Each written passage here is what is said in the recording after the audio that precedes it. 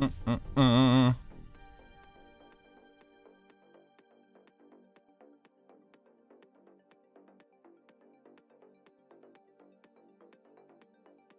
feet just don't to survive.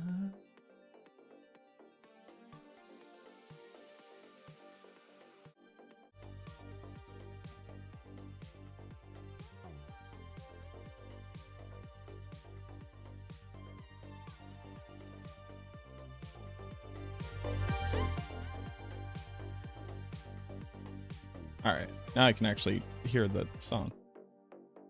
Interesting. Yeah, what up, Bimbo? No, Twitter.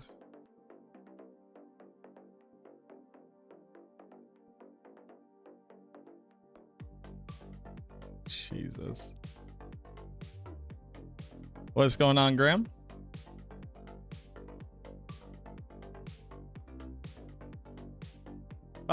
Okay, so let's get down to business to defeat the Huns. Huh. Equip. Let's level up our glyphs and let's make this build happen, huh? Okay. See, we have the earth. Damn, that is a sweet earth, you might say. It's round.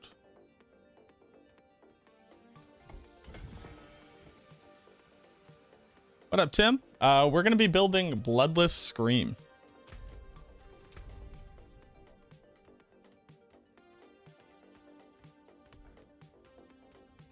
Do I care about this? I don't really. No. Oh, this wants me to do Health Tide and stuff. Yeah, I'll do that later. The man with the will to survive. It's the eye of the tiger. It's the thrill of the fight. Alright, let's see how fast we can speed run this. Oh, I should probably make some consumables.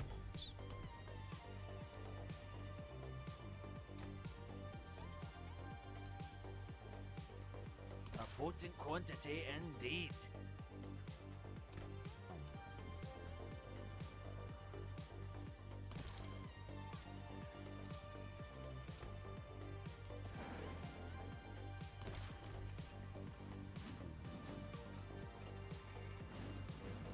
Continuation from yesterday? Yes. So now we have to actually get the glyphs up and then put the build together and see what it does. See what that thing do. Because there's only so much you can do with theory crafting like a completely new build. At some point, you do just have to see it out in the wild.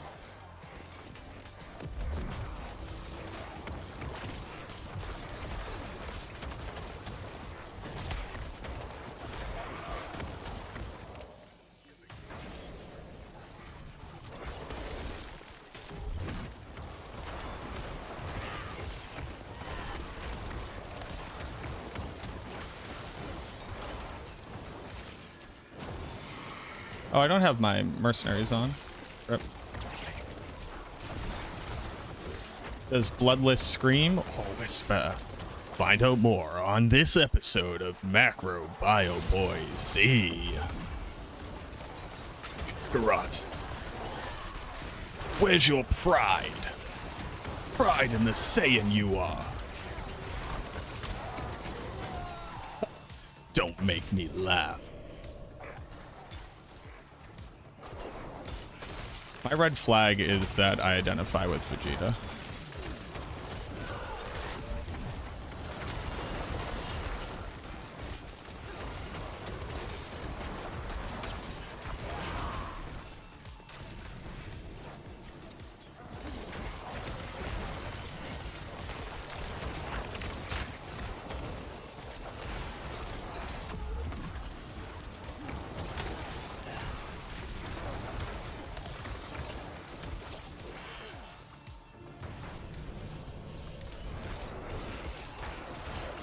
Got coffee? I also got a coffee today.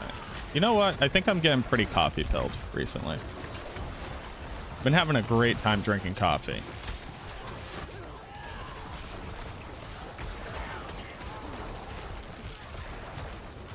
What up, Trev?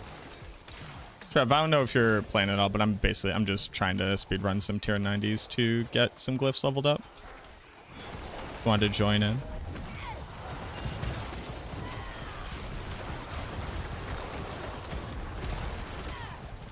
Why am I taking damage?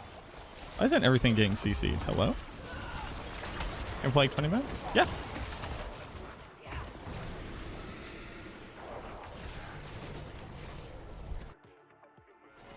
You also don't have to. I was just letting you know. Just letting you know what your boy was up to. Sassy bangs? Oh, we're going sassy bangs today, boys. Sassy bangs.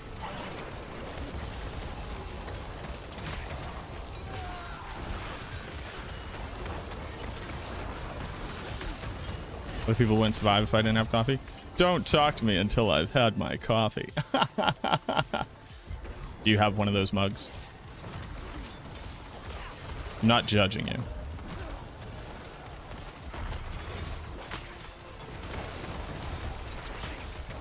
You don't seem like the kind of person who would be that mediocre level of beige. And there's nothing wrong with being mediocre beige. Just different flavors for different people. It's giving Clark cunt is crazy. That is crazy. This is how you get me canceled.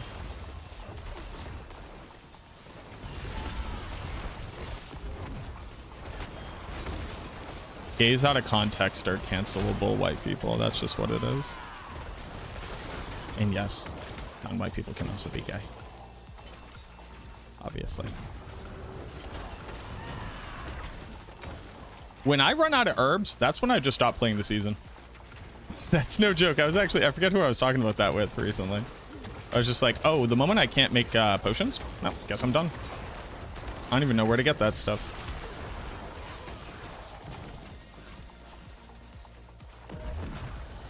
What up, Stefano? It goes well. How are you? Well, it goes kind of okay. I had to spend a lot of money today. Oh, I have Ahu rune now. I can swap over to Ahu.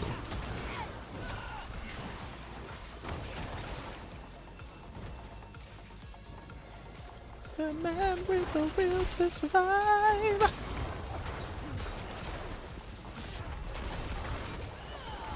My time, took my chances.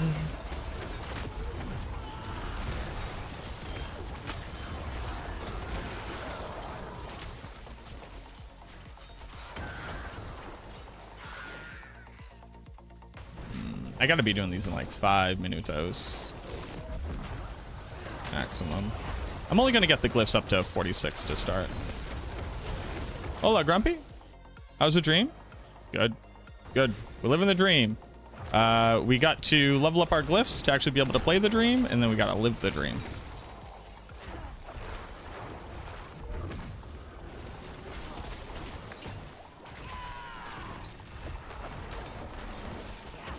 Oh, boys. Open up the flooded gates. Big. 129 billion on a proc. Huge. What's first? Abyssal. Okay. And then, boop. Saw Styx live in the 90s. I think I really missed out on I think I really missed out on glam rock.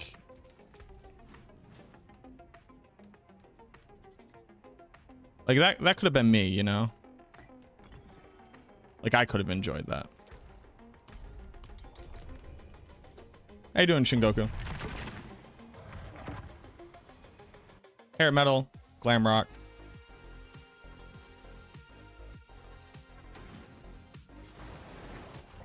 Like imagine you're a grown man and you go to see Poison live. You know how fucking kick-ass of a show that must be. Thanks, Patronus.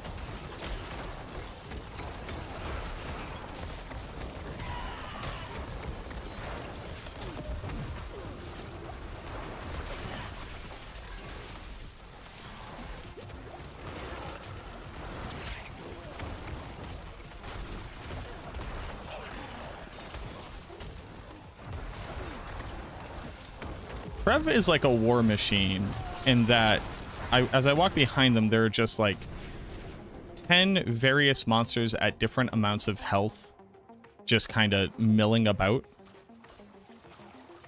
And it begs the question, like, what happened? And I think their build just needs to keep going no matter what. I'm not exactly sure. It might be like if they go under 70 miles an hour, the bus will explode or something.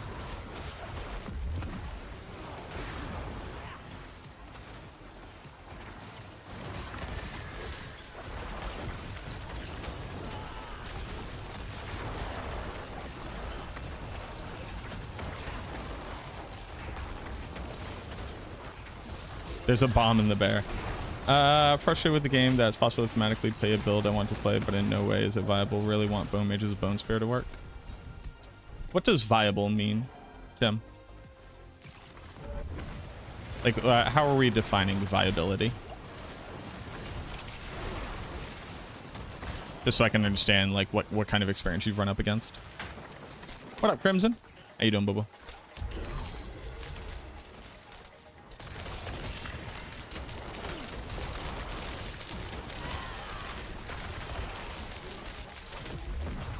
Oh, poison? Poison has got to be... So poison shows have got to be nothing but... Because I know people, I'm friends with people who go to poison shows. I very much know the Gen Xers at poison shows. I grew up with them. My dad and all of his friends. Because y'all got to remember, I am a millennial. 1990 baby represent. But my parents were 19 when they had me. So they're very much just rock and roll Gen Xers.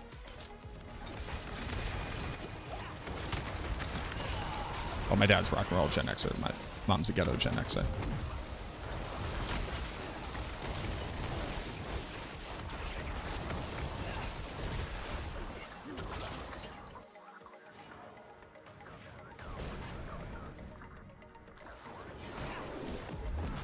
I pop up 54.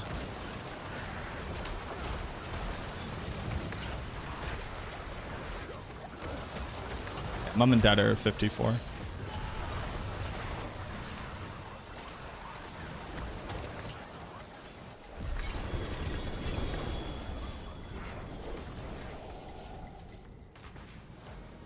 Oh, I need to spend my obols.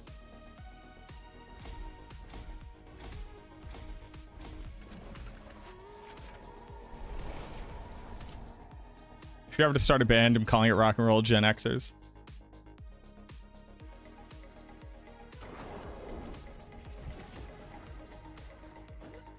T4 is fine. Pinnacle bosses are not possible. Not possible on T4.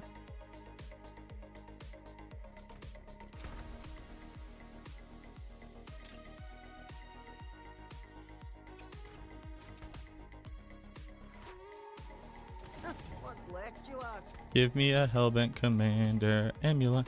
Oh, fun fact. Gloom, the passive, doesn't work with Shadow Blight. As in, if you trigger Gloom against a target, Shadow Blight will not deal increased damage.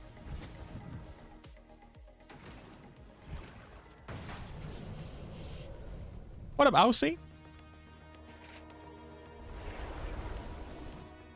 They started young. Your oldest is 26 only? Damn, son. What up, Unk?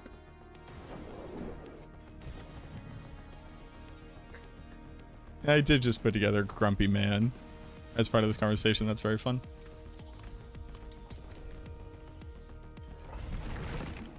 Pinnacle boss are not possible. Anything above pit 70 sucks. So here is where we might run into a difference of definition. I do not understand how that would be considered to be non-viable when we know that Torment 4 is not supposed to be the accepted standard, but is instead supposed to be aspirational content for a build. And if being able to kill bosses in Torment 3, be able to get into Torment 4, and high enough pit tiers to be able to successfully level all your glyphs up to 100 given enough time, I think you're talking about a viable build. What I will say is, I think it generally sucks that the bone mages continue to have this downside without having enough of an upside to make them viable or interesting. When the gear that is required to scale damage and the way that builds scale damage can't really just choose to do less damage to be able to offset like the life loss, considering the fact that the whole point of the bone mages is that they do more damage. So if you have to add in auxiliary systems to be able to do a thing, then what you're dealing with is losing damage to be able to deal more damage. So it's a net 0 with worse gameplay, which is the reason why I have such a big problem with the Blade of Sanguivore, the Blade of Zir. It is choosing to have a worse gameplay experience to be able to do more damage on a thing that already doesn't do competitive damage with the top of the meta. But when we're talking about viability, I think it's really important to have like a clear definition of what viability means, because calling something non-viable when it can successfully like finish a character and do all content, if not at the highest possible difficulty, then the critique becomes hyperbolic and loses a lot of its value.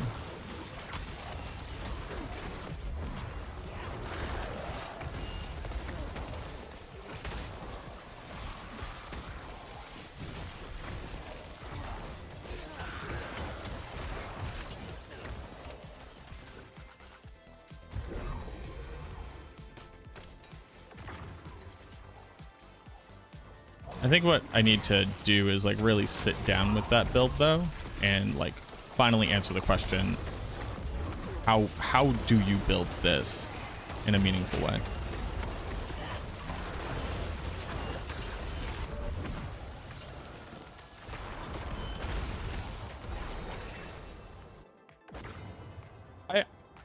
I do believe that in general, at least this community, so like there are two words that get thrown. Excuse me? Bro, don't make me try.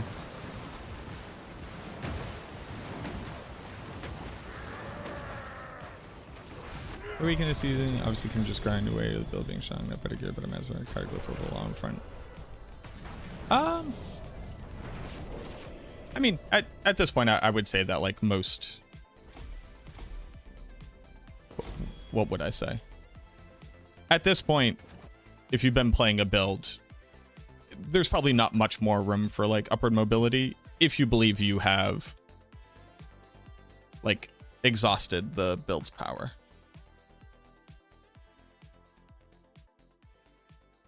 You can technically get stronger, but practically there are actually very few ways to continue to get stronger after a certain point that are meaningful.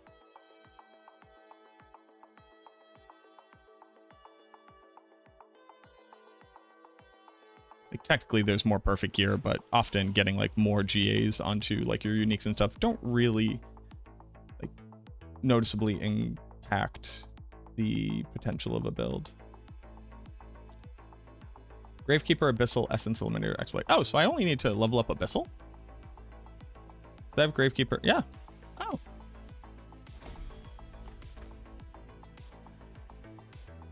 Oh. I guess all right. Well, I guess I don't have any excuses. I guess I just have to start.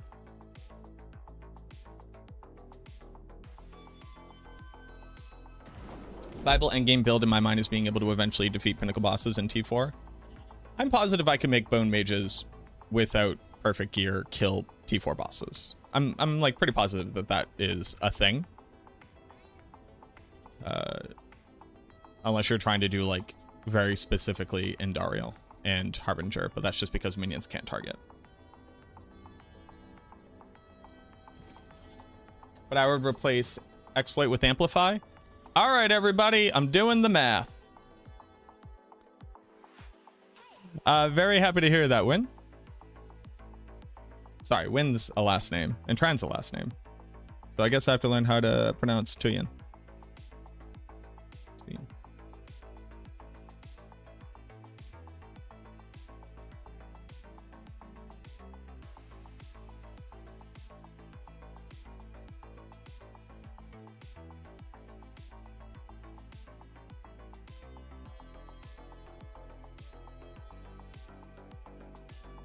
With that.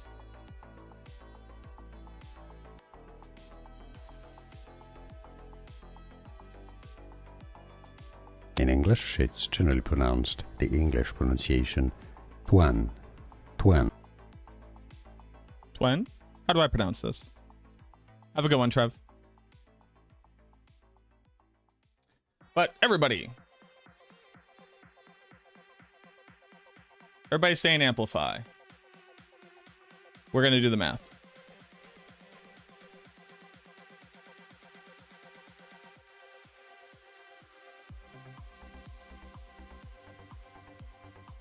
You shouldn't feel bad, but I'm going to do the math. And I just want everybody to know. I don't want to do this math.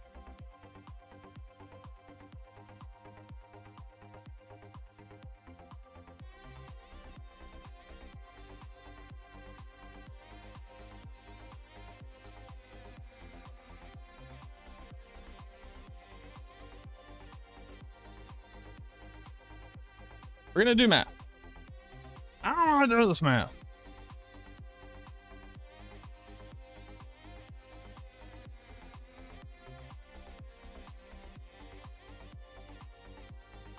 Yeah, of course. I try my best. Obviously, my handle on Vietnamese is not good. I do not speak Vietnamese. I just know Win because there are a lot of Vietnamese people in my hometown. And I want to say, I knew Win and its pronunciation before it started getting popularized to use it as Win, but in English, online. I knew about it before then. Let's do the math, y'all. So, to be able to do this math, we have to basically compare two things. We have to compare additive damage versus intelligence. So, let's make a little spreadsheet.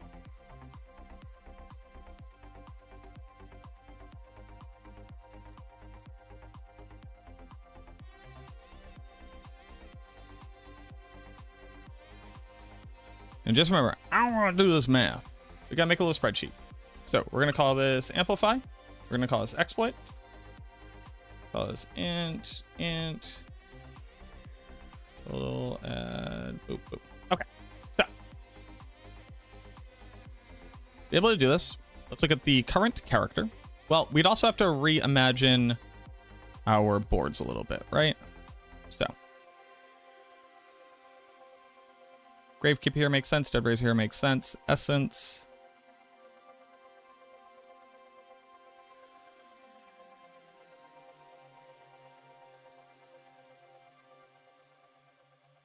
So we're going to have to put it onto the frailty board.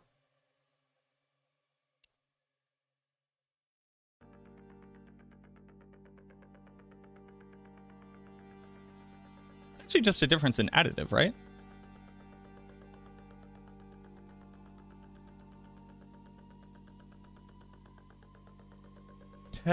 Technically, you save Paragon points. With the nerfs to Overpower, is Blood Surge still T4 viable? Every Necromancer build is T4 viable. Every build really is T4 viable. If it's a competent build. But Blood Surge definitely got hit hard and definitely feels a lot weaker. So, the difference will be some points, right? So, let's look at int here. So for exploit, on perfect gear, which like obviously like your mileage will vary, right? But we have 498.7, and for additive, we have 393.7. Is equal to 183.5 multiplied by 0.03. 228. 362.6. 370.6. 54. 373.5 equal to 122.5 multiplied by 0.4.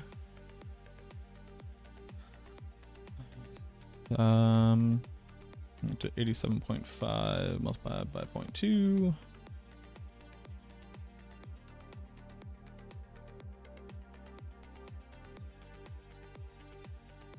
To 137.5 multiplied by 0.35. Okay. So there's that.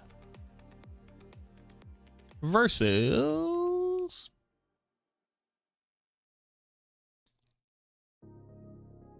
it has a 10 and a 10.4. Versus amplify. 10 and a 10.4. So we get to save some points here. 1, 2, 3, 4.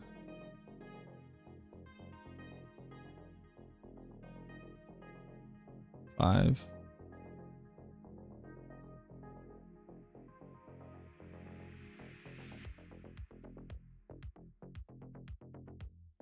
So we get 5 more intelligence, basically.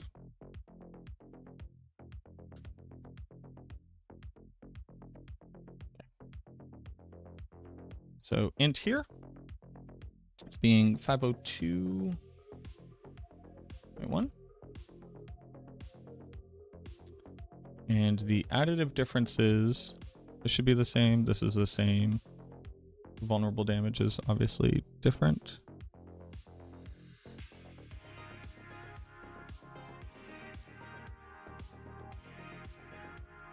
So crit is the same. Overpower is the same.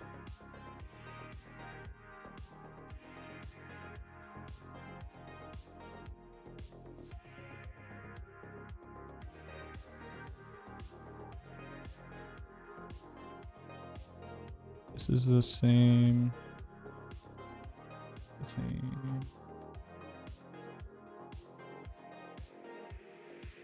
This is the same.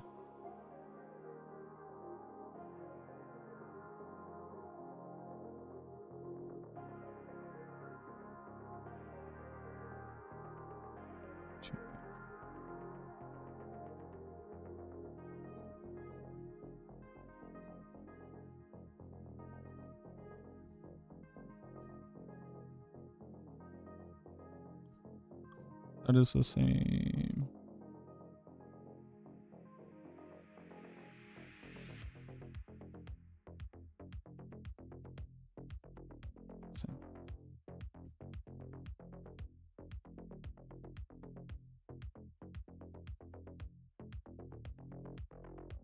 Uh-oh.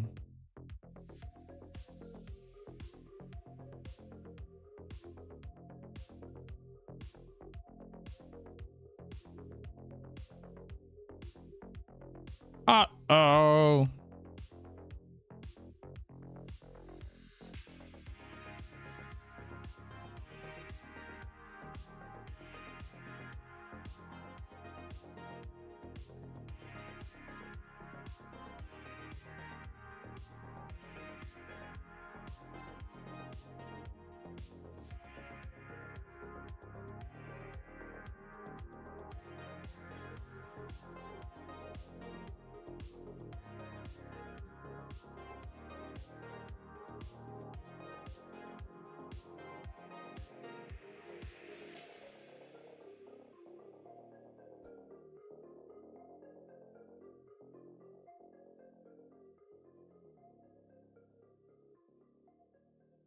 Uh-oh.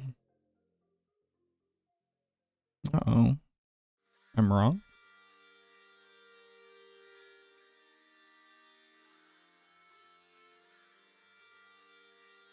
I can't be wrong. But I'm me. No, hold on. Everybody hold on.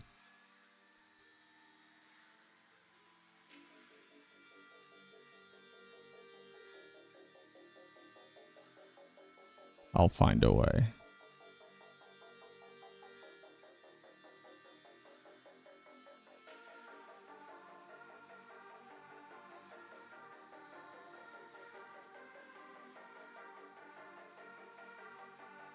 I'll find a way to be right instead.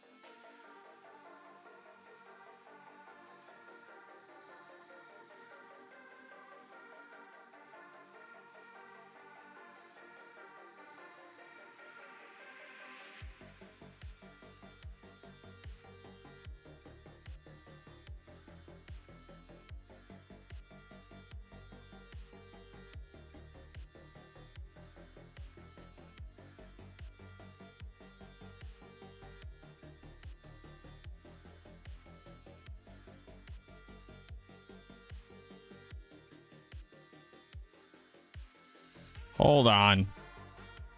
You just wait. And I don't have much aspects. What's better to start, minions or blight? Minions. Go get the aspects from the Codex of Power that are available, like Grasping Veins and is it Frenzied Dead and stuff like that? Oh, and Reanimation is a really good one.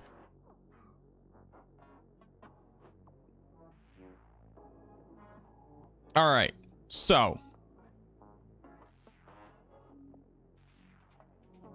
little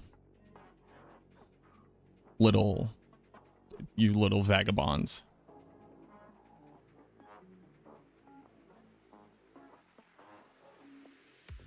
You little wabba labba doob dams.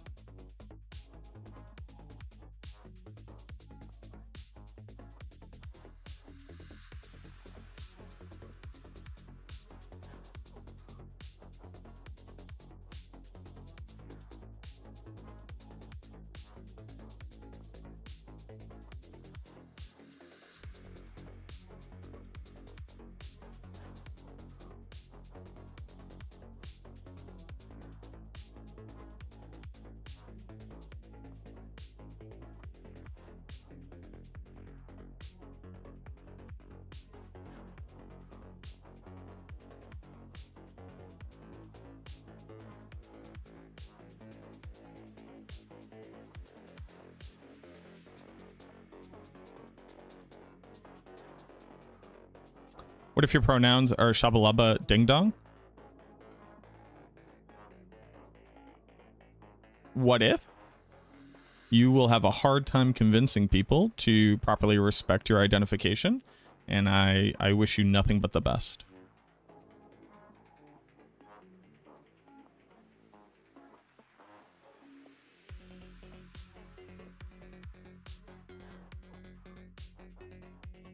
Also, the meme doesn't make as much sense, where it's like, my pronoun is just shabalaba, Because I could never be ding dong. Alright. Alright, Tuyen.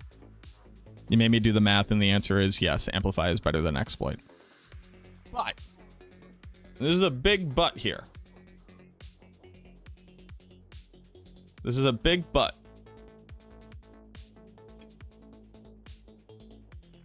The issue that I have with conceding this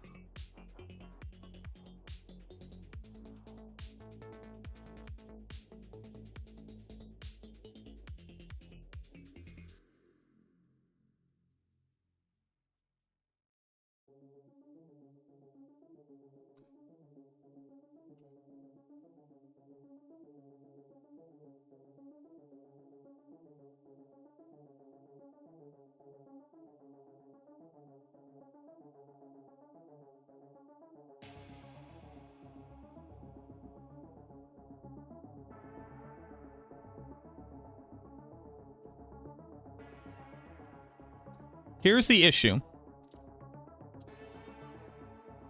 Here's the issue. According to how I currently apply it, the difference between these two things is a difference in 2% damage. If we assume they apply equally to the target. Amplify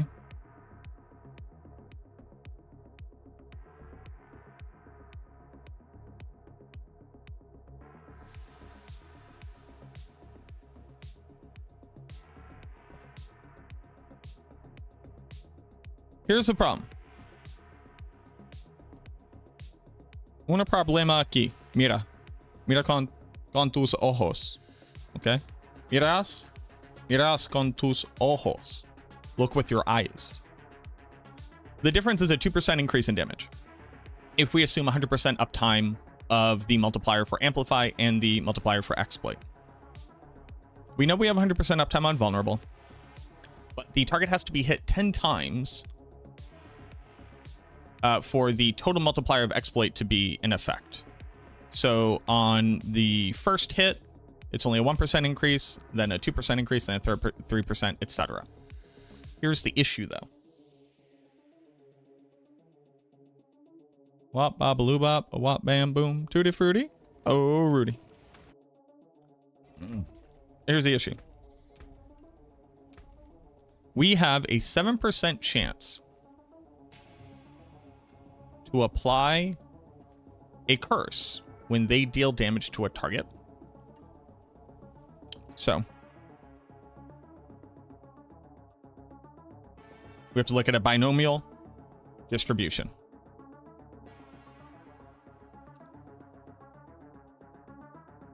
I like the University of Iowa's. So let me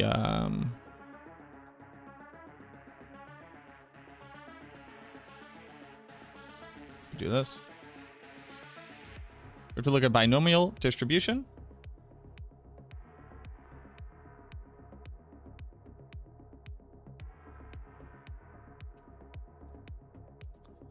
To calculate the effective uptime of this over the course of 10 attacks.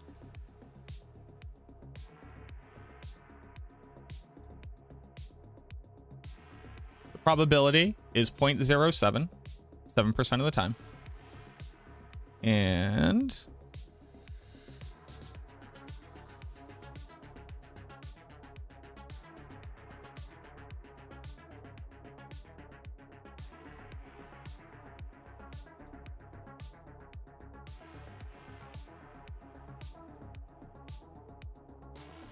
wait, what? Where's thing?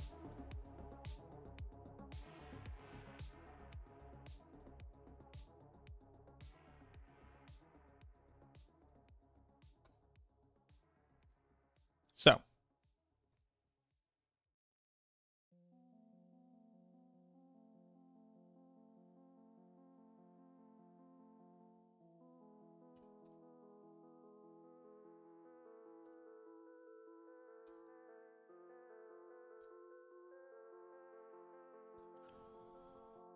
So we assume over 10 attacks.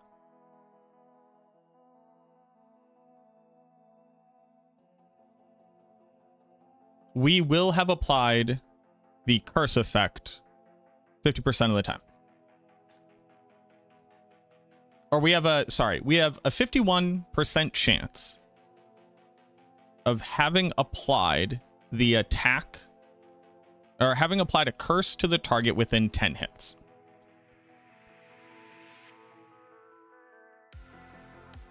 So we can roughly take over the initial, well, how do I model this?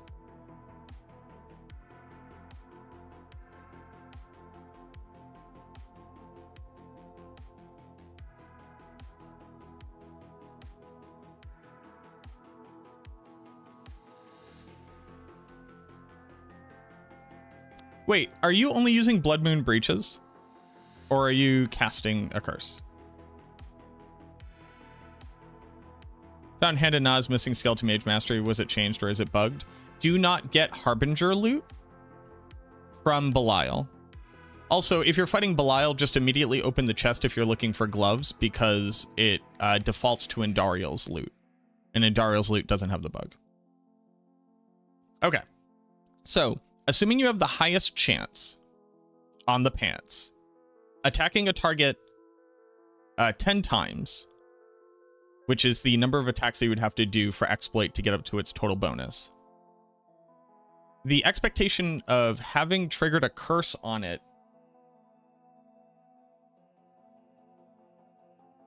is 51% chance. So the multiplier for Amplify over the first 10 attacks should only be taken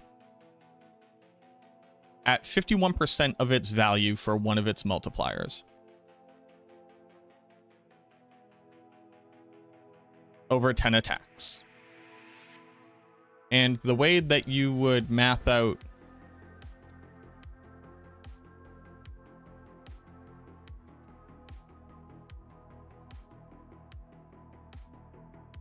this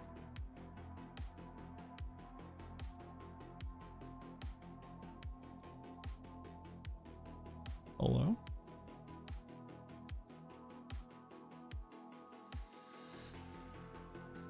name oh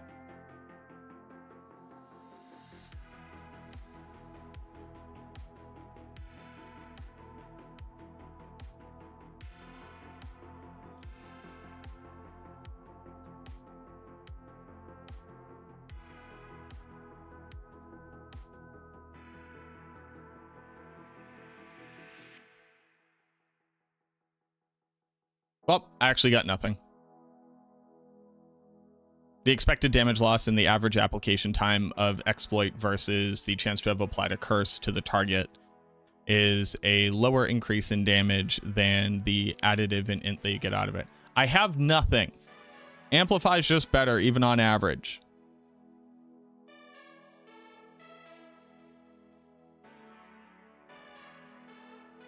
I always have the highest chance on the pants.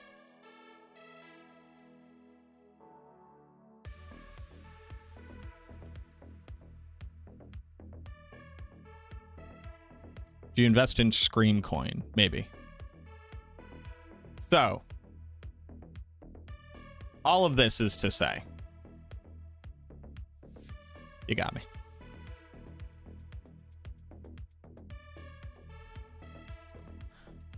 But if I'm going to do that, you actually want to swap out the Paragon because you actually want Essence here.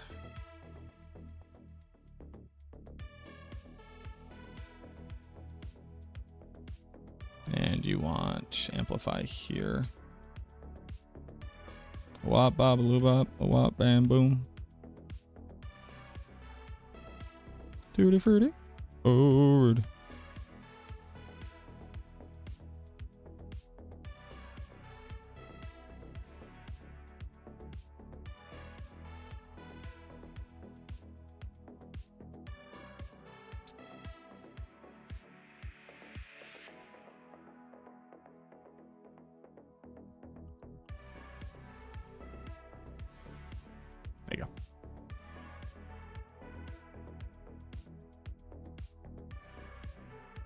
What up, Ava?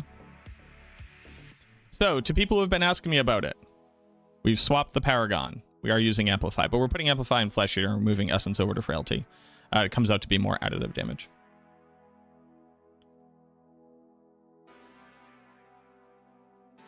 But you still wouldn't use Abyssal. Can't stress that enough. Tutti fruity. Oh, Rudy. There you go. There you go. You got me. You got the tater. Take down those roadblocks now.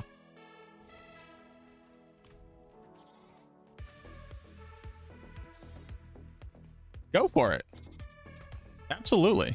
You got me. You got me to change a build guide. That's pretty good. It happens. It happens all the time. People are constantly giving me, you know, good reasons to question my assumption and to redo math.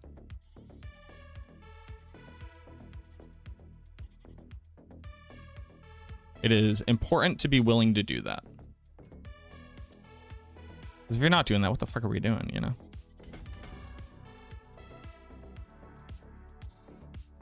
Savage, thank you very much for the follow. Savage Randy. All right, so now let's put together gear. Here's my weapon. I'm just gonna use this. Yes.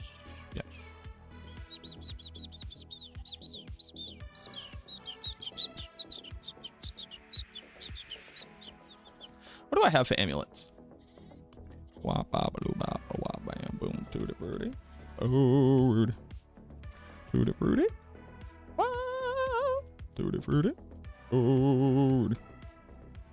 Do I try to roll that? Probably.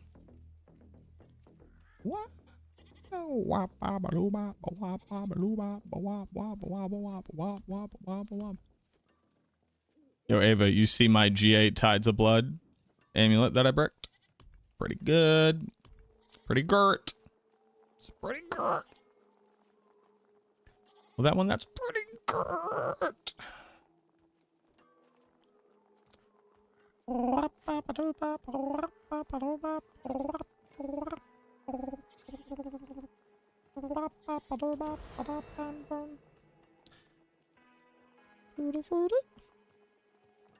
Try to roll this one.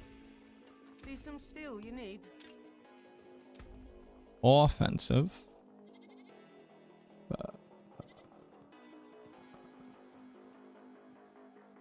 Just crit, right? Crit because night and day are the same. Begs the question. Why would it ever matter?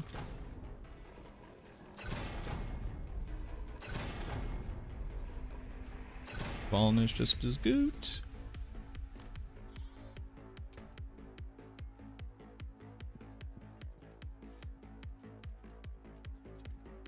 Ooh, do we ever build into Crippling Darkness?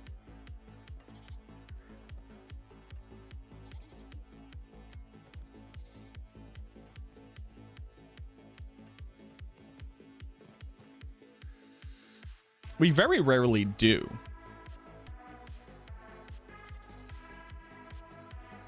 Do I have the points? Fuck it, we're gonna do it. We're just gonna do it. There's Crippling Darkness.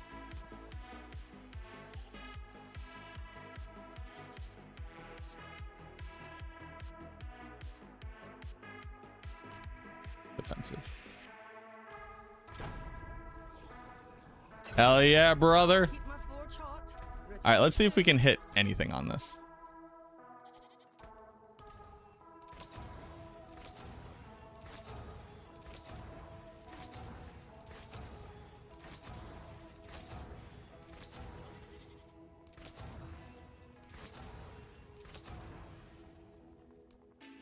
Might take it. Good afternoon. Going with whimsical hair today. Oh yeah, dude. We're who's that guy? Superman?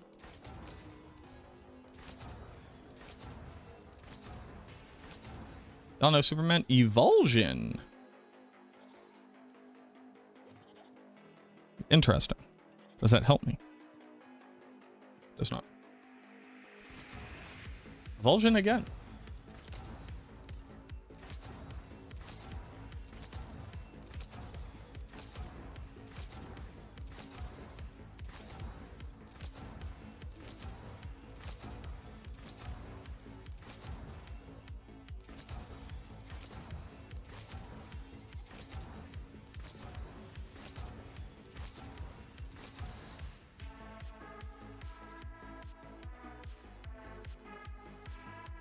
Terror is closer.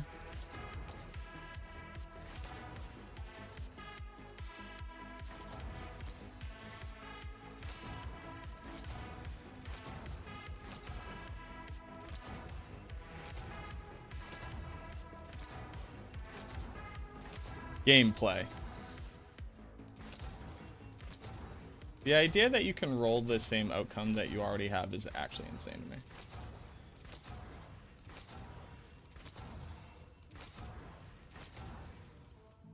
Fueled by death.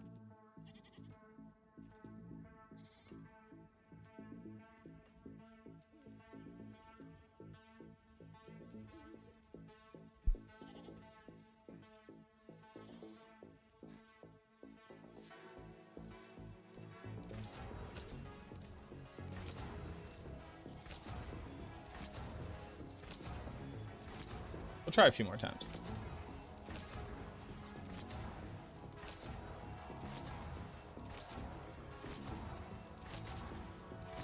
We got the resources. Fueled by death again!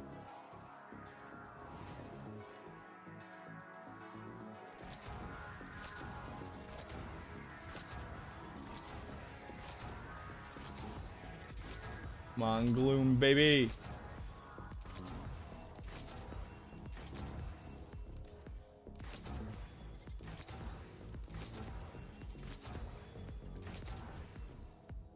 Fueled by death again! May your road be filled with wonders. It's cool, man. It's cool, man. It's cool. It's cool, man. It's cool, man. Got a cool amulet. Okay. So this is gonna be my amulet because it's a cool amulet.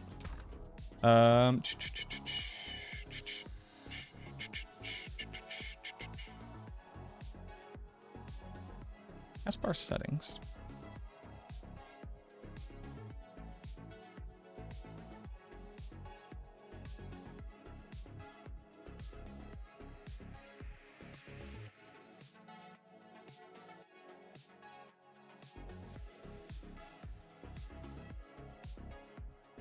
There we go. Weird.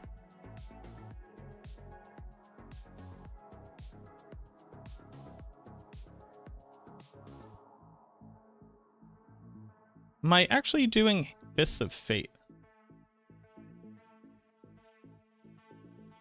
What did I sell that gave me all that coin? I sold a bunch of pairs of Hand of Nas at the beginning of the season.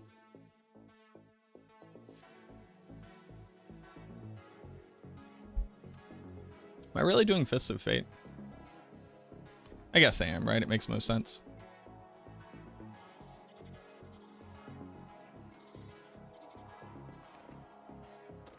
Okay. Blood Moon Breaches. Ooh, Grieves the Empty Tomb.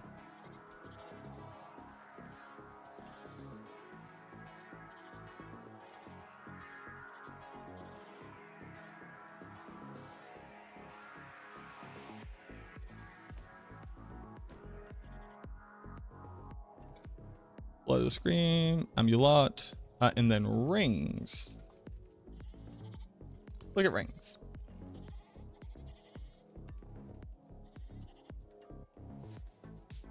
I mean, that's a good ring.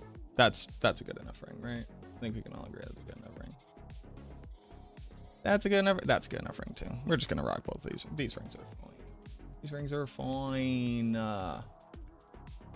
They're fine.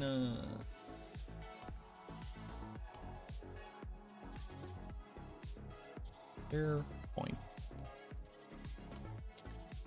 So,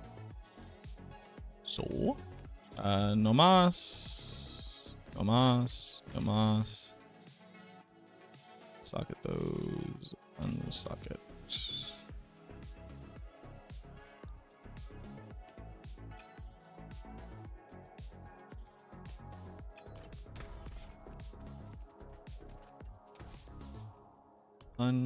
Or add sockets to boop.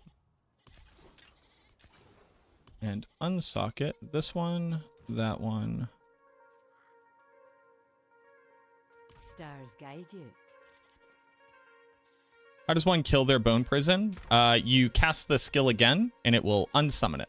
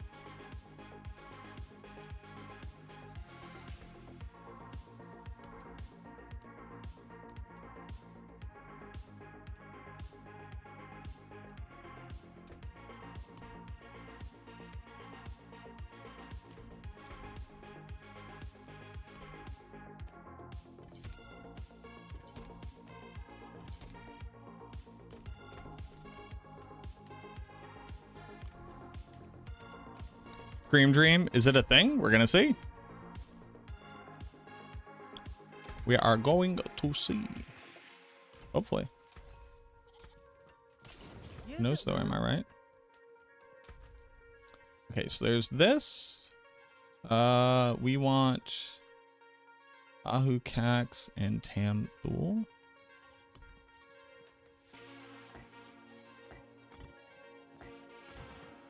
And Tam.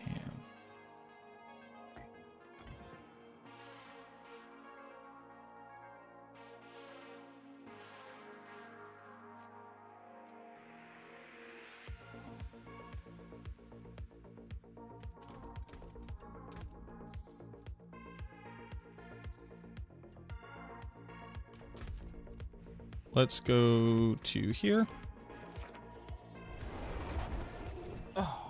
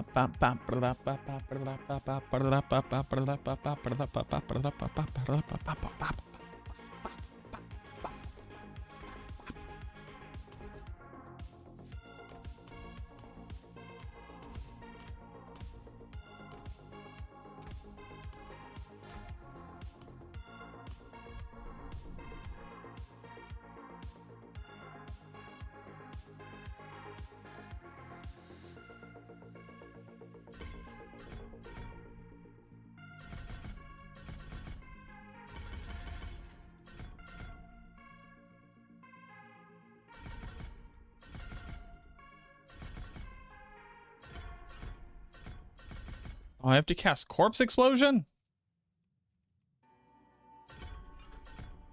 Ugh.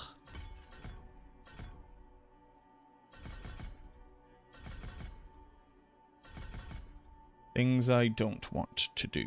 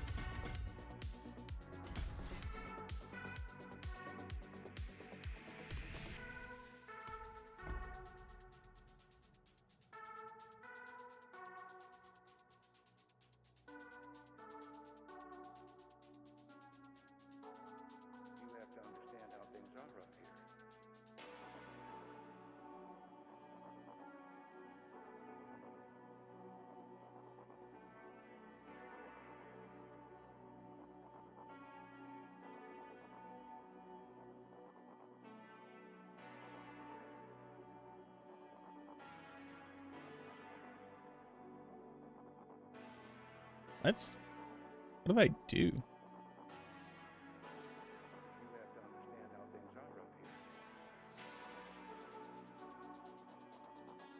know when you look at something, you're just like, Brother, ew. What is that?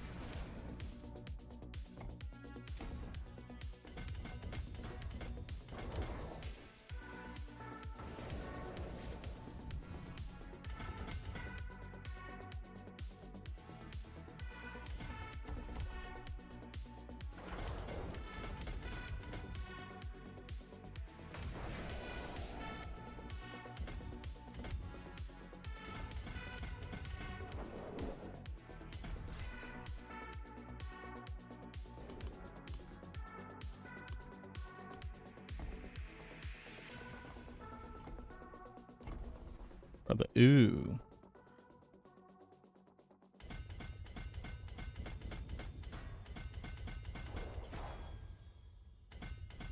All I'm saying is that sometimes I make decisions. That's all I'm saying. That's all I'm trying to say.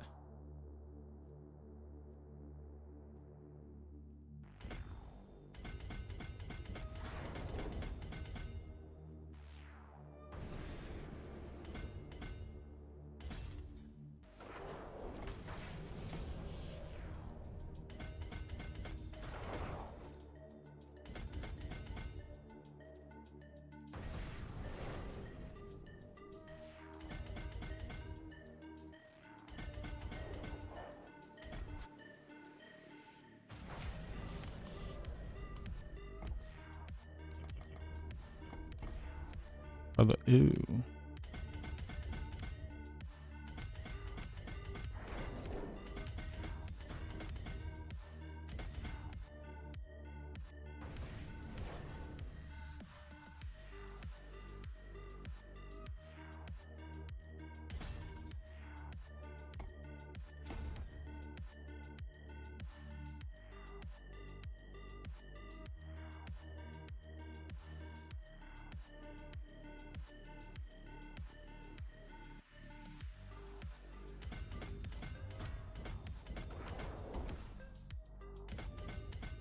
I was cooking on this? What was I high?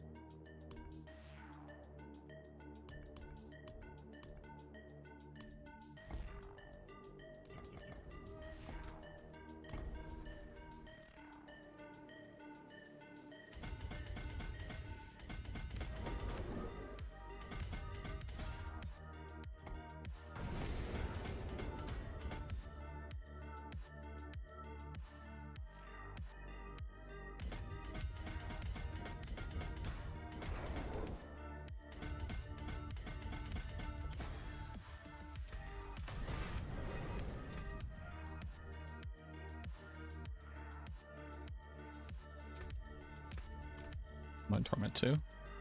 Okay. If Clancy gives 36%, does that mean I only need 64 attack speed on tooltip to reach cap? Yes. Aspects? Oh, we'll put aspects on in a hot second. I just have to see how all my stats lay when I have my gear on.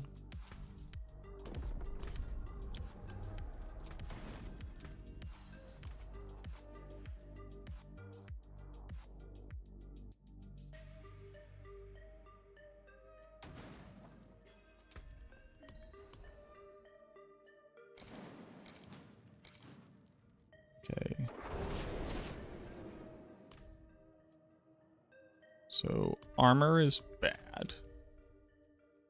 We all kind of picked up on that. Armor bad. Attack speed bad. Crit chance bad.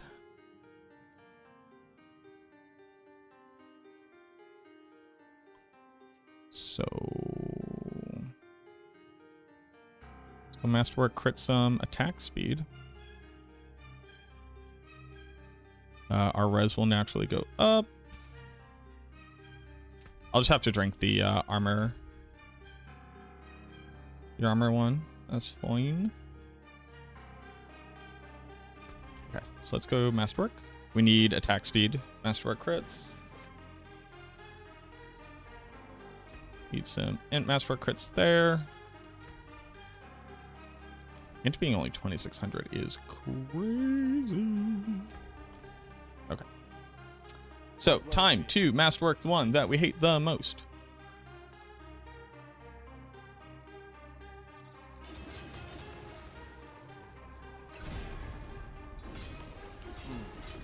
Unexpected.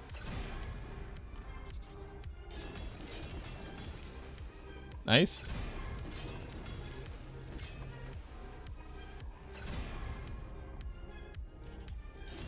That there is worth the I just have to get the first two to be.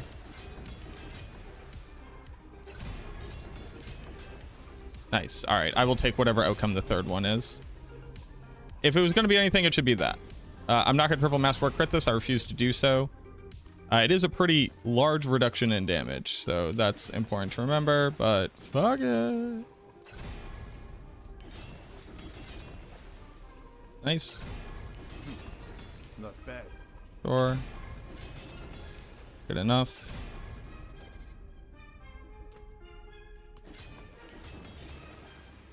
Nice. That there is worth the coin. Eh. I actually need Obdicite. Gross.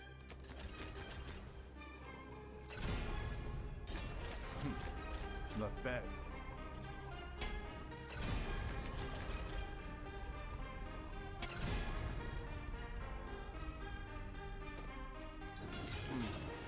Unexpected. Oof. But attack speed isn't the worst. Okay.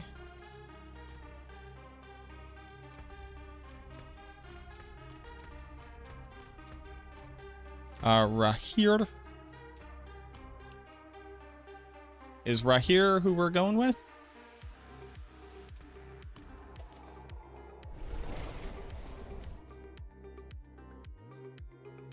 Yes. Face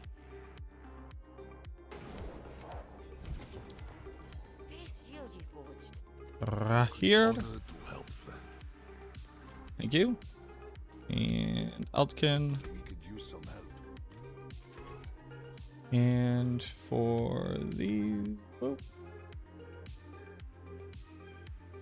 we go with sacrificial, damned.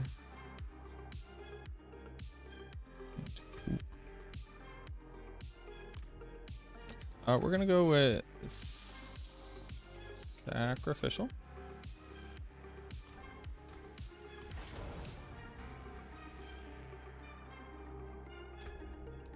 Reaping Lotus. All right, I don't have a better one. And then I'm actually going to go with Grasping Veins here.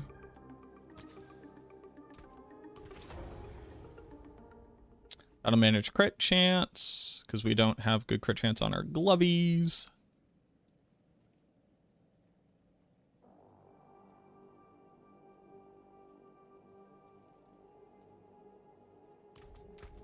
Life is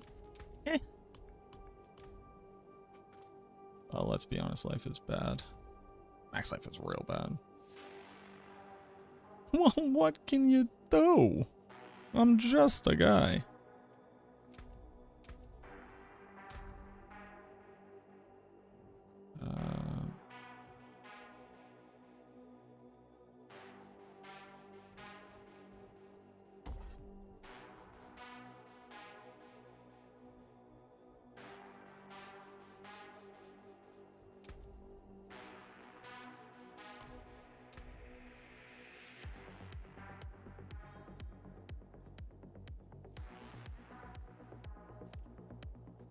Now I'm a little bit over.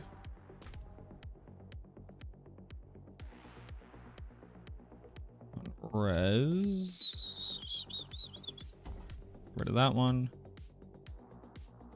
Can't really get rid of any other ones. Gets us 4 points. I'd love to get over to here.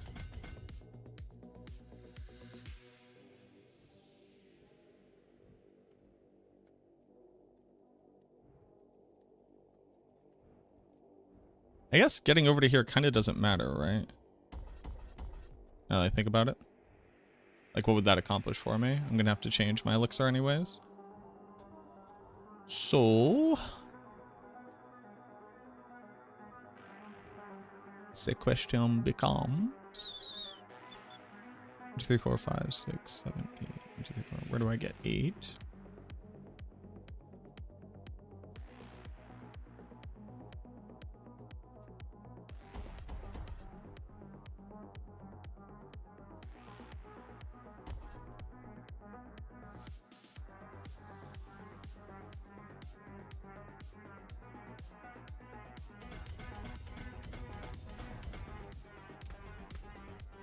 Helps with life a little bit.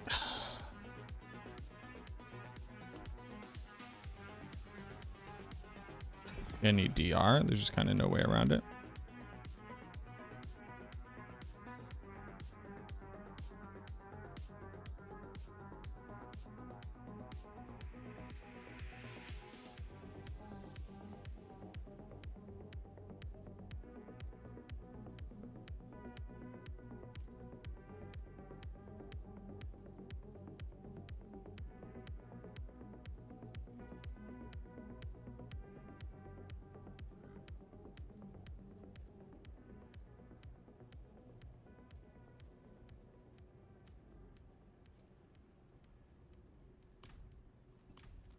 Okay. Sorry. Haven't been reading. Is this a Sever build or a Scream build? It's a Scream build.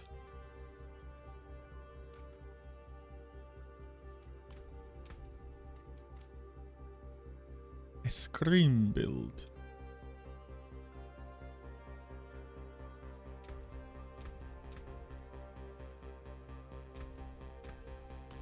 Now, obviously, this multi is big. The attack speed is actually very big, too.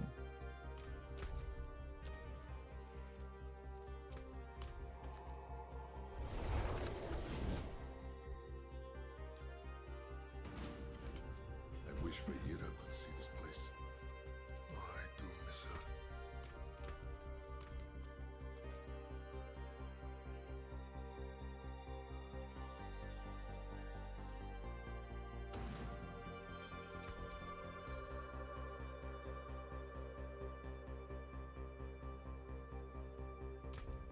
I think for right now I have to do this. Yeah. And then I have to go make the other. So the idea is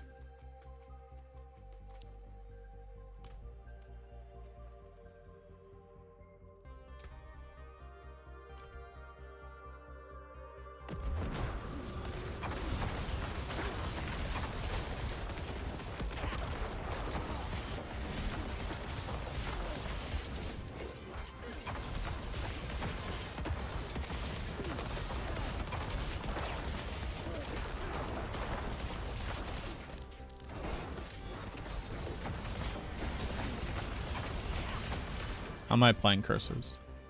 Not.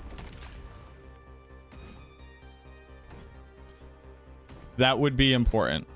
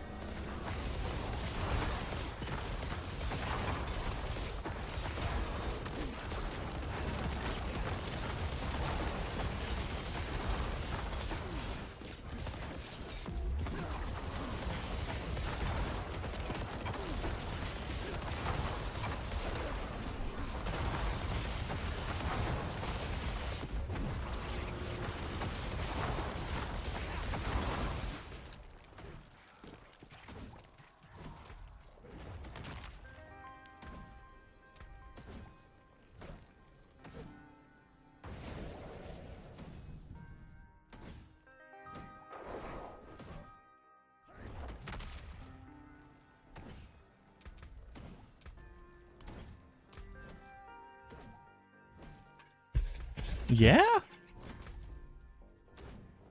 Alright, let's go see what it does.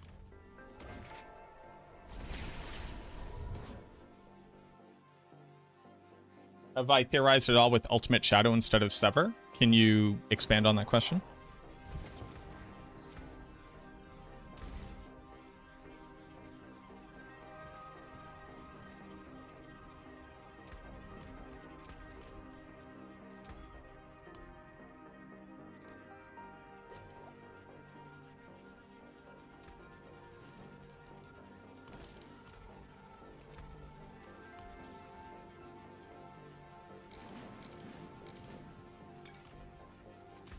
$90? Is this anything?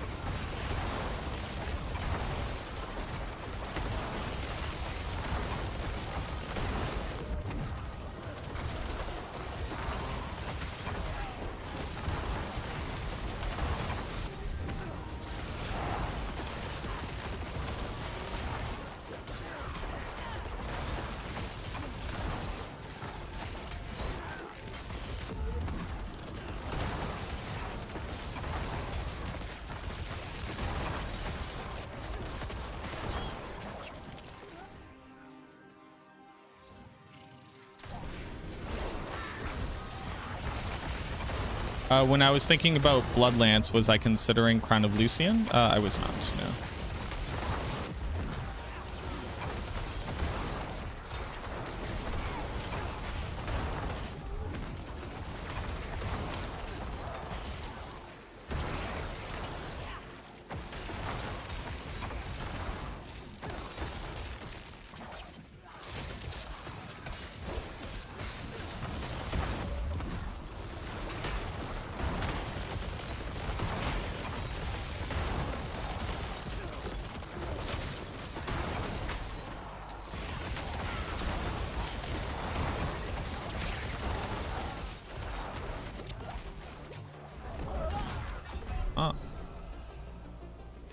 So this is very bad.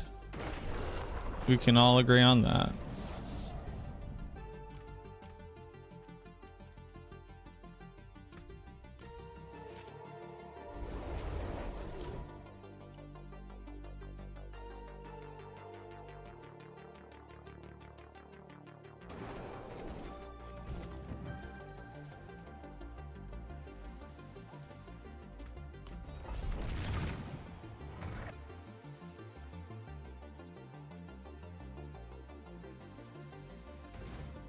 I could do total armor on the amulet.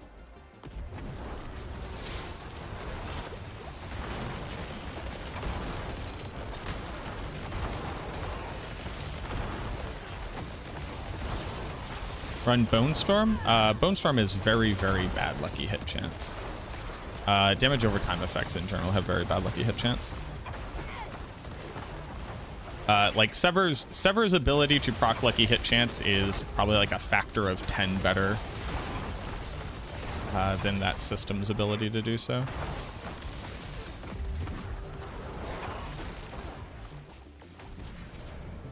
Bone Storm does not have that lucky hit chance to be able to proc every time it deals damage. That's its total expected chance to have procced lucky hit chance over its duration.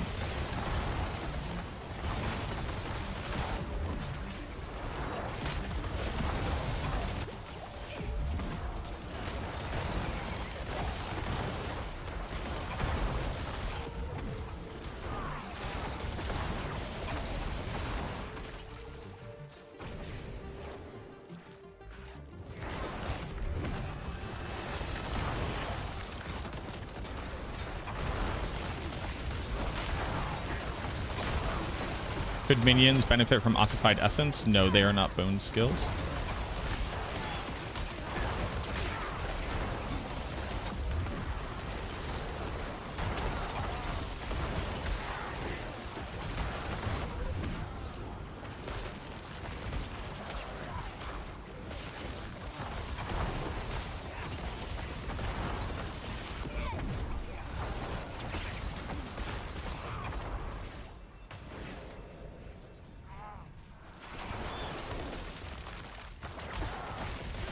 You got a pair of pants that aren't Blood Moon Breaches. Should you use Blood Moon Breaches on a minion build? Yes.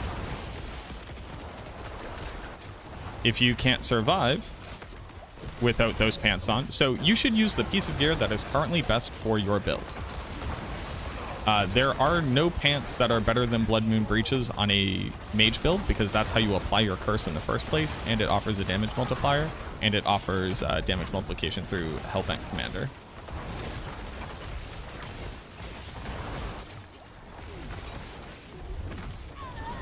Damn it. Squishy.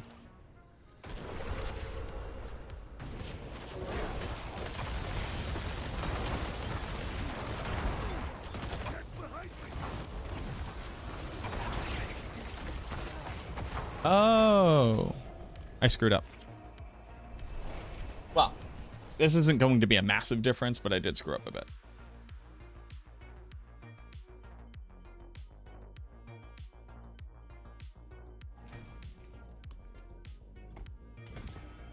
Did I want to use Disintegrate?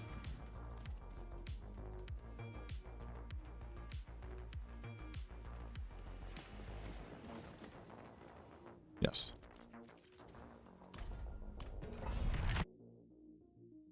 This isn't going to be a massive difference, but it will slightly modify our ability to output damage. I could also do the damage reduction jewel instead.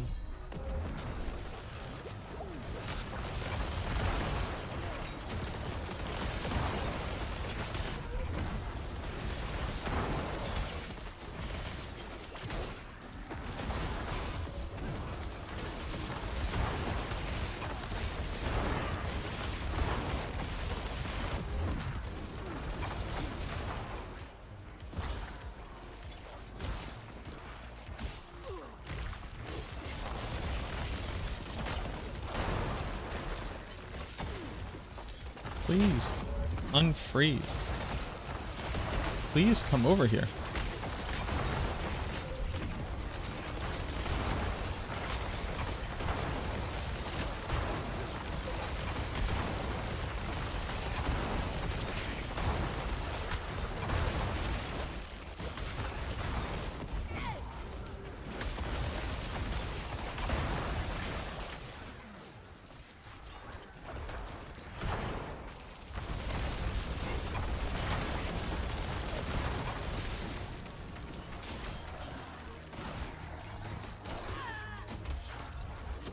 Wait, how am I? Oh my god, Bloodless Scream itself freezes things.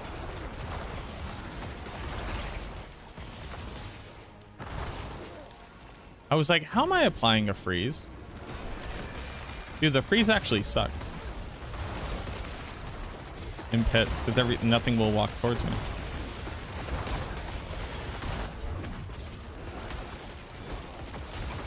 God, Bloodless Scream, you suck so bad. I hate this item.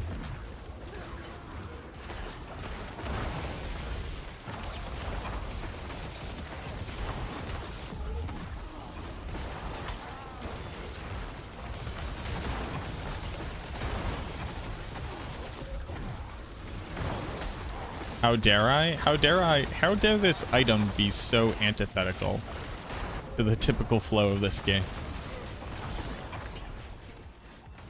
How dare I? How dare it?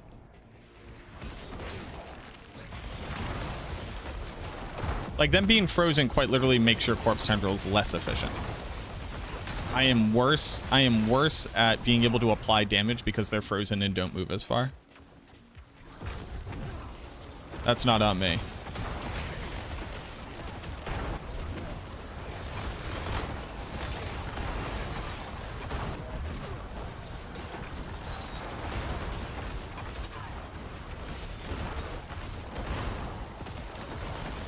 Am I crowd controlled? What's happening?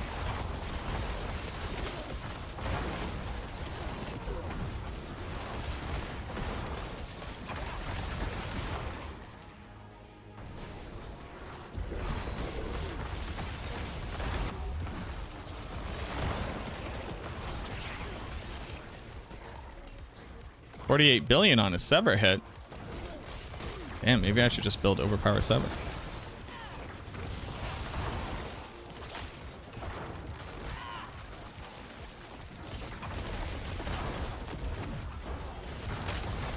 I can't fight the monsters because they're everywhere. See how they just don't get pulled together? Doesn't that suck?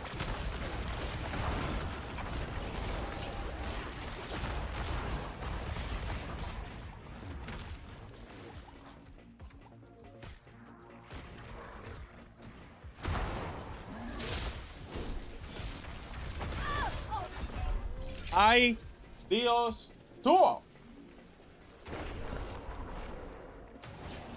Still force Sever to overpower? You can, you just really don't want to. Sever's fully a crit build now. Just crit invulnerable.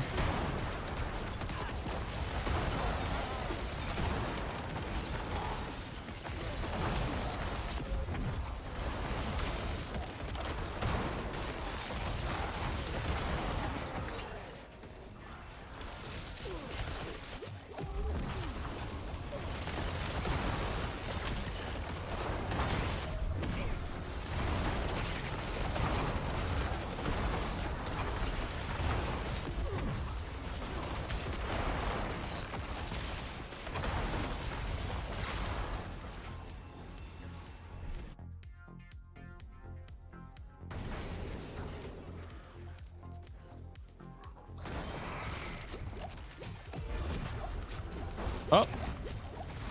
Oh. See how that guy just didn't gather because he was frozen? Here we go. Took 3 corpse tendrils, but we got him, boys. This item sucks so fucking bad. I hate every part about this. But I'm trying, damn it.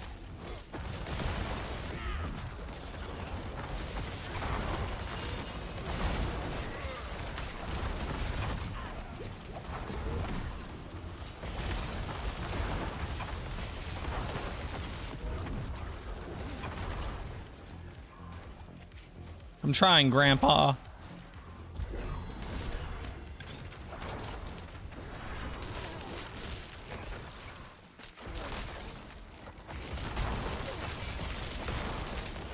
Oh, everybody's getting feared. So none of the monsters are coming towards me. Dude, it's actually insane how bad this item is.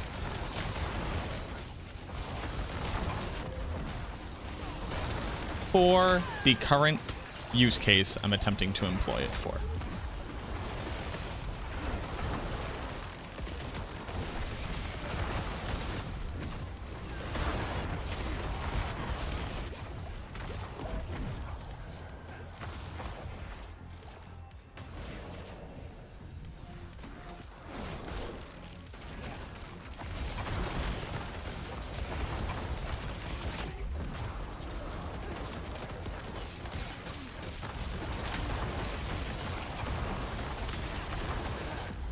Impressive. Unfortunately.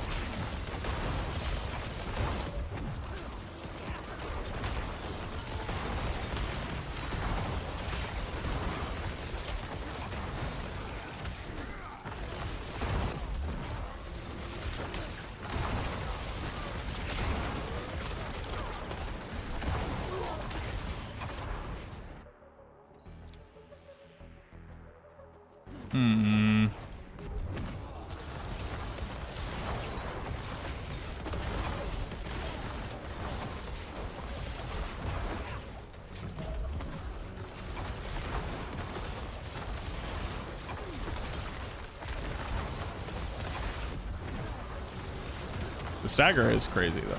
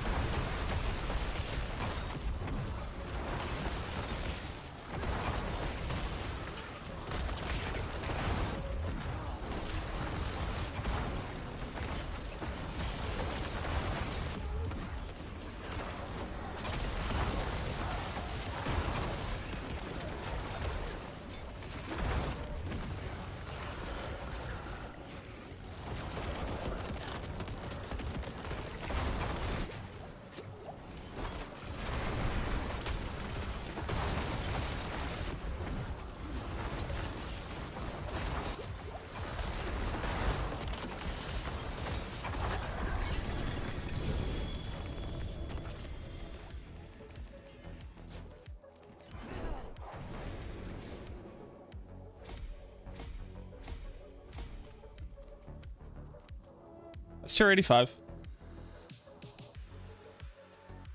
Kill Bone Spirit, top end is 100. Weapon that was useless a patch ago, it looks decent now. It is the exact same amount of useless as it is. So, a bit of context. If you took a Sever Necromancer and equipped Bloodless Scream,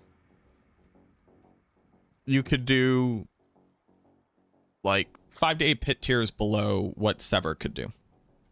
If you just took a Sever build and put on Bloodless Scream, you could do about 5 pit tiers lower.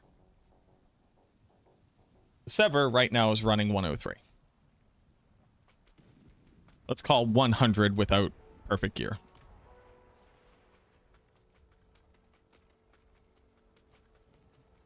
So if I was just building a Sever Necromancer, which is, this is like kind of one, except obviously I would put like this up here, use my Gloom Amulet, build it a bit differently.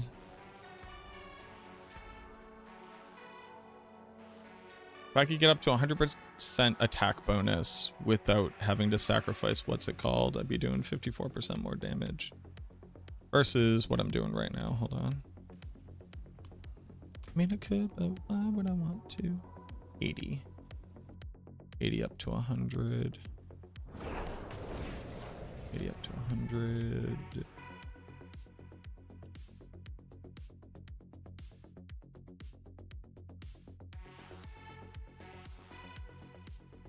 Sever from 80.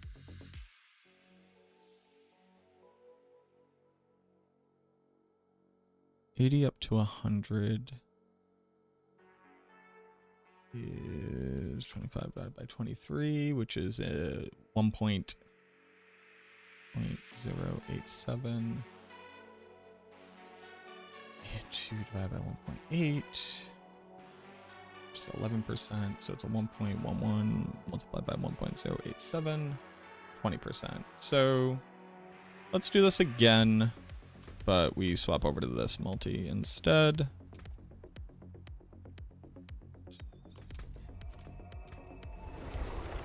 Oh, nice. I got perfect. Question about the Destroy Season quest from Mastery Maker. Do you by any chance know how to complete it? Wish Fajira could see this place. I do miss it. This? Wait, destroy. What does destroy mean? For Mastery Maker. This one? The last one.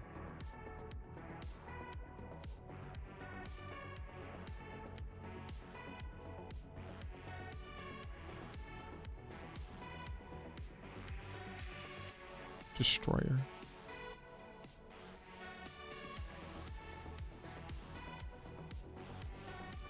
Which one?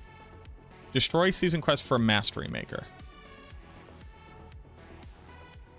Complete 5 local events with Mastery in 30 minutes of Torment 5.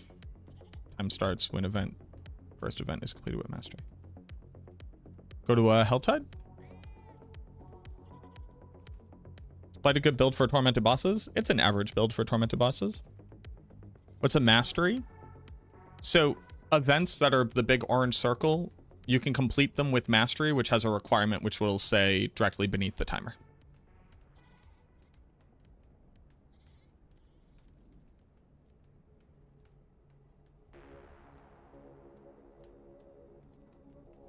Is Blight the best vehicle for Bloodless? No, not at all. Blight is a terrible lucky hit chance procker.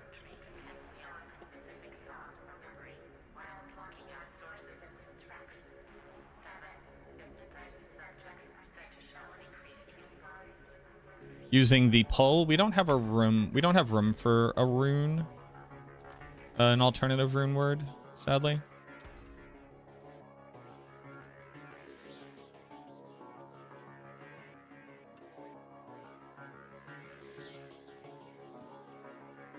Oh, that's Unyielding Commander. Never you mind.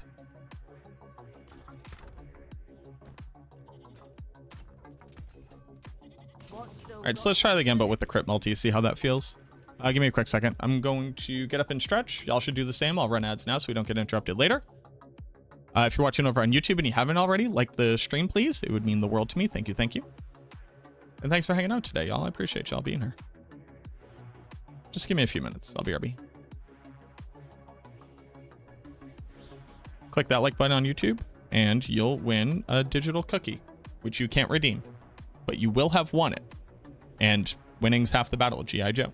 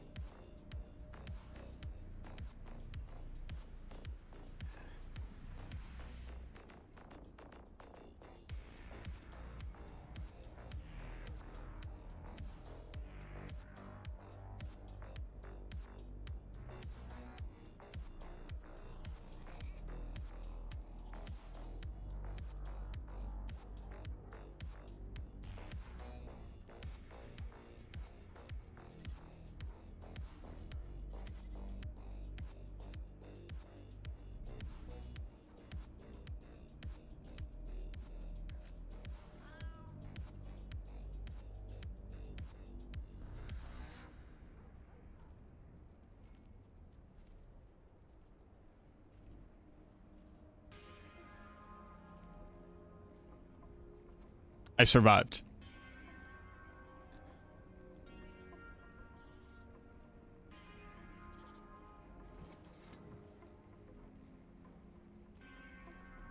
What it? Bro, I survived.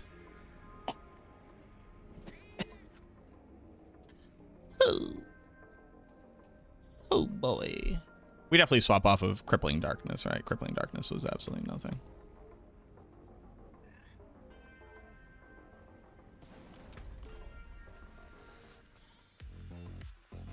Yo, remember when Infinimus was going to be Crippling Darkness, Shadow Blight?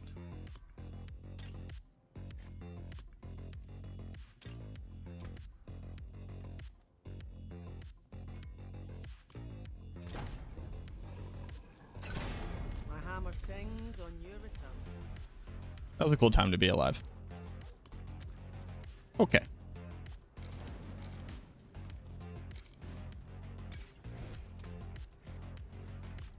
Try that one more game. I'm going to be doing a significantly larger amount of damage here. 61 versus the 20, so what? I gain like 20%-ish damage. Quite the challenge.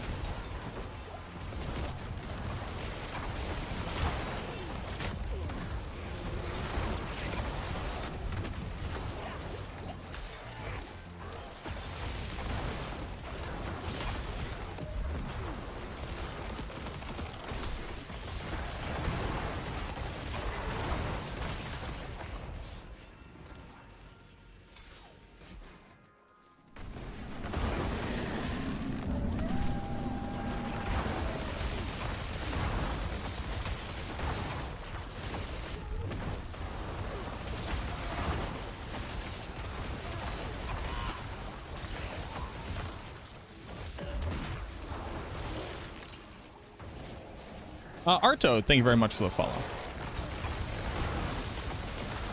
The area on this freeze is insane.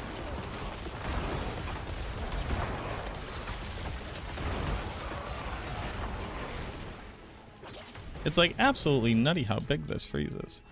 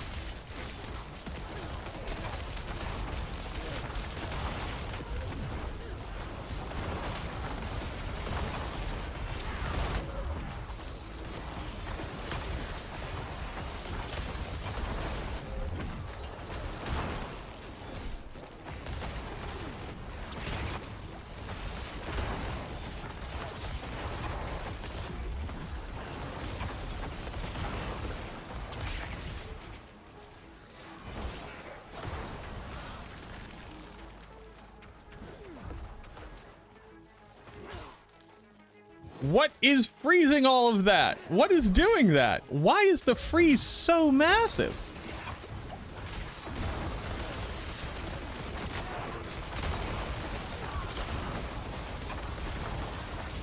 What is causing that to happen? A boy must know.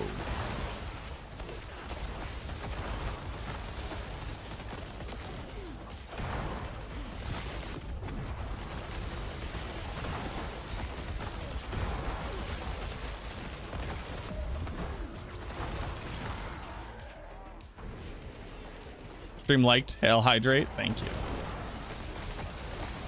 Hail Hydrate is good.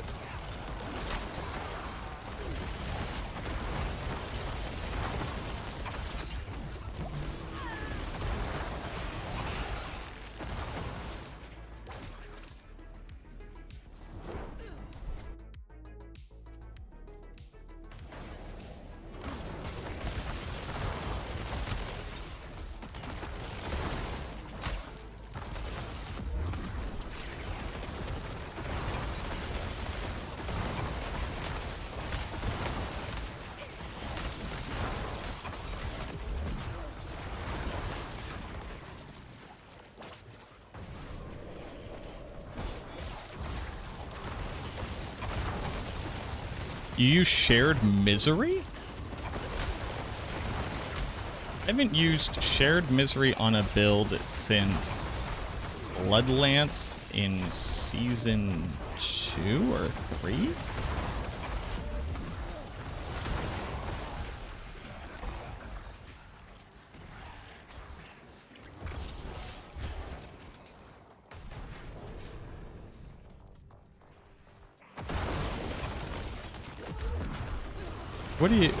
What are you hitting with Shared Misery?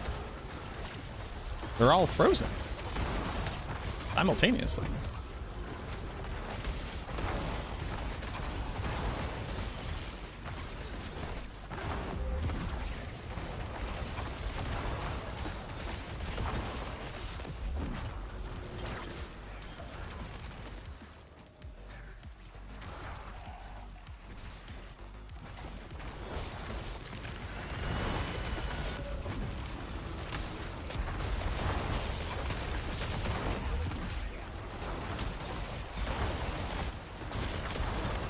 Please come down here.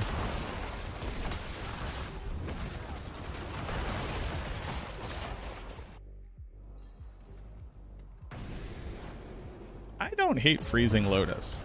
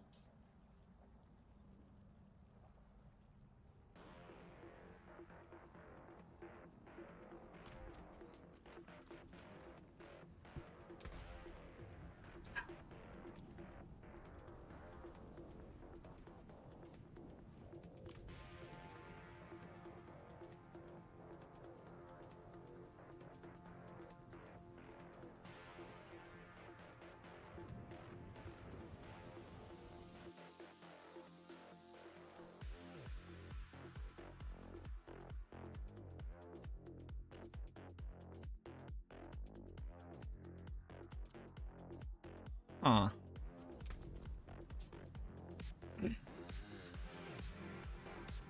Now here's the issue. Here's the issue.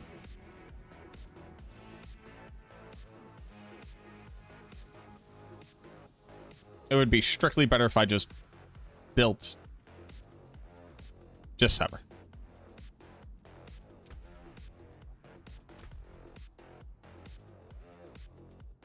Like, in every way, shape, and form, this build would be strictly better if I just built Sever.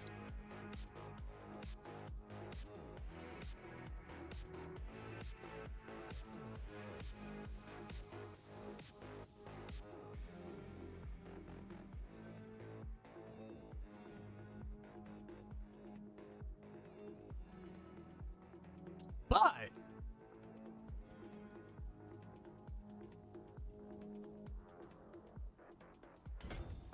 like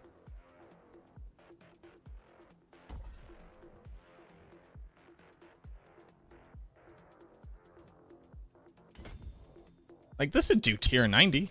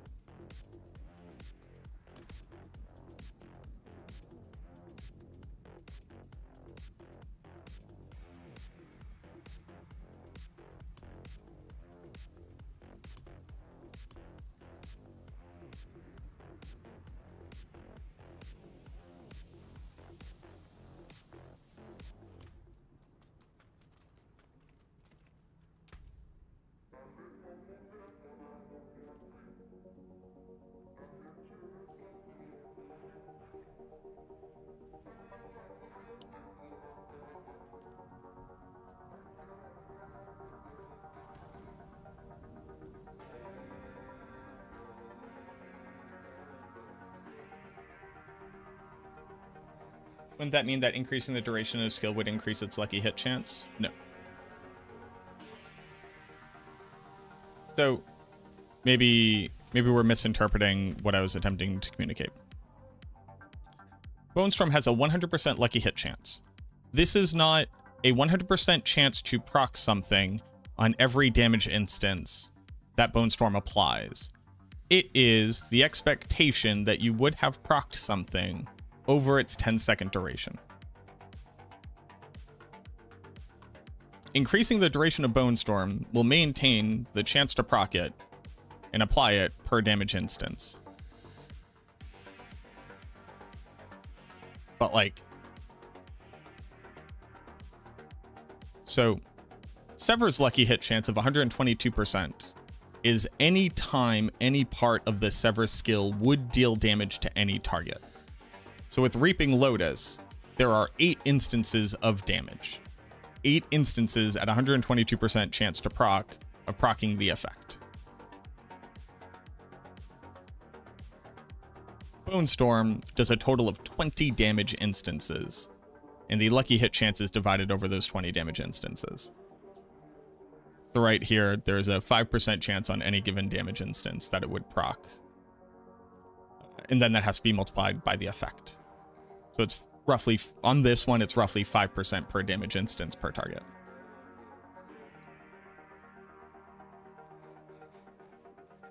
To give you, to like, really highlight it. I'll do this for you.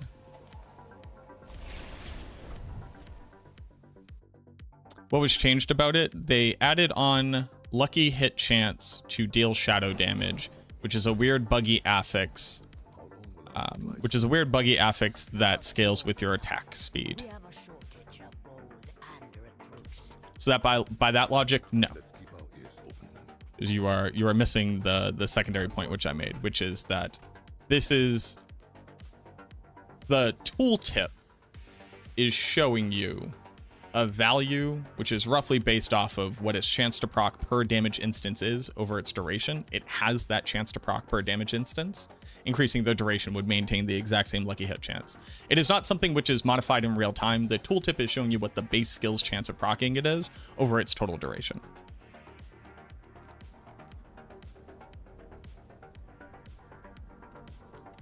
While the scream is there to improve a build, it looks like an enabler of a new build.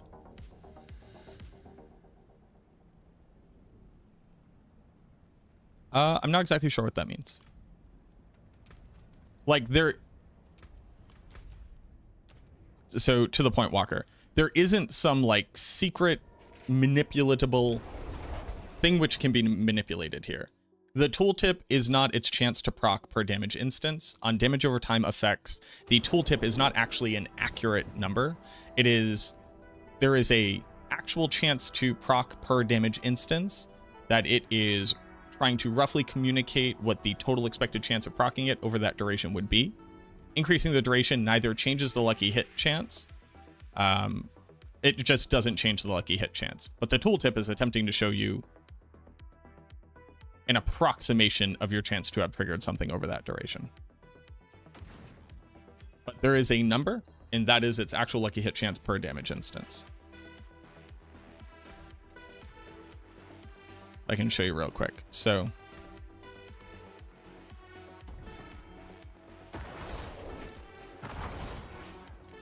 when that number right there, that number is a proc of this effect.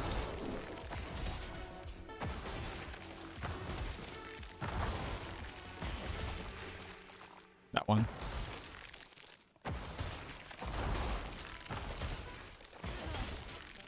Ooh.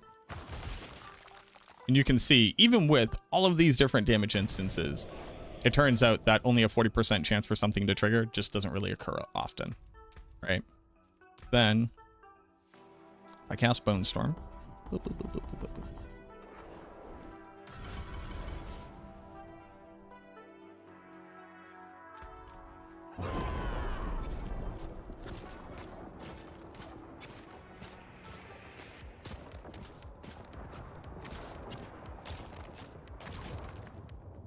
It didn't trigger a single time.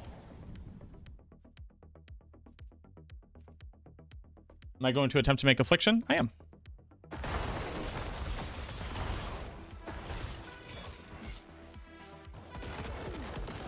So this is with Corpse Explosion.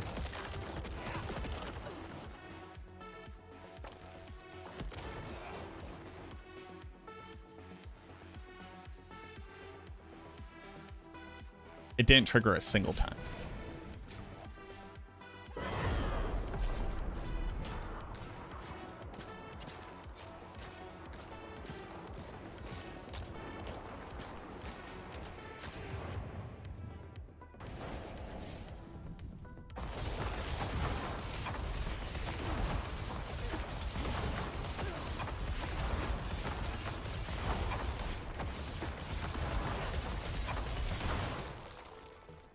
Bone Storm and Corpse Explosion.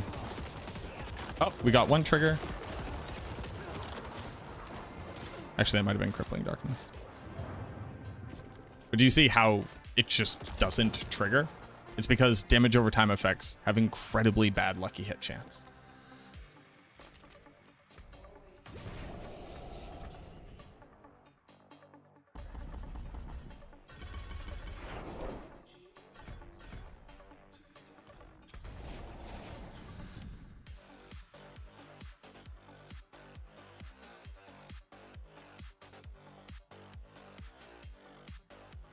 Yeah, so this is 76% divided by 12, roughly, is your chance to proc.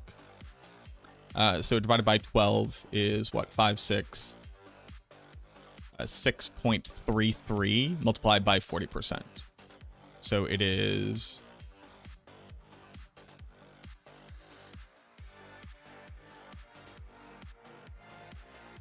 over the course of a single corpse explosion, you would expect to trigger this once every 2.5% of the time. Over the course of an entire corpse explosion.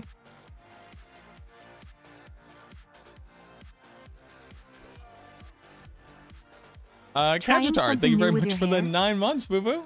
Trying something new with the hair? We are. I'm Clark Kent, and you, now the proud parent of a stream baby. You get to name it. If you were to visualize Bloodlance with Crown of Lucian, what would be the red weak spot you would see doing it that way? The entirety of the build. You feel lied to? Sure.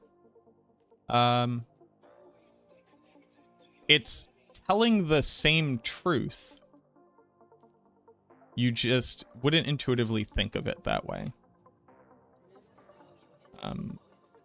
The issues with the Bloodlance is that the base skill itself wouldn't be doing any damage, so every time that we're not doing damage with the proc, we're not doing anything. And I wouldn't visualize it with Crown of Lucian because I would never use Crown of Lucian on it, and I don't know why we would seek to use Crown of Lucian.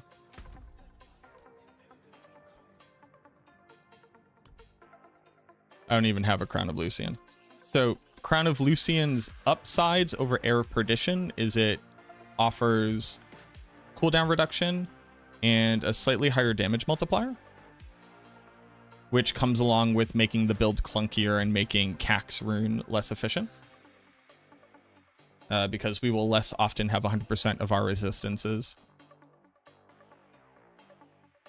So I'm going to multiply my resource cost by 2.5 to have no crit chance, so I can't reach crit cap. Worse lucky hit chance, no movement speed, no bonus damage to core skills, and slight cooldown reduction, which is just worse.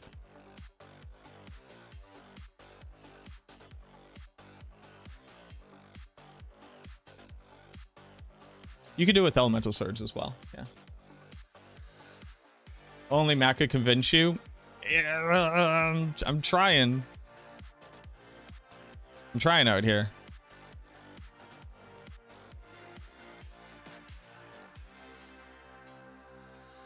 So, Sever... So the major issue... So here's where the tooltip is lying. What the tooltip doesn't communicate is that for non-dot skills, every damage instance of the skill can trigger lucky hit chance. So here's the logic. This lucky hit chance is your expected chance of triggering the effect when you use the skill.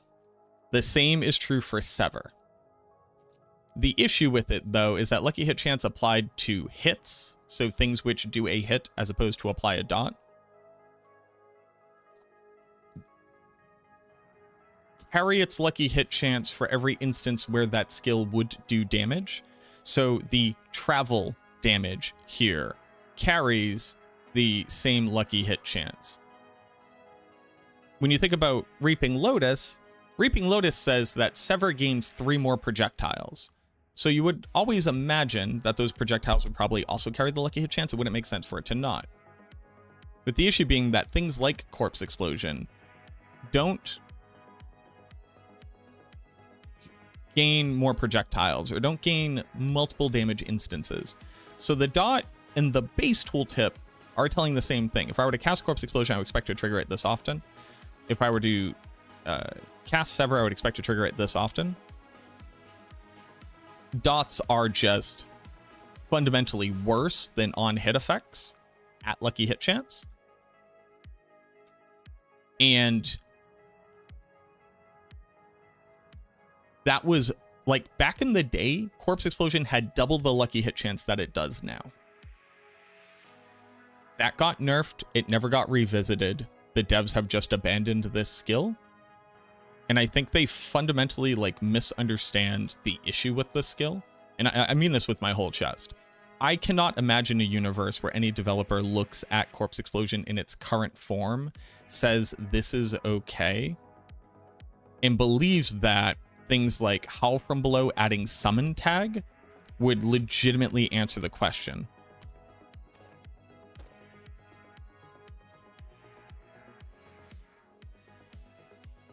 And I've tried my damnedest to get them to revert the nerfs on Corpse Explosion and reimagine this thing.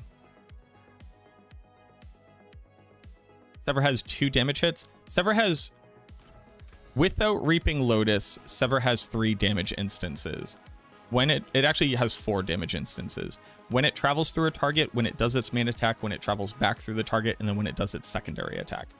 With Reaping Lotus, it doesn't do its secondary travel, so it drops down to 2 damage instances. But since each Reaper from the Reaping Lotus does this, Reaping Lotus quadruples the damage instances of casting Sever.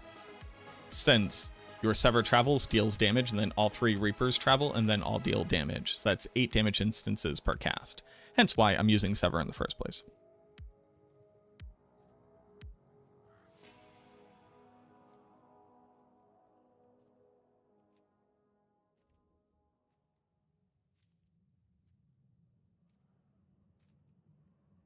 This is why Blight also sucks for triggering this effect.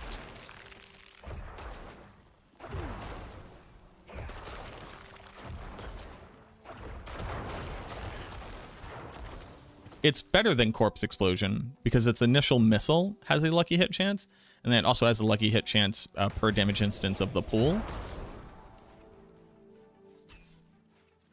With the argument being that like these AoE effects can hit more targets, but that's just not true with Sever nowadays. It's difficult. Why isn't 100% lucky hit chance? Because that's a fundamental misunderstanding of what lucky hit chance is doing. This is the lucky hit chance coefficient of the skill, which is multiplied by the lucky hit chance effect. You have up to a 40% chance to be able to trigger this. So you multiply this by your skills coefficient. So right now I have 1/5 of this. So I have a 48, a little bit more than a 48. I have a 48.8% chance of triggering this per damage instance.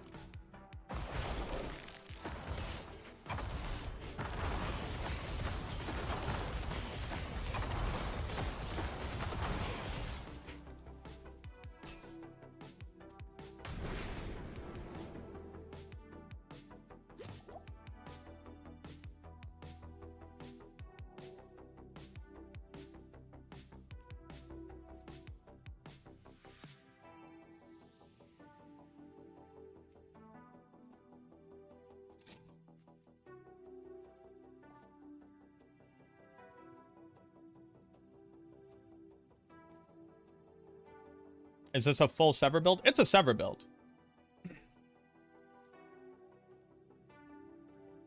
But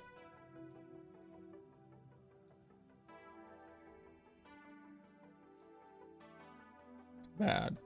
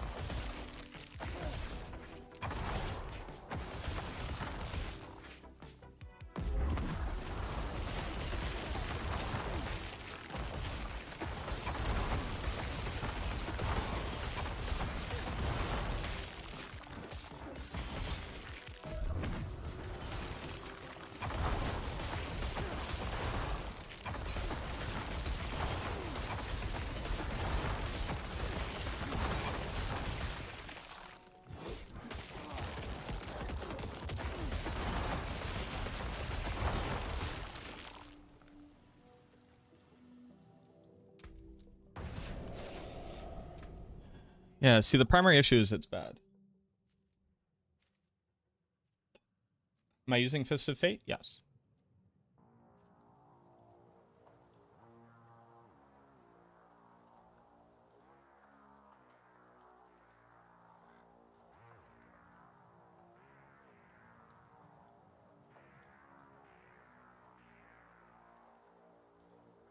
Also, the verbiage for Lucky Hit Chance is just kind of like weird. Like, this just need to be called proc. And this needed to be proc chance. And this needed to be bonus proc chance.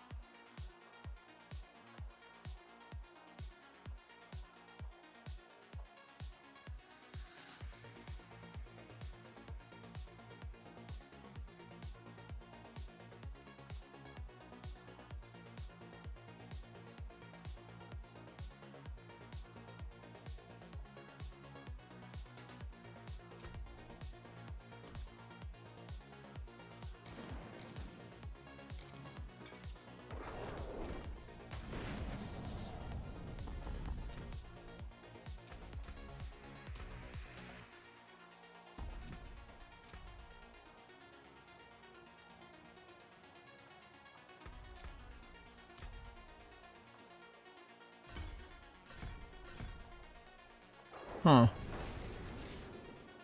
Huh.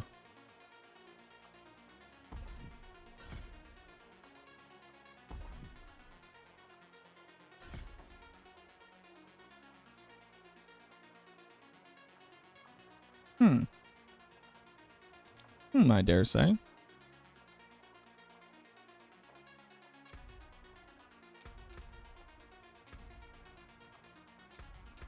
Where did I gain this magical point from?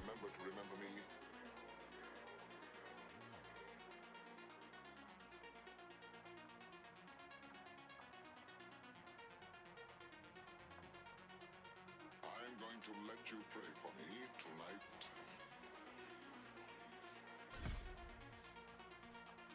It's a Bloodless Scream stream? It is.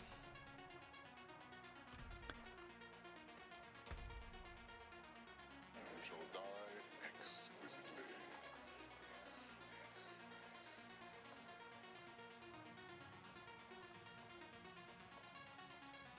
Scream Dream coming together? It's kind of coming together.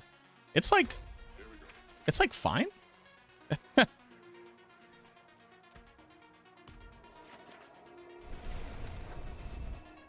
It is a fine build.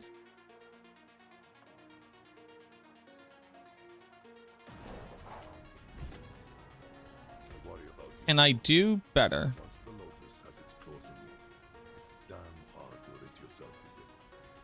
You had seen what I've seen. Lost where I lost. You wouldn't wonder at my prices.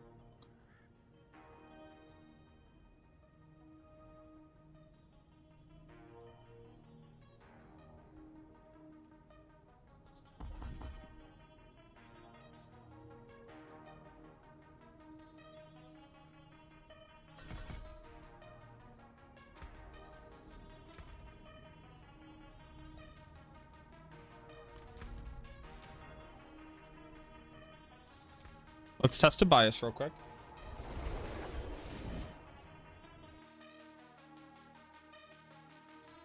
Did I ever determine what the difference? I have not. No, I didn't explore that too much. How many damage instances can Bone Spear generate per cast? 6.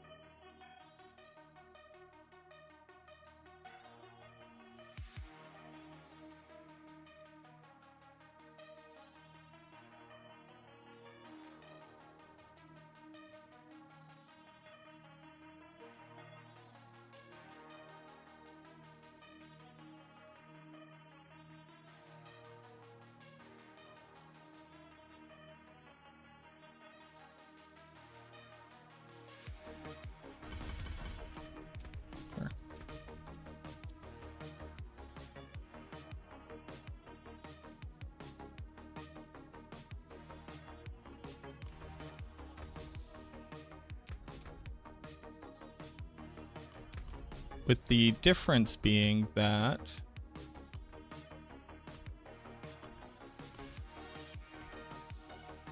we regain boots.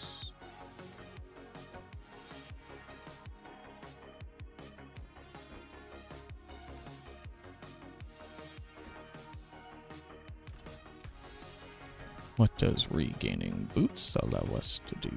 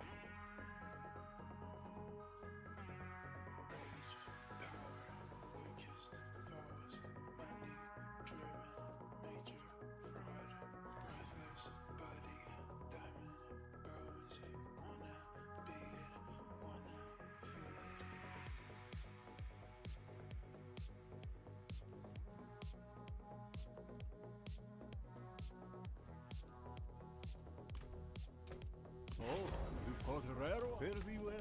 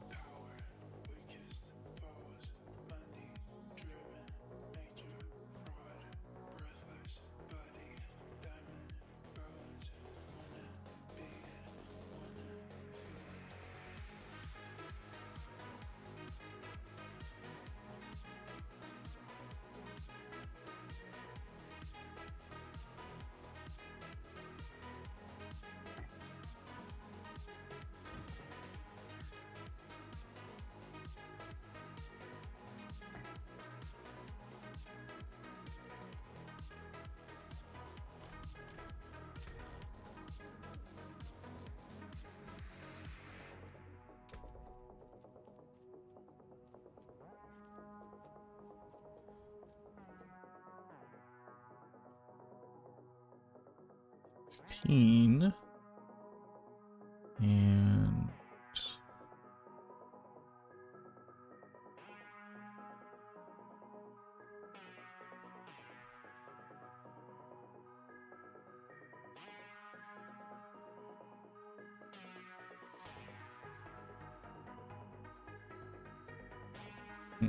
okay.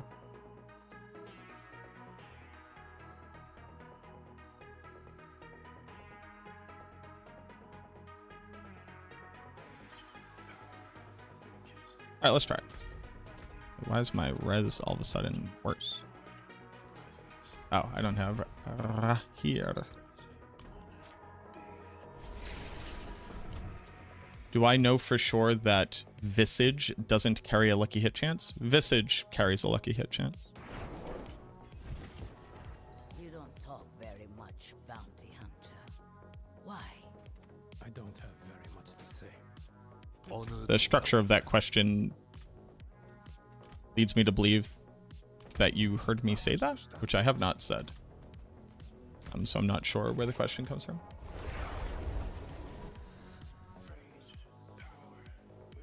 We know for sure that it absolutely triggers lucky hit chance.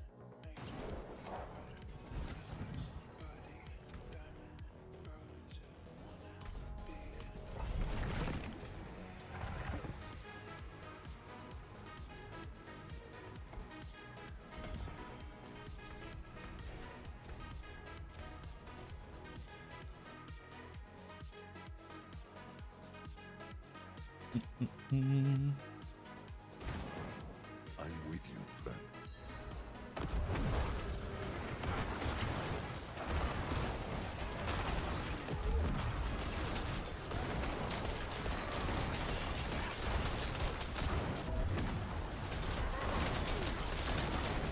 Effects from items aren't supposed to.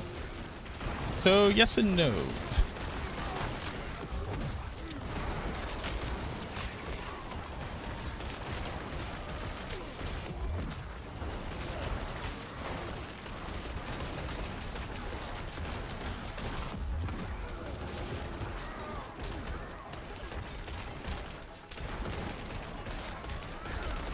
The answer is they're different.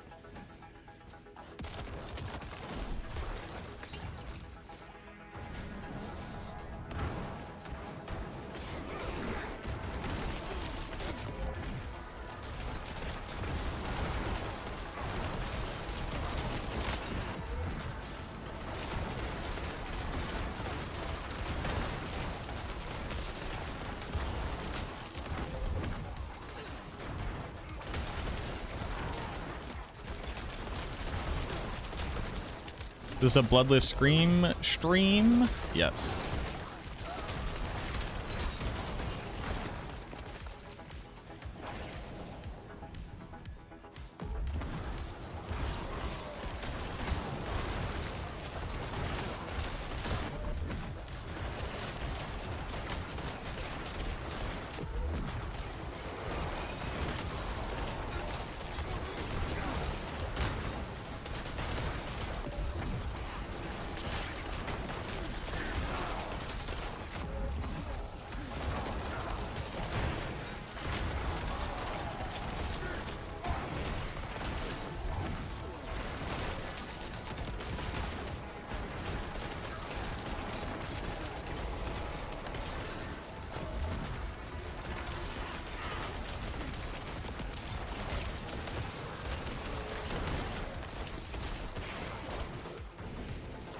Say we ran Indira's memory, do they proc lucky hit?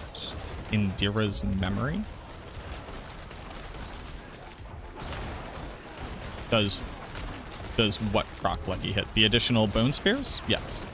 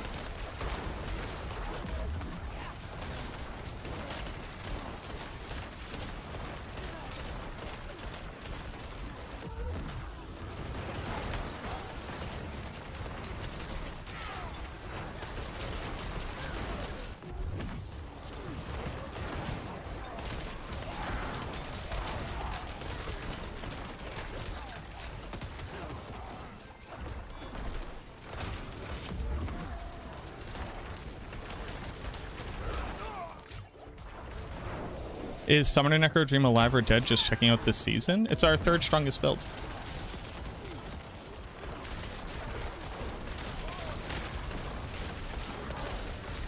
Generally use your summons to attack and they hit harder than your character. Well, yeah, if you build into your minions, they'll do damage. That is to be expected.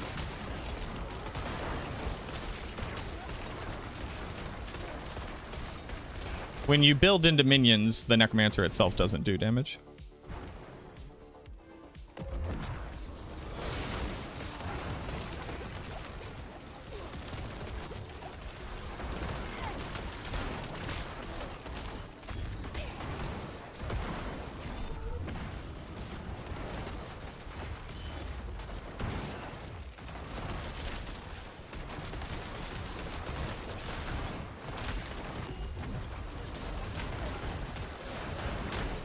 You casting Shadow Bone Spears? These are regular Bone Spears.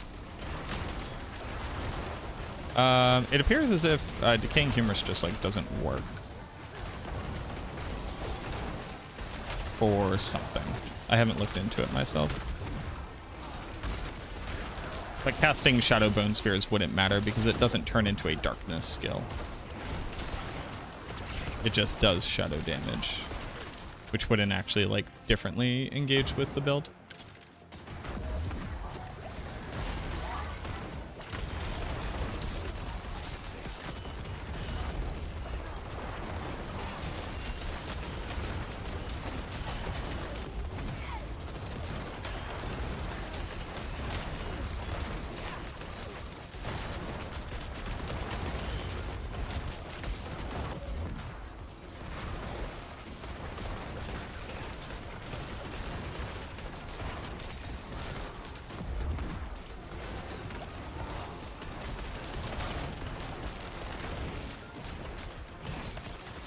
Yeah, it would increase only Bone Spears damage on a build that's not looking to scale Bone Spears damage.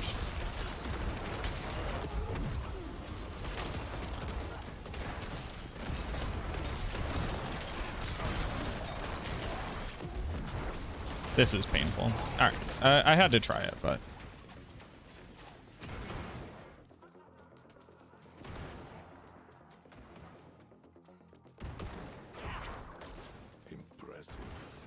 Unfortunately.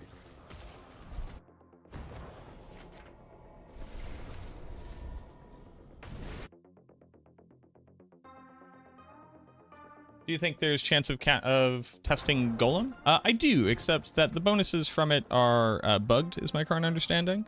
Barbarian tried it out and it was sub-average. So I'm going to test it myself just to make sure that like that is a true statement, but yeah.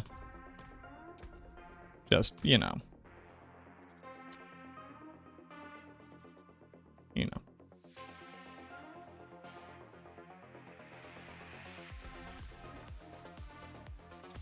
Use it well.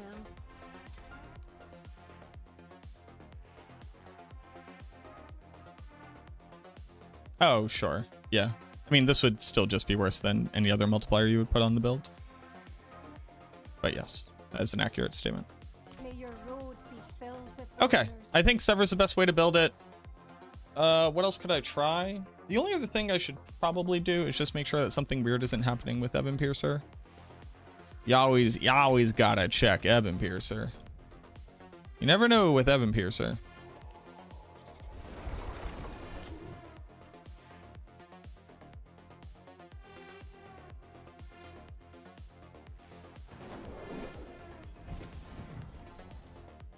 To add Golem focused on Thorns? Oh, no, that would be terrible. Thorns is bad on the Necromancer because we don't have ways to scale it. Thorns in Diablo 4 is bad in general. The only reason why builds care about Thorns is when things scale off of your Thorns damage. But it turns out that monsters don't really attack you fast enough and the Thorns values in the game aren't high enough to do legitimate damage.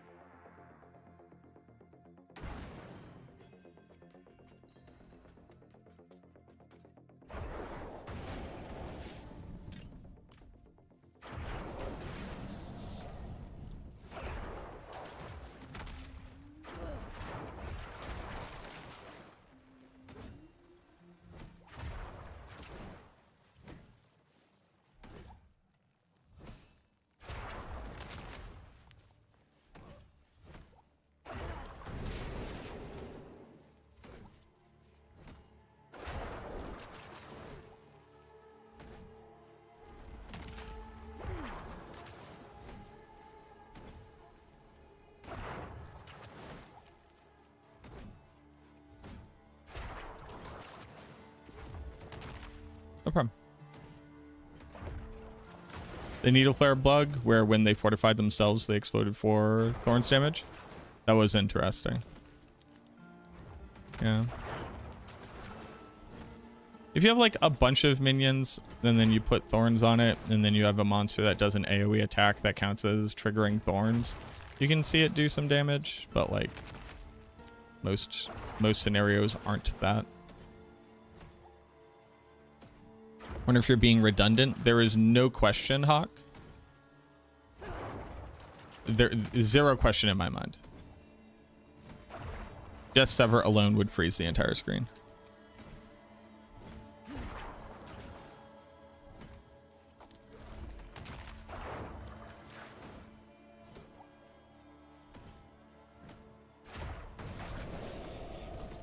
Okay. No weird shenanigans. Yeah, I think we got the build. Right? Like, there's nothing else to really figure out. I mean, I could, but why would I want to?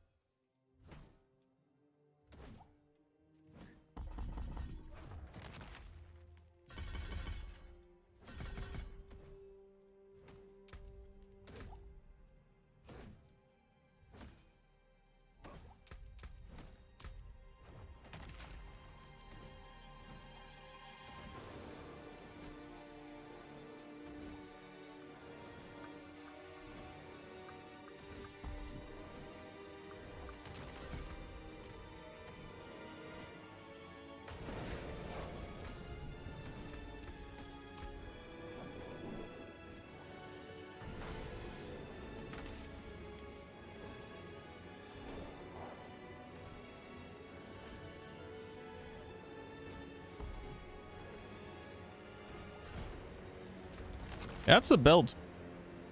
What up, Red? Oh, boy is hungry.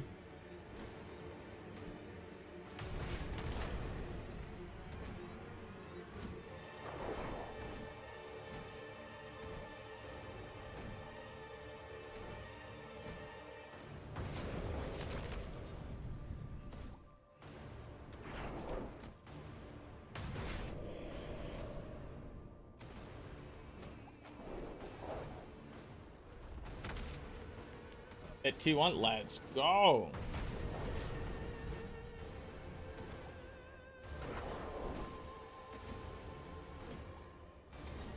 Let me grab a snack. Boy's hungry. Yeah, no problem, Irish.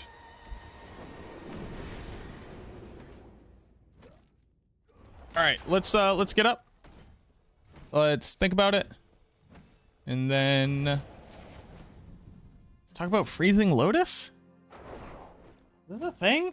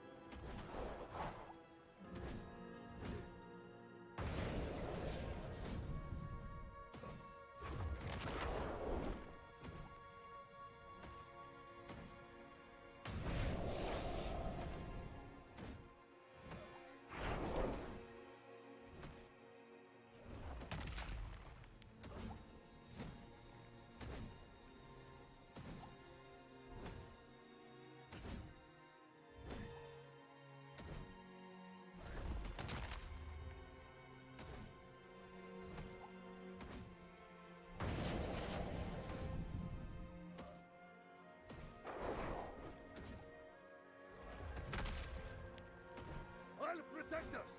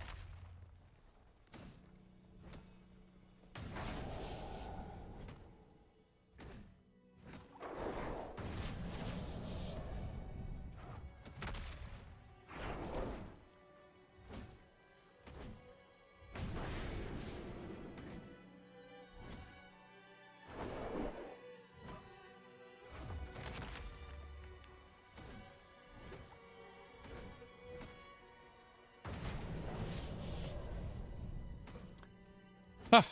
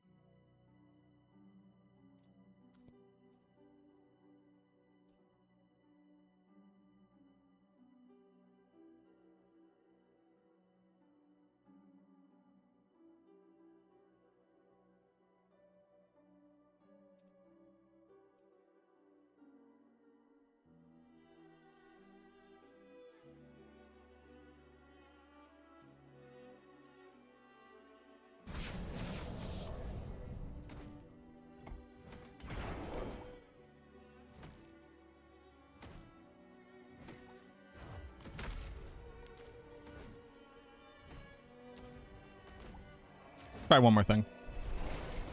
Gonna link the planner? Yep, typically when I'm done with it. FF7 enjoyer, thank you for the follow. I'm also an FF7 enjoyer. I enjoy that game a lot.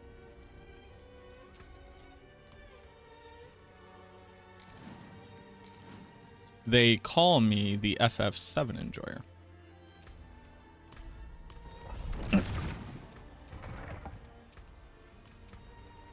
Thank you. I appreciate that.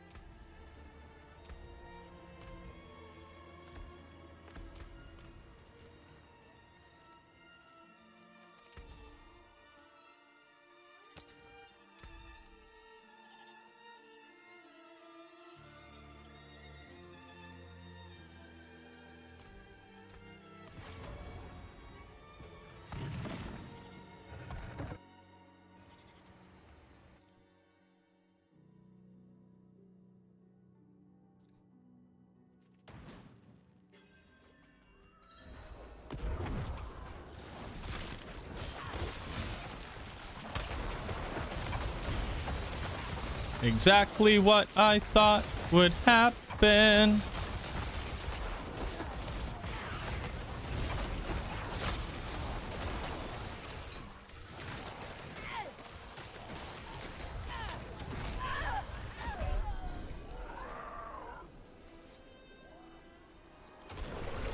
Exactly what I thought would happen.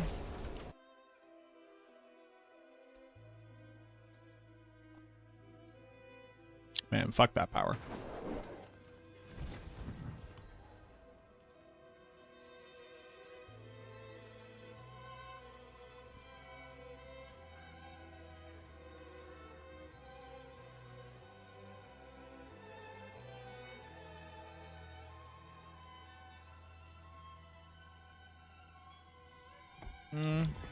Let's try those.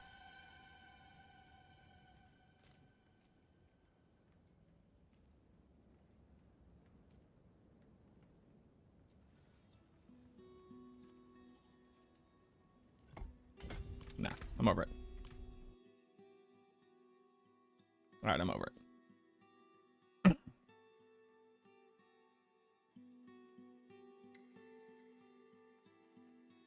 I mean, I could, but why would I want to?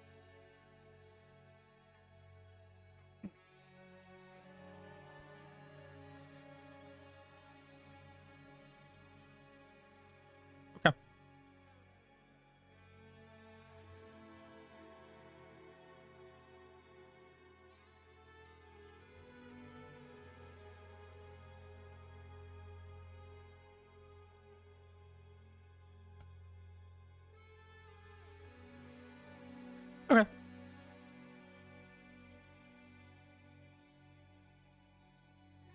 What up, Hydroxazine?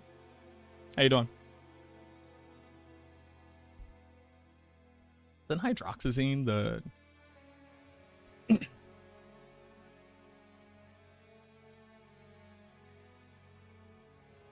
Yeah. A wild name. What was the name brand? Visceral.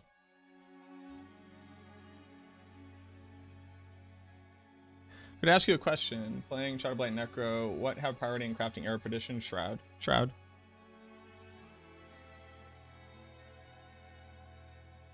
Oh, hydroxyzine pamoate. Remember, used to work in a pharmacy. Old visceral. Okay. Let's cover it.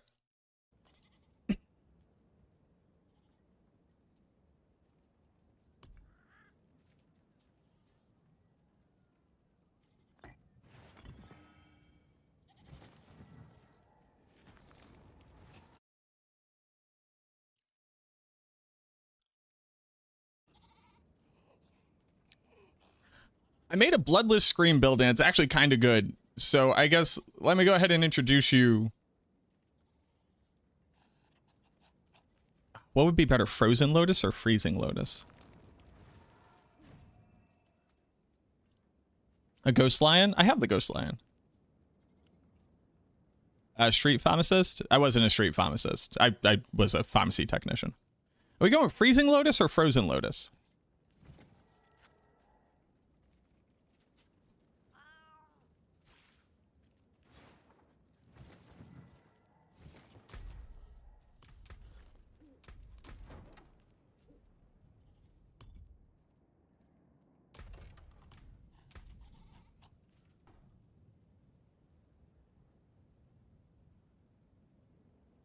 Oh, that pissed the game off.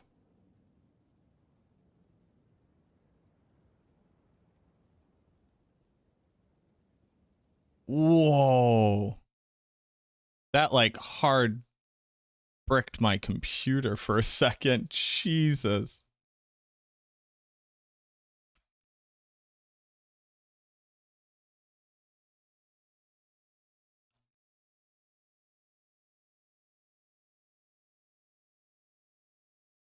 Whoa, what's happening? Hello? What was that?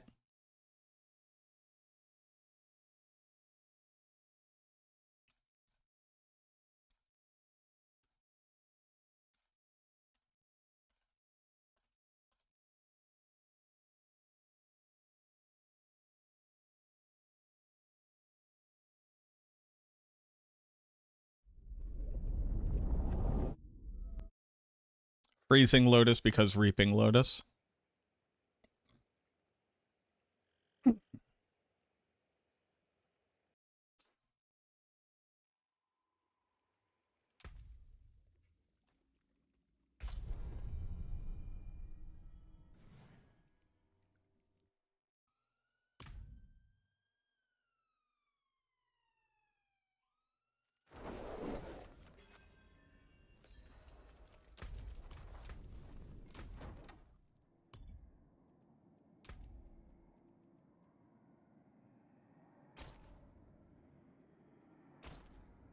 Oh, I have this one.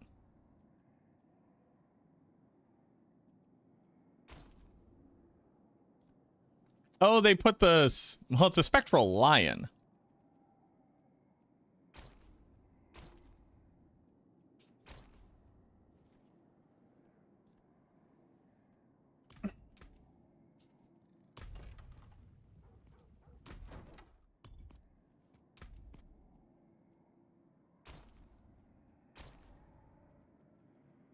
Wait, where's my meat boy?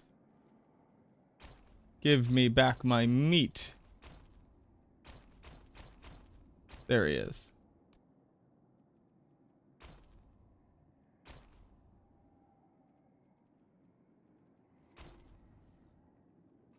The horse mount trophies look like they're all very pretty things. They look ridiculous on the horses. I don't get it.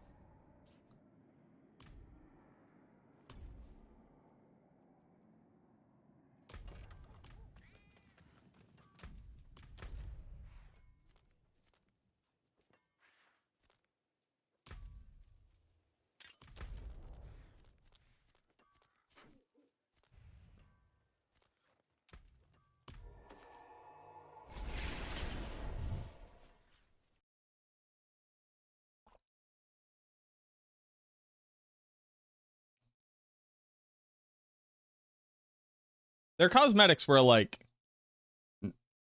nobody knows. They're just very weird. Can anyone help you in D4? What's the question, bud? Okay.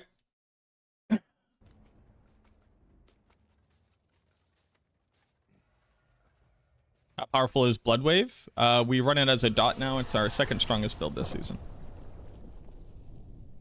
What up, man?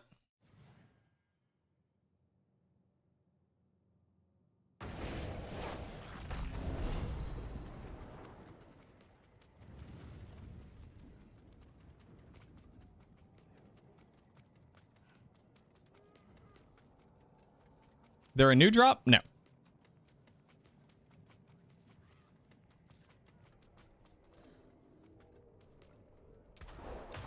All right, let's record this.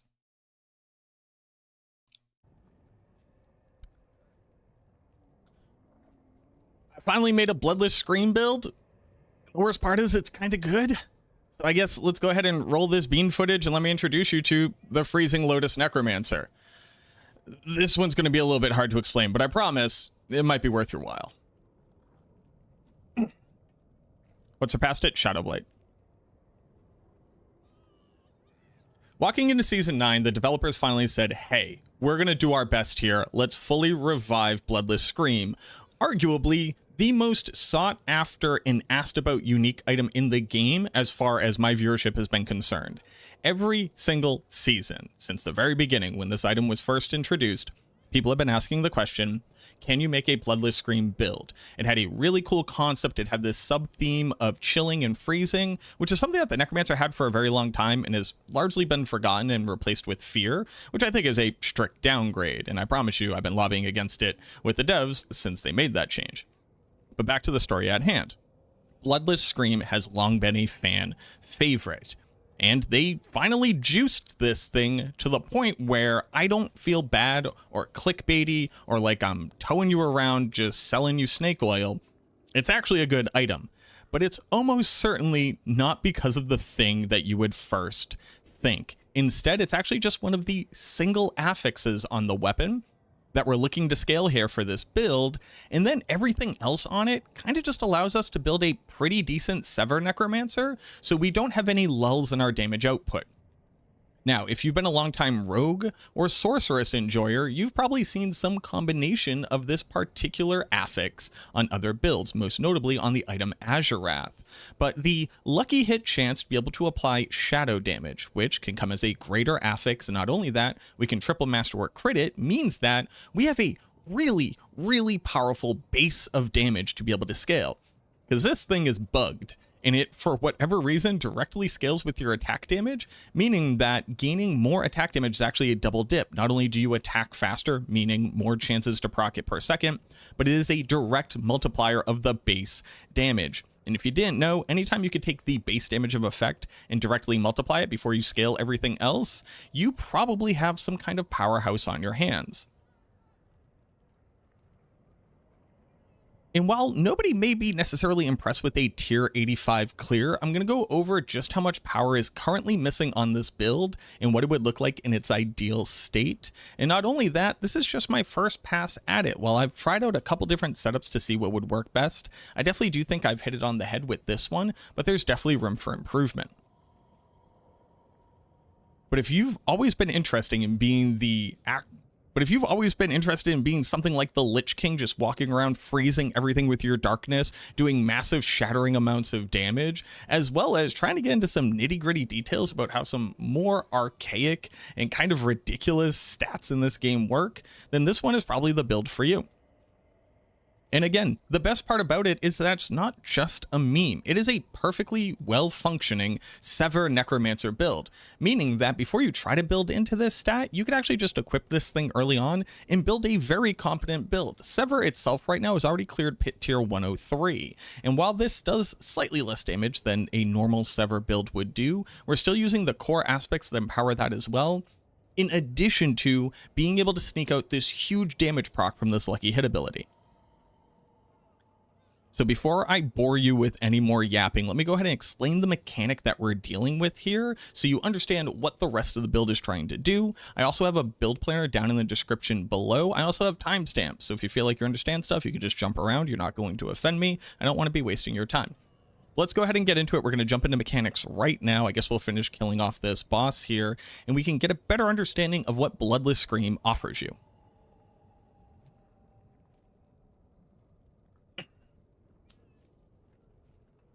On paper, Bloodless Scream has some pretty solid stats going for it. The base intelligence is just required on every single weapon. The lucky hit chance to be able to restore resource is also found on every single legendary weapon in the game at this point.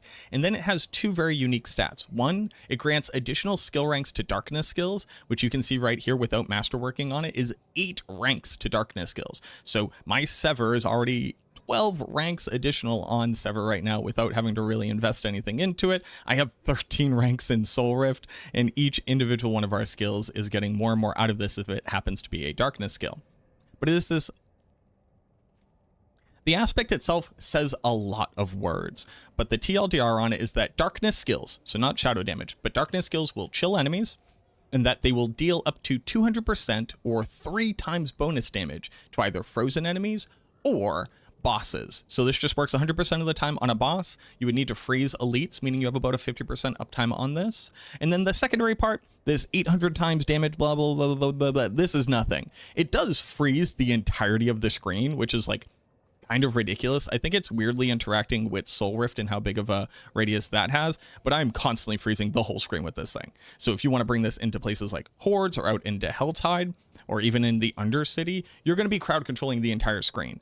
But all of that is just there to make it so that Sever is basically the best synergy with this thing, but we're looking at this lucky hit chance to be able to deal shadow damage. Let's go ahead and show it in a planner, because I think it'll make a lot more sense there.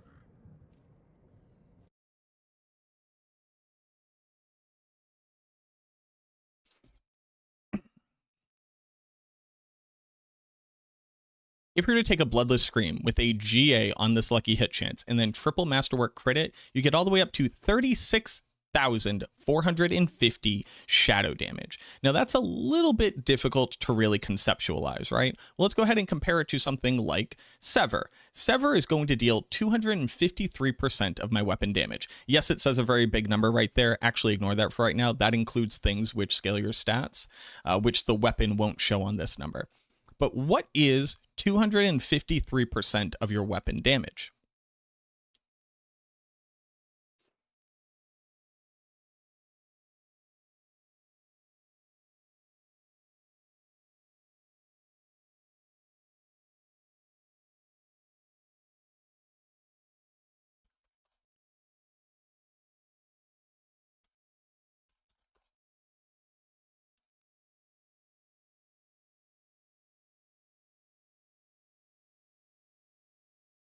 To be able to figure out what your weapon damage even is as a starter, you need to understand how weapon damage is calculated. And while there is a DPS number here, that 596, we actually don't want to use that at all. Weapon damage is calculated as the minimum damage and the maximum damage added together divided by 2, or the average. So right here, that would be the 530 and the 794. So this is equal to 530, this is equal to 530 plus the 794 divided by 2. So our weapon damage is 662. So if Sever is going to do 253% of our weapon damage, we just multiply that number by 2.53. we have 2.53. So we have 253%. So we have our 253%. And what that means is we take this number and we multiply it by this number divided by 100. And we get a weapon damage base of 1,674 damage. That's a really good amount to be able to scale off of. But let's remember what the weapon damage effect is on Bloodless Scream. Bloodless Scream's starting damage is 36,450. So to be able to calculate what percentage of weapon damage that is, let's do it in reverse.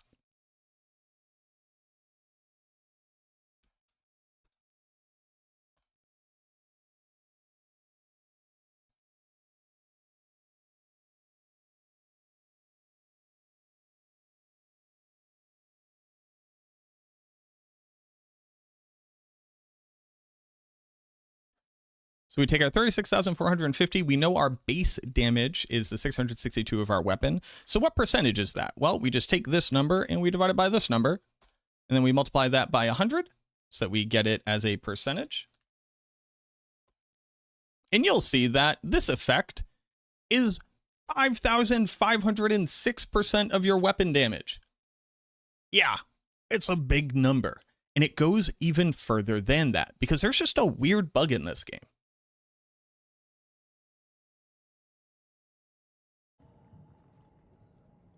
Lucky hit chance to be able to do a flat number of damage. So on Azurath, this item, as well as things like the Elemental Surge Temper, directly multiply with your attack speed.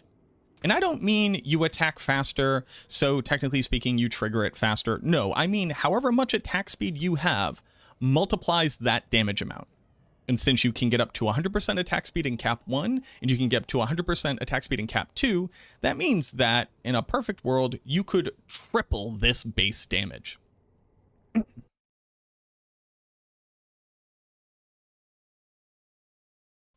So if you were to have 200% attack speed, you would multiply this by 3, and this would be the base damage. So if we were trying to get that as a weapon damage percentage, doodly-doo, multiply this out here, and that means that at 200% total attack speed between cap 1 and cap 2, you can get up to a whopping 16,518% weapon damage. That's kind of nuts. Oddly enough, that's a lot bigger than Sever, even at 17 skill ranks. Now, that being said, on this build, we can actually only get up to 100% bonus attack speed. There are a lot of different things that you could mess around with, but I've done the math, I've tried to figure it out, and there's just no way to actually do that. So we end up with a base damage of 72,900. And again, if we were to just try to understand that as a percentage of weapon damage, and then multiply this by 100, we would be doing 11,000 weapon percent damage. Again, much bigger than the base of Sever. So when you start off as a base proc with that much damage on it, you just have to ask a couple questions. 1, how do I proc it faster and more often? And 2, what kind of multipliers can I put on the build to make it better? So we actually get to use the base skill Sever to be able to accomplish 2 of those things right off the bat.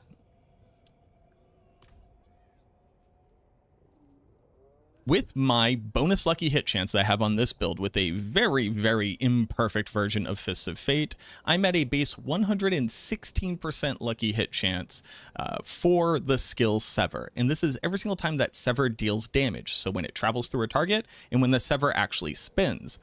Add on to that the Reaping Lotus aspect, hence why we're calling this Freezing Lotus. Reaping Lotus makes it so that Sever shoots out 3 more projectiles that all do damage twice. So this one aspect is going to take my skill and quadruple the number of damage instances. Not only quadrupling the damage that Sever is doing, but on top of that, effectively multiplying the chance to trigger this by 4. But it's actually even better than that, because each individual damage instance can each individually trigger this. In a perfect world, you could actually trigger this effect 8 times per cast. More often than not, we're only triggering it between 1 to 3 times per cast, and that's the secondary mechanic that you have to understand here. While Sever has a 116% chance to trigger, you have to multiply that by the base effects chance. So it's 116% multiplied by 40%.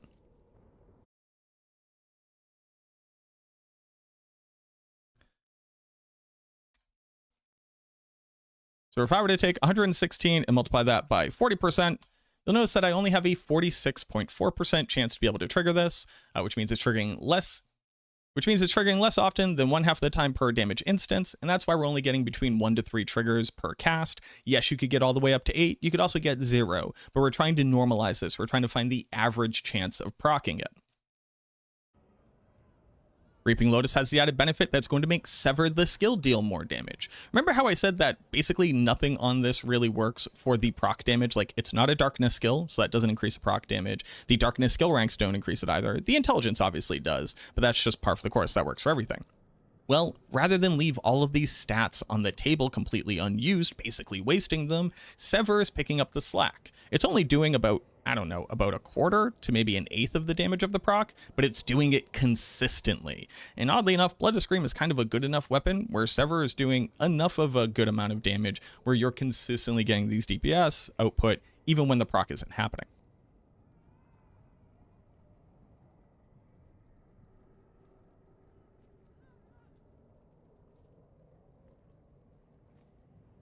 Add on to that just as many sources of lucky hit chance as you could possibly put. Obviously, Fist of Fate comes to mind. Now, I have a GA on the lucky hit chance. I only Masterwork crit it 1 time. We would obviously want to Masterwork crit this 3 times if we could, but you'll notice that I have an abysmally small roll on the critical strike chance, and I only have a single GA. While the attack speed is actually super important because we need to be able to hit 100% attack speed, to be able to get that double bonus on the not only attacking faster, but the actual multiplier for the damage effect itself.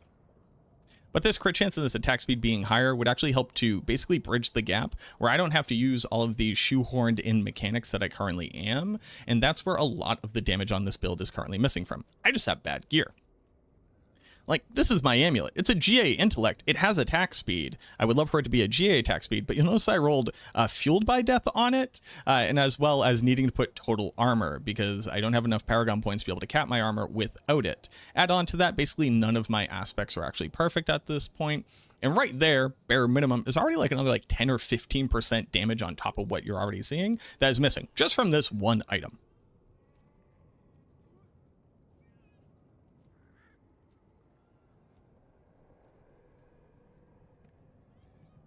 But now that we understand the mechanics of what's happening, how the base damage is scaling, how we're looking to trigger it, what else can we do on this build to further increase its average damage output so you're not sitting there waiting for procs, which if you've never played a proc build before is really feast or famine. You'll just notice that you don't do any damage and then all of a sudden you do a ton of damage. Again, we want to try to make it really consistent. The great part about Sever is that Sever's unique boots, Grease of the Empty Tomb, actually allow you to get all the way up to chance for Sever to deal double damage on your boot slot. Add on to that a huge amount of damage reduction, Sever's size that all of the projectiles can hit every target simultaneously, and then a little bit of additional AoE damage on the ground, which according to the last time that I tested it, which I have to admit is at least like 2 or 3 seasons ago, could trigger lucky hit chance. Can it right now? Not too sure. A little bit difficult to figure that out. But bare minimum, this boot slot alone is doubling our Sever damage as well as just giving us really good additional stats. Things like Blood Moon Breaches giving you an additional huge damage multiplier, another great place to be able to add on critical strike chance so you can reach it without having to use things like Grasping Veins. Obviously the Fist of Fate that we already talked about. Yes, I have a Shroud of False Death. Yes, I have Error Perdition. They're best in slot items. What are you going to do, sue me? We're already into the 2nd week of the season. Yes, you could be using legendary items, and you could also be using things like Godslayer Crown, which grants you a damage multiplier, gives you some additional stats, which are nice for your build. But yes, these are going to be the best in slot. While you can just use the Sever Necromancer guide, which I'll also link down below, which has a lot more, like starter and leveling setups and ancestral setups. It's the typical build guide that you'll find on Maxroll. Building into Sever and then transitioning into this, once you actually have the capital to do so and the gear to do so, will probably be your best bet.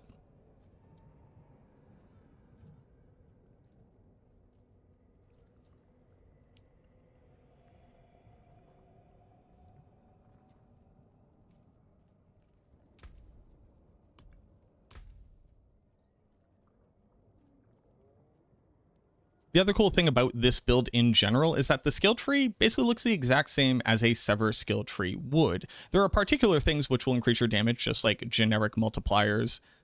There are just generally things that will increase your damage, like generic multipliers across the board. You can get a ton of survivability, you can get a ton of armor, you can get even more lucky hit chance from effects like precision decay. All of the shadow passives are going to work for you as well, since you are hitting it with a darkness skill. Reaper's Pursuit works for everything, Terror works for shadow damage, and then add on Affliction for a huge damage multiplier. And you might say, why not something like Shadow Blight? You can do Shadow Blight. It'll just be worse because stacking Shadow Blight requires you to use the aspects that would stack with Shadow Blight, as opposed to the 45% damage multiplier here just working for everything.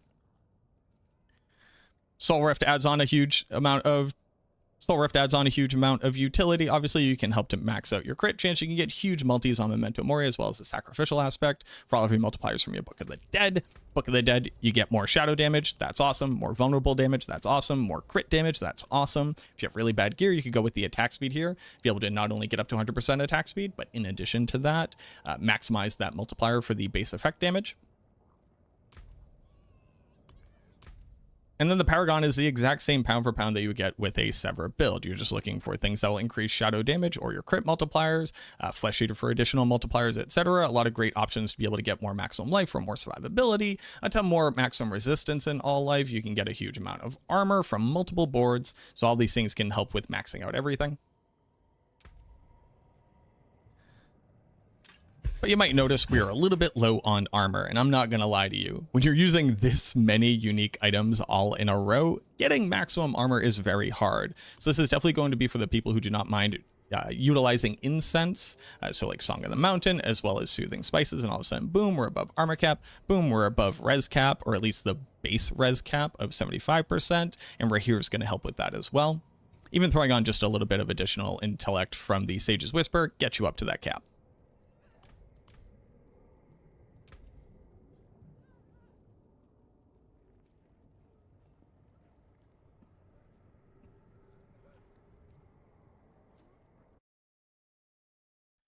Can you say why your Paragon looks different?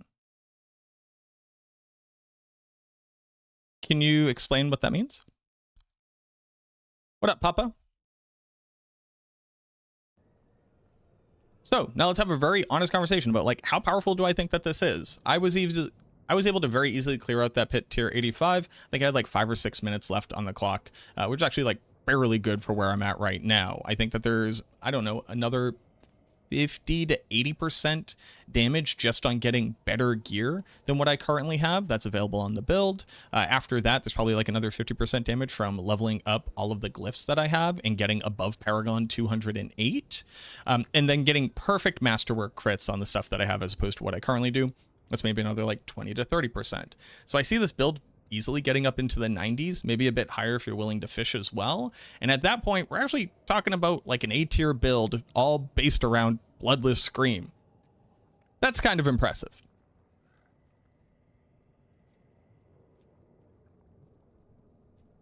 Now, I do still have a lot of issues with this weapon, most notably, it just kind of only works with Sever, and on Sever, it is a strictly worse version of a regular weapon that you could have. But as far as the proc effect is, like this very interesting thing that we get to do with it, that is cool.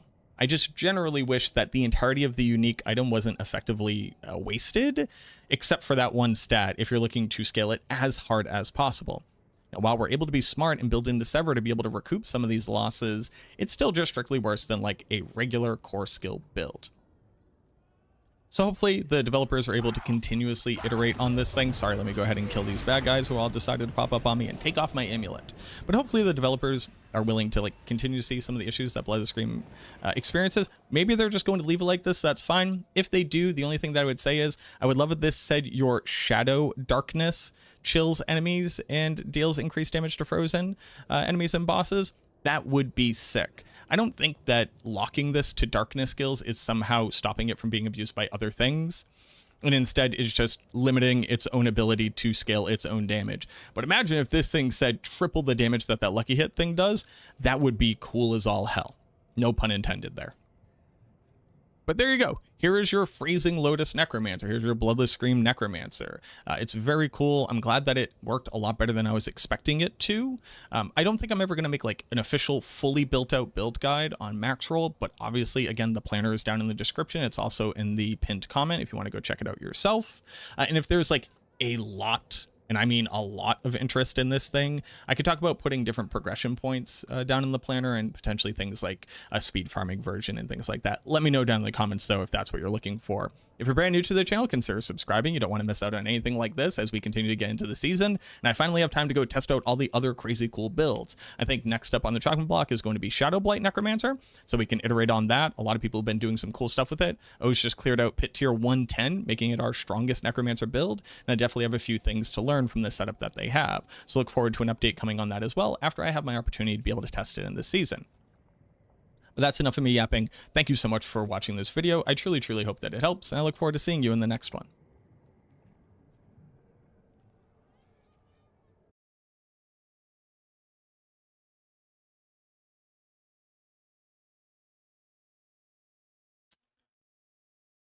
When you finish the first page, you don't have the same looking like you do. So Guardian, the Paragon board is something that you construct yourself. You can rotate the Paragon boards as well before you put them in, and it's going to be based on what you set up. So what I would recommend is checking out a build guide on Maxroll to see the different kinds of setups that builds use, but Paragon will not look the same build to build to build between person and person. It's meant to be customized. Is this uploaded now? Is the question, did I already upload the video you just watched me record? No, that would be, I would need to be a time traveler. That would be magic. A magic I can't do myself.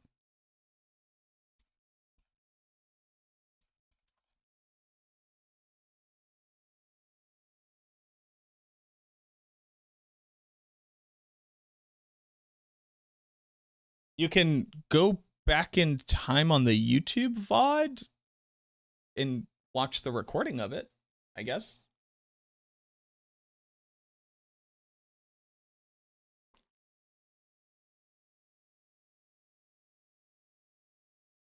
When is the video up on my channel? When I have time to edit the video and then put it up. Typically it's within a day or two. It doesn't just happen automatically. I do it. I have to not be streaming and then go edit the video and make the thumbnail and do all this stuff and then upload it to YouTube. I'm a one-person army. I don't have a team or an editor. It's all me, baby.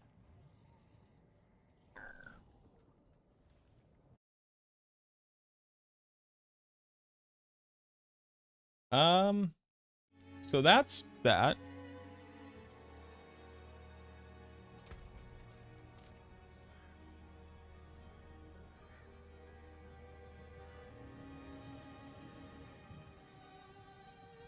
Body shots, what'd it do? Thank you for the follow, by the way. How do you get your DPS up on Necro? Only been playing the game a week. How do you get your DPS up? That's a big question. What I would highly recommend is check out the builds that you're currently playing on Maxroll and look at the leveling setup, the starter setup, the ancestral setup. Make a raw footage channel, maybe? Probably not.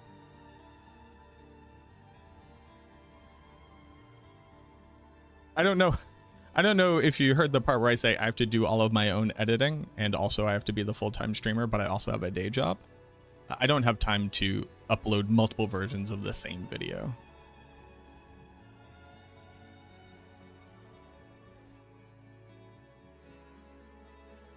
Also, people only watch about 6 minutes of the video on average.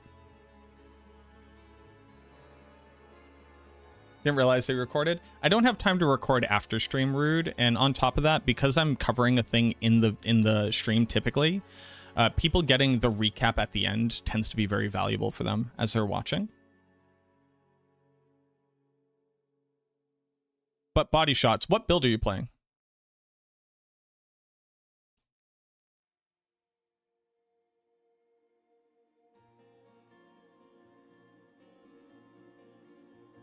Oh, that's awesome, Zach.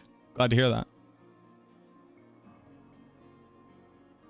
How did I get so smart with stuff? Do you get a formal education from college or are you self-learned? So I would say that by modern American education standards, I was typically like an above average student, and then I went to a university. I got a degree in microbiology. And then it's been 13 years. And I've been doing this for 6 years. So trying out the minion leveling build, only level 56. All right, so let me go ahead and show you, right? So you're on minion leveling. Minion leveling will recommend the things for you that you should get to start off your journey.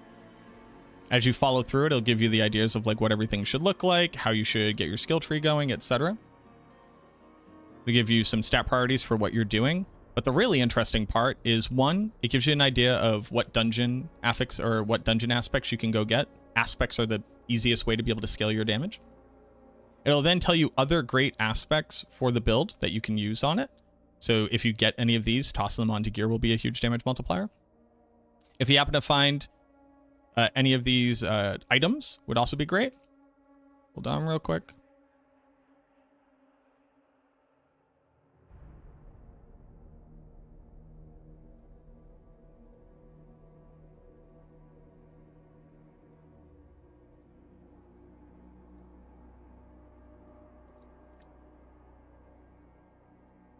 But the really good part is here, the endgame transition. What this will show you is the starter version of the build for the endgame guide. So going to the endgame guide. Oops, sorry. Endgame guide right here. You have the starter version, the ancestral version. This is when you start to get uniques and stuff, mythics once you have them, and then trying to push in the pit. So you want to start at the starter and start looking for gear, which would give you these stats. In addition to that, what we include is a really good checklist. You know, obviously there's stuff about everything like Paragon and all of that. But the thing that's really, really important is to go to this checklist right here for stats. Are you able to increase its power level? No, you just have to drop higher level versions of gear. But these are the recommended stat thresholds that you should get on your gear. So this is really important to make sure that like you're looking at moving towards these. And then the stats on the gear itself that are recommended and what to look for and what would be good for you. So start at starter, go to ancestral, go up to mythic, etc. as you get that gear. So the answer to the question, how do I make myself stronger? It's get the recommended gear, get the recommended aspects, put it onto the recommended pieces of gear, and level up.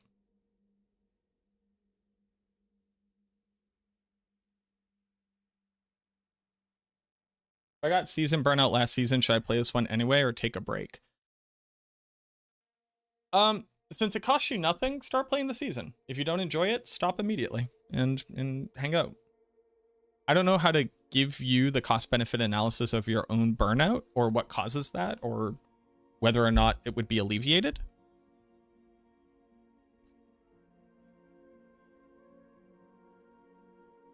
So I can only give you like a generic answer. CD parkour underworld in the streets. I did also get a lot of street smarts. That is true. Okay, so.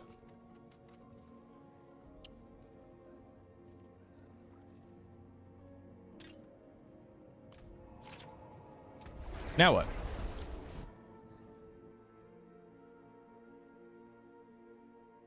Shadow Blight, right?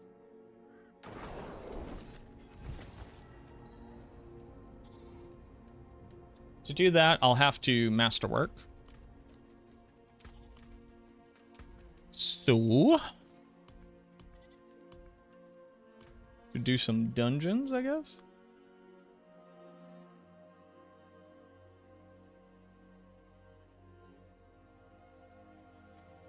So, you subscribe to a bad content creator. You're a real one.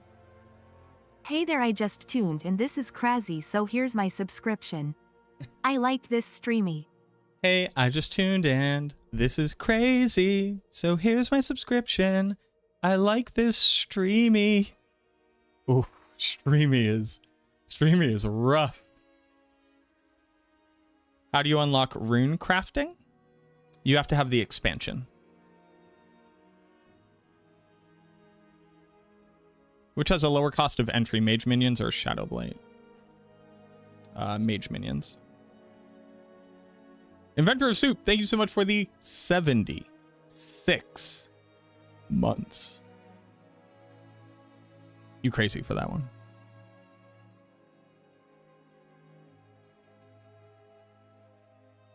Inventor of Soup is my first ever subscriber. They also happen to be my real life friend in the real world. But thank you very much, man. I appreciate you. Say you cancel Bone Prison almost right after. How would you do that? You hit Bone Prison again. You just hit the skill again. Cray cray like a crayon box. Aren't you glad that you're no longer Kanye West?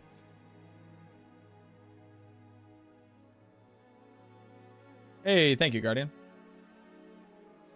I appreciate that support.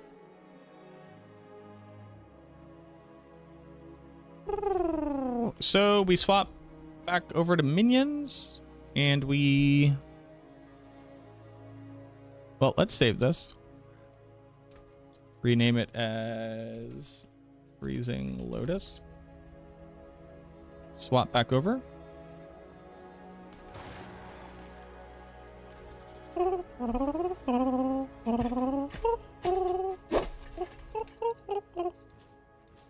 Here you are. Do I enjoy one of them more or less? I haven't played Shadowblade yet. So I cannot enjoy that one more.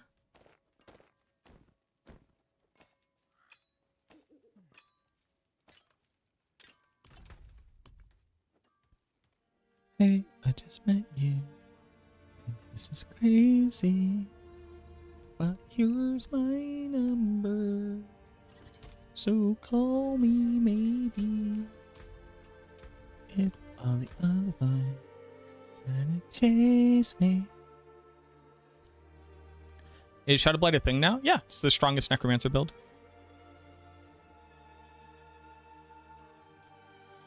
I go with Bloodless Scream. Pretty good. It's like worse Sever, but interesting. That's pretty good. Are Whisper quests for tortured... Are Whispers worth it? Super worth it. Whispers are great. Build you're playing now or the Shadow Minion build with Ring of Mendel? Do I like one or the... I like both of them. But I just like testing builds. I don't like... care.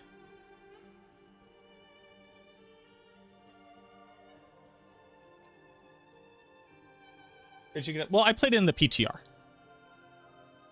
So the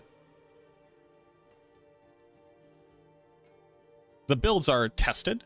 I just haven't played it yet this season. The build on Shadowblade is going to get updated a bit because we're not going to be using Evan Piercer because you actually can generate enough corpses to keep it going. In the end game, it looks like it just gets kind of sweaty. So I think on Pit Push, I'm going to update that to using a regular amulet as opposed to the Evan Piercer. But I think that for everything else, I'm going to keep using the Evan Piercer because I think that'll make it a little bit easier. Totally get the can't record. You're listening while working. That's life. But yeah. Yeah, Shadowblight just doesn't need Evan Piercer. Not only that, because of a bug with Gloom, Gloom doesn't work for Shadowblight's damage. I've already reported it into the developers. But it also means that Evan Piercer was losing even more damage than what you would have expected. But luckily, you just don't need it. So I'm going to change the pit pushing variant to be more in line with what you're seeing from Ronnie and O's. But I do need to test the build myself again in the PTR because things just kind of break all the time, which sucks, but that's the universe that we live in.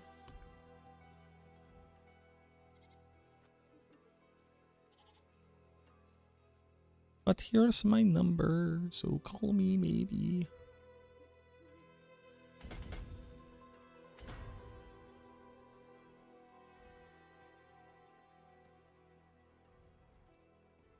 Bloom doesn't work. Doesn't work on Shadowblight.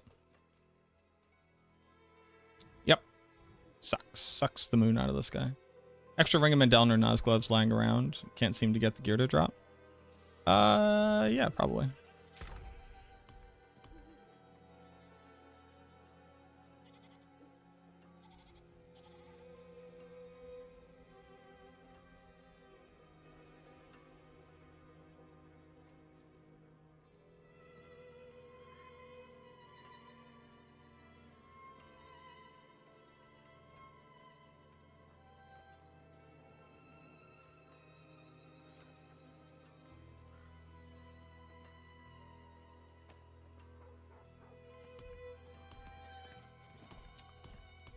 I don't have an extra ring of Mandel. Like, I have this one. It's a good one, though. Yeah. What's your BattleNet tag?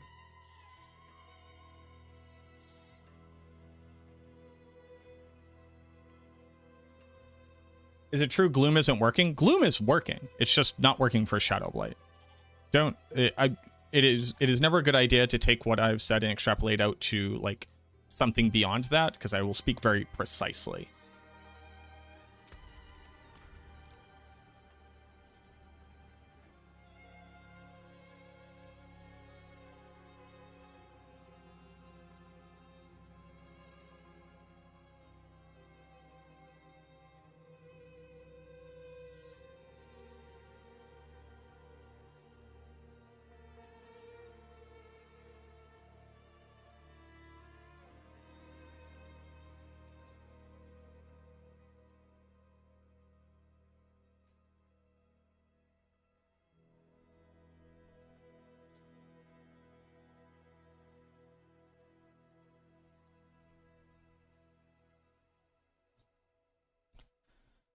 Was with normal chests with Bloodgetters have been my highest damage number on Shadow Maidens, just 3 of them. Interesting to see if that might be.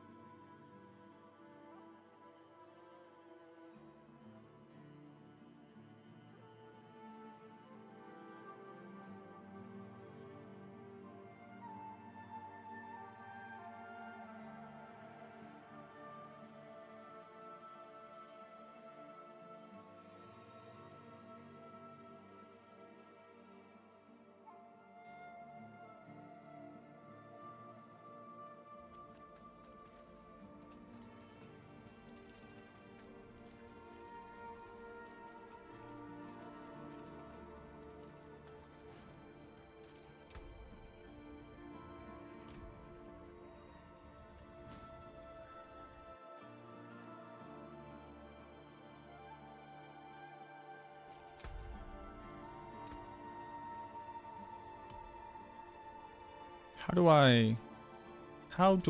I say this?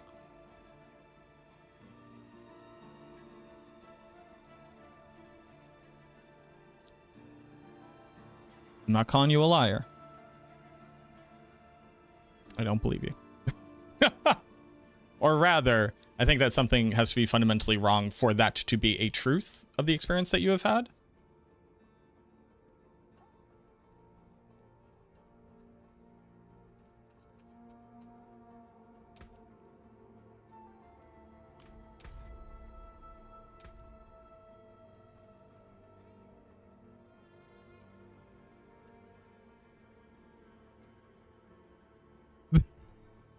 Very, I don't know how to say that. Fuck you.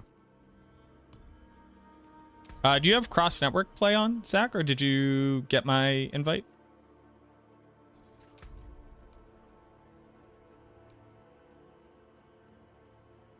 Oh, there we go.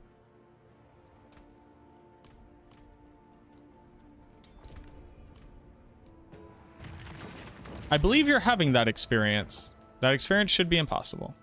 So I don't know how you're having that experience. There you go.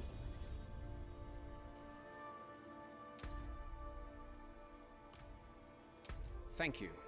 No problem. I don't know how you're having that experience.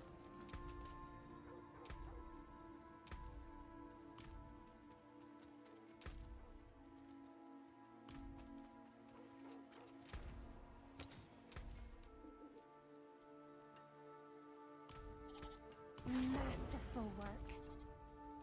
W streamer, yo. Do we got some cool kids in chat? W streamer is huge. I wish that my audience would be the kind of audience that would say W streamer. 'Cause that's hype. That feels so good.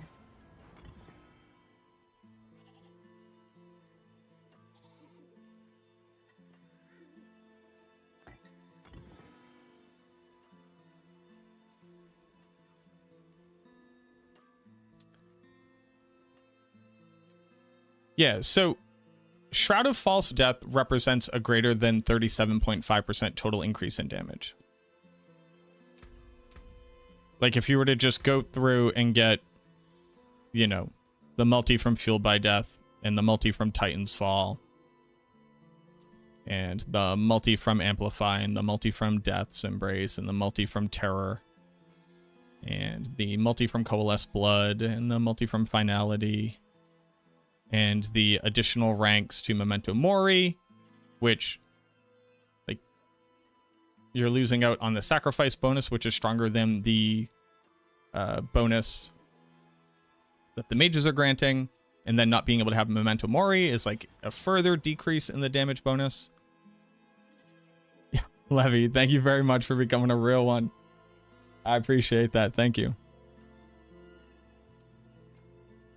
Does Shadowblight scale from Corrupting Beyond? No. It is your total between those two numbers is what it scales off of. Like, it's mathematically impossible for you to get more damage.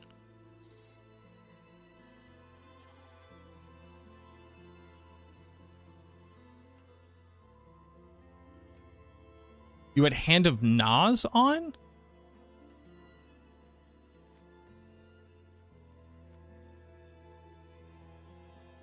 You just said a second more insane thing, TK. So you're missing a multiplier on your gloves.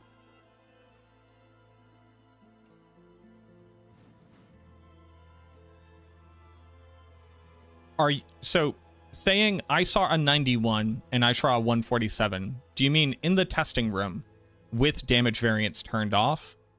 Or are you just talking about the biggest numbers you've seen in general that you can remember randomly while playing?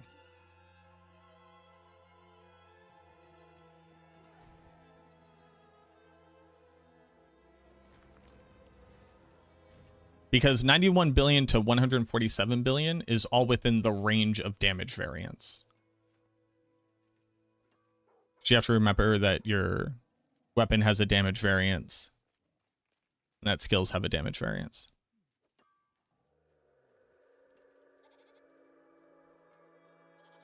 Yeah, I will say, try to replicate that in the testing room, and if you can, let me know how you did it.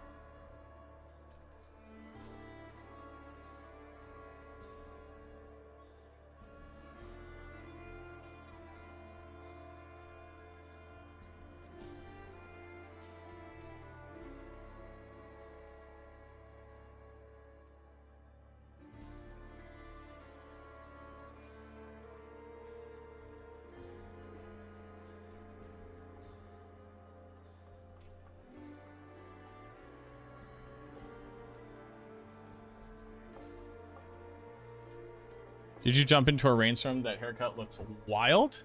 Did I jump into a rainstorm?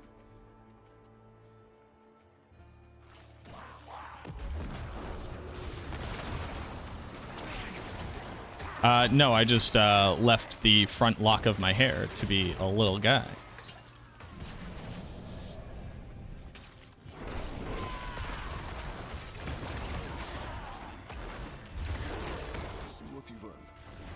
going on, Taya?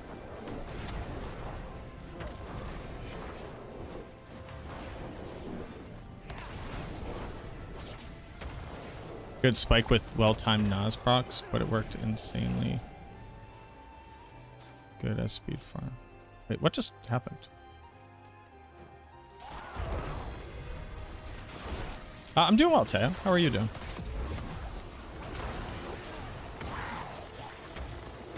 Hey, what do you make of only the Australians being asked to test stuff out for Diablo or to be interviewed or whatever?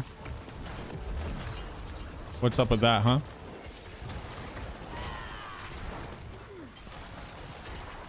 Did you secretly get an invite to be tested on something in Germany?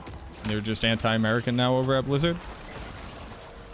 The 3 weeks were insane. Yeah, the picture was very cool. Or the pictures were very cool. Hair versus green screens make you more fuzzy. I'm a fuzzy boy. It is interesting. Do I think that you should have sold these GA Skeleton Mastery gloves for gold? Do I think you should? Sure. They don't serve a purpose because the Hand of Nas exists. I don't know who would buy them, but...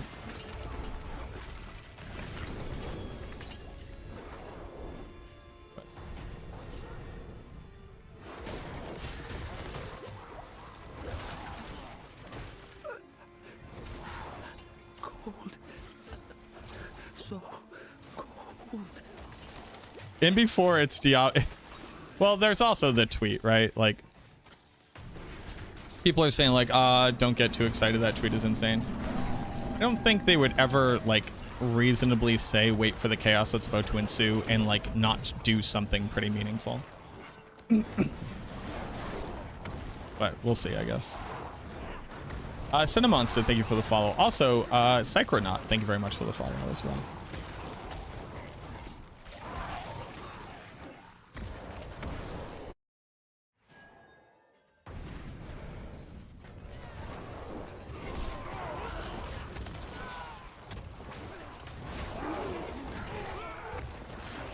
Is this build good for bossing? Yeah.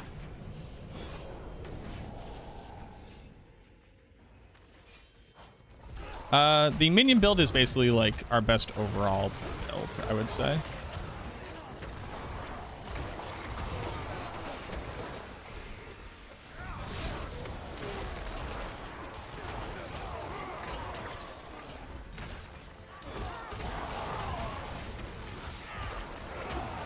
The only thing that it's bad at doing for bossing is Harbinger and Duriel, or Endariel, because you have to target things.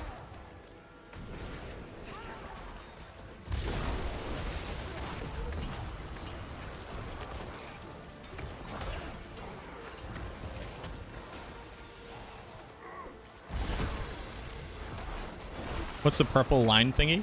We have Heraldric spells. So you take a spell effect and you add it to one of your skills and it triggers whenever you use it. And then you modify it with 3 different things, and then you can also put 3 different gems in your gear. That's kind of based off of it. Yeah, that one's more loosely.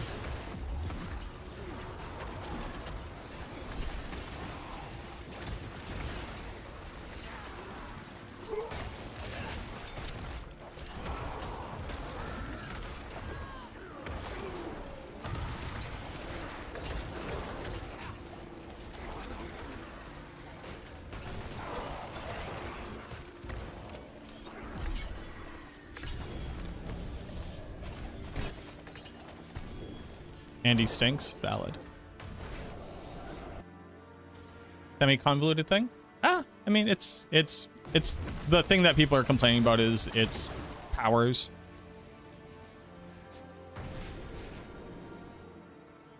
It's definitely an interesting iteration on it.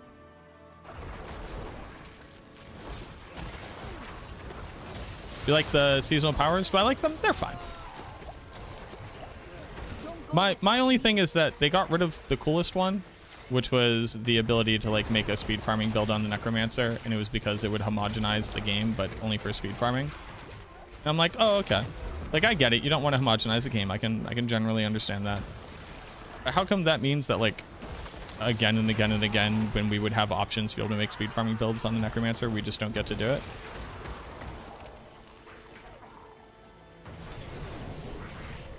Like, I would argue that the game is very homogenized and that all of the other classes get like active mobility that also does their damage, so they get to attack while moving, and the Necromancer just doesn't. So it's like fine that the game is homogenized in that way, but not in a way where the Necromancer would be able to benefit from it, and I think that kind of sucks. But that's me being biased for sure, and I do understand the idea of like not wanting everybody to be playing the same thing. The only issue being that the build that it was, like the floaty bubble, like only did like pit tier 65. So I guess people speed farming pit tier 65 and outdoor content would look the same. But because it's so horrible to do it on classes that aren't things like the Sork, the Rogue, and the Barb, that's just what outdoors looks like anyways. Like the idea that like outside wouldn't be homogenized is just kind of funny because it always is.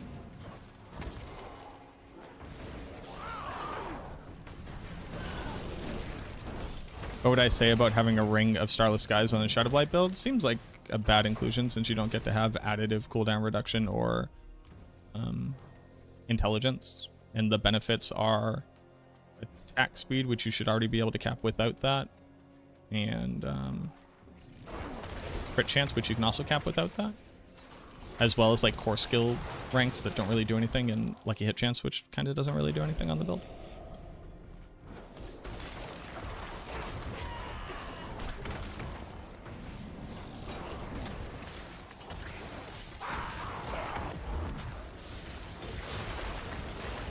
Like, Ring of Starless Skies is really good when you have a core skill doing damage and you would like to help solve for resource management. As well as, like, builds which just cannot get crit or attack speed.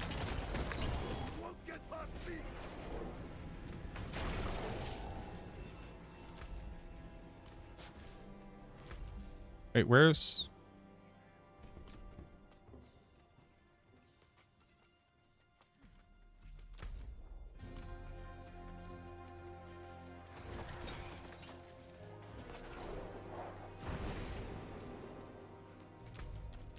Where's my thing?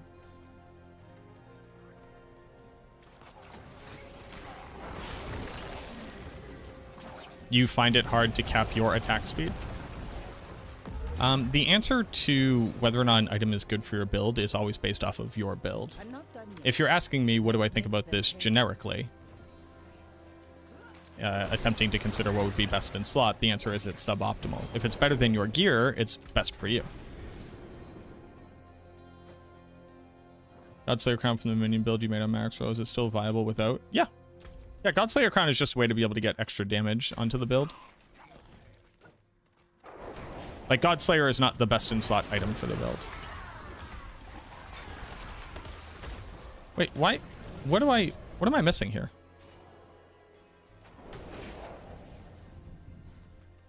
Why hasn't my dungeon escalated?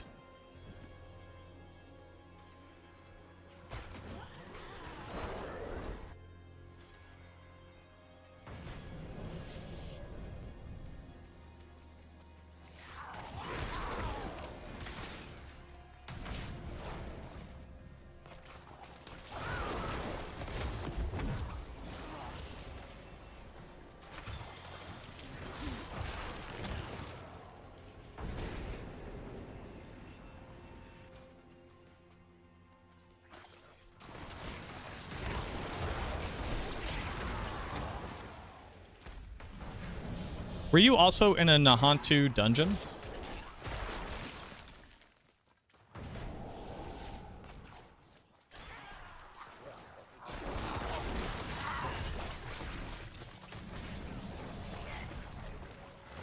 That's cool.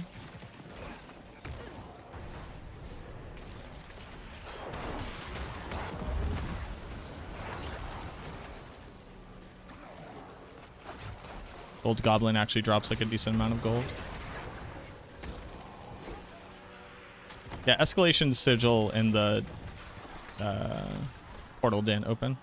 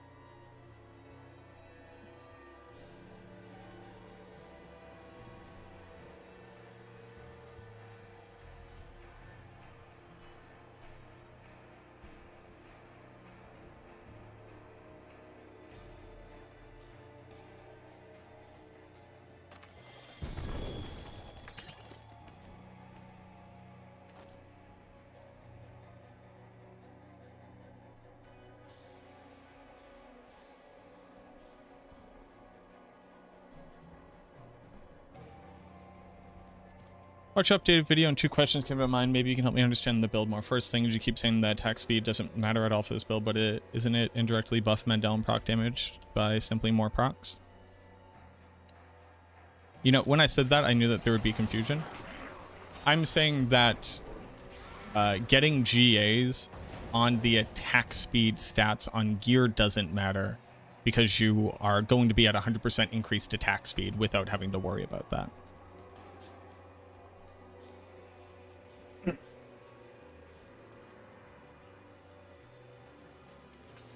And Grasping Veins is strictly better. So you have 100% crit chance.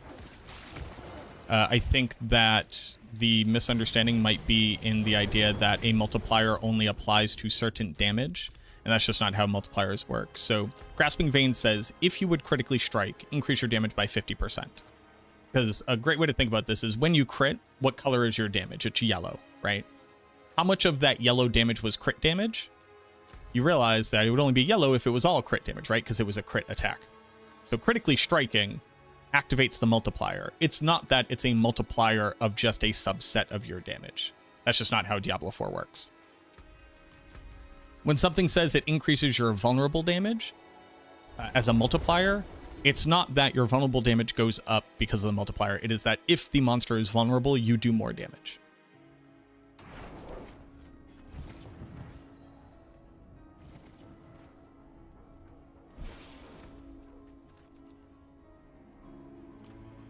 So attack speed isn't something you need to focus on because the build will naturally get up to 100% attack speed. And going above 100% attack speed doesn't do anything. See some steel you need. Grasping Veins is good because it is the biggest multiplier that you can get for all of your damage. In that slot, like after you consider Service and Sacrifice and you consider Reanimation. Yeah, I guess I just lost this Escalating Sigil key.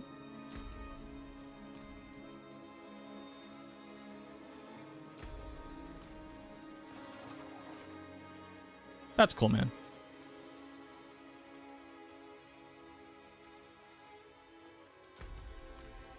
Cool.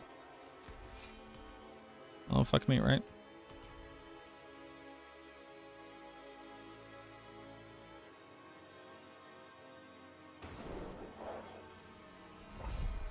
But also, Great Feast isn't a 50% damage multiplier, it's a 45% damage multiplier. So that would also be worse than Grasping Veins. The benefit of Grasping Veins is that it also gets you a ton of crit chance, which makes it easier to reach cap. What up, boo-boo? What's good?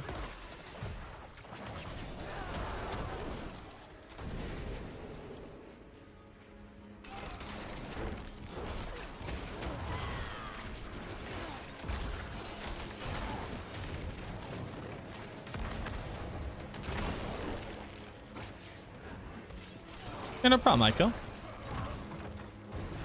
Using Damned on the build is, like, actually wild.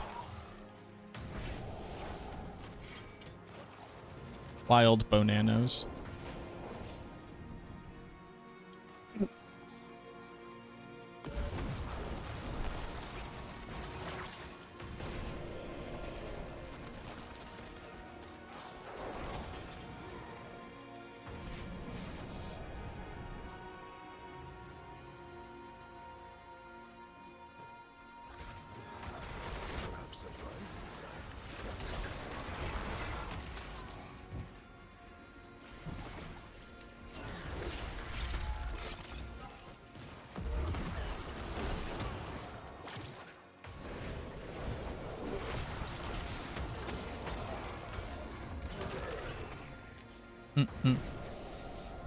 Did a video on this build? I did. Exclamation point minions.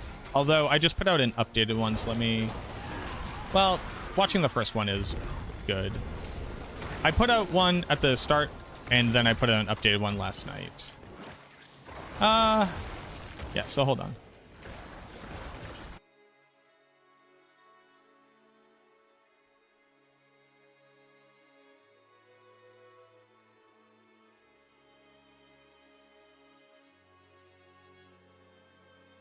Summons damage multipliers apply to minions? Yes. Shouldn't say minions? No. There is a strata. Everything that fights for you is a summon. The Necromancer has Necromancer-specific summons, which are minions. Underneath minions, you have very specifically skeleton warriors, skeleton mages, and golems. So everything that's a minion is a summon. Everything that's a summon isn't a minion.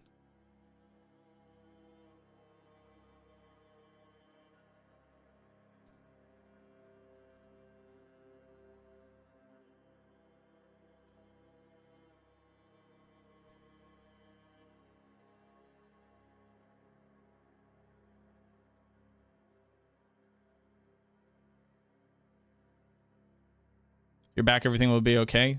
Thank Christian Jesus. Yeah, no problem. If you have any other questions, let me know.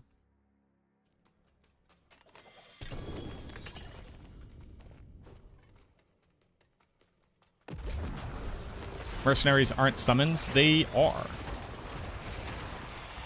Actually. They're just very restricted.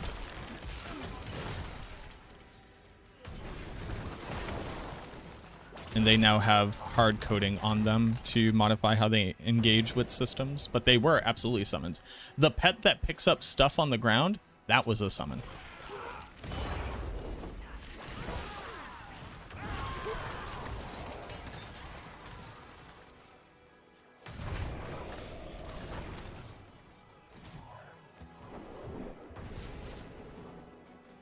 Technically speaking, when you have an NPC following you for a quest, that's a summon. Don't get summon multipliers? I actually haven't tested that.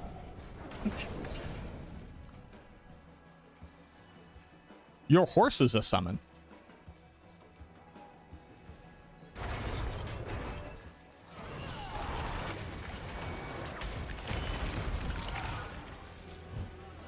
Will I switch to Shadowblight? Yep, I'm farming for it right now.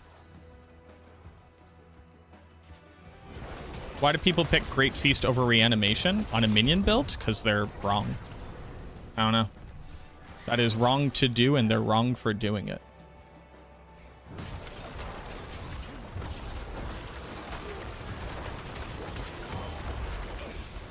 If you see a build guide that's recommending Great Feast over Reanimation, you're looking at a build guide by somebody who does not know what they're doing or has made a mistake. Have a good night, TK. We need horse aspects? That's what I've been trying to say.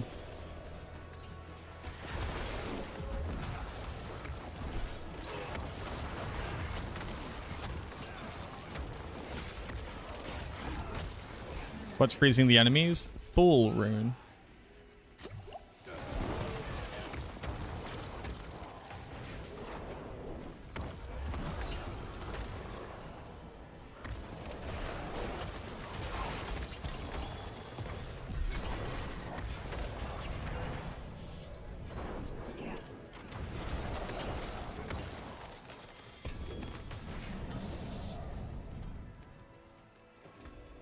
Hellbent?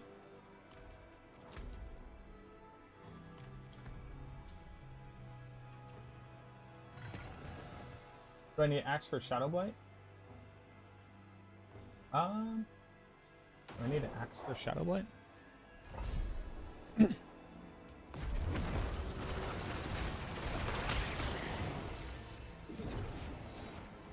I'm all set, thank you.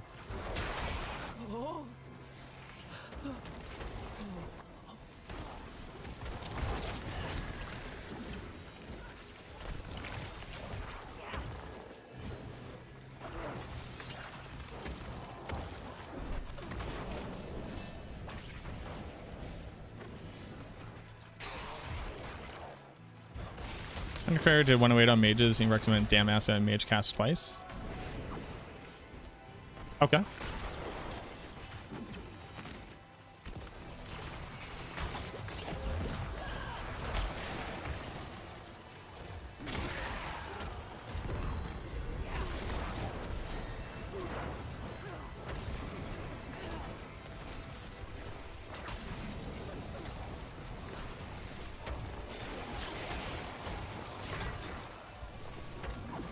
What armor am I looking? This is this season's battle pass. Cosmetic.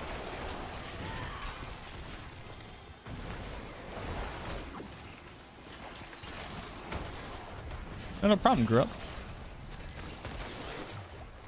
Thanks for hanging out.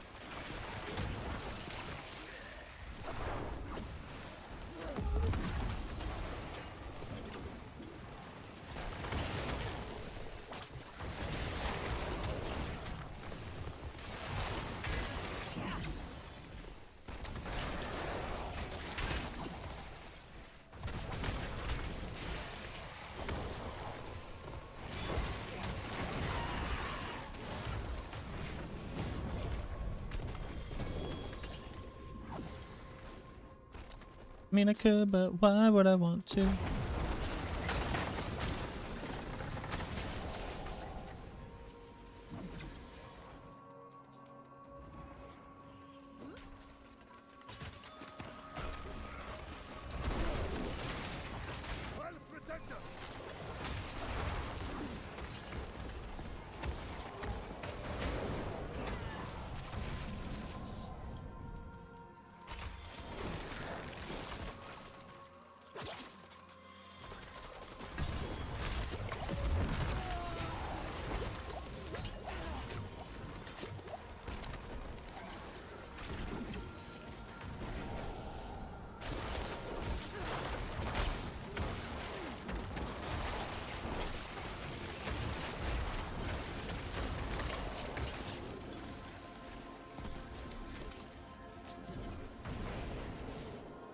Oh. This was an event.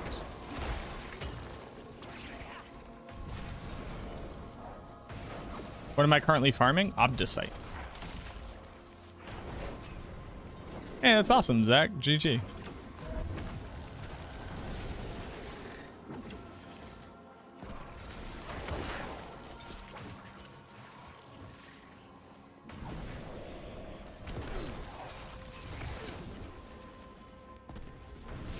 Is this 108 clear on Helltides?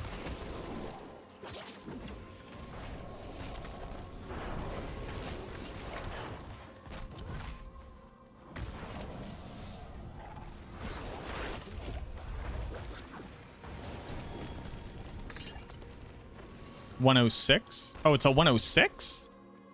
Or is it a 108?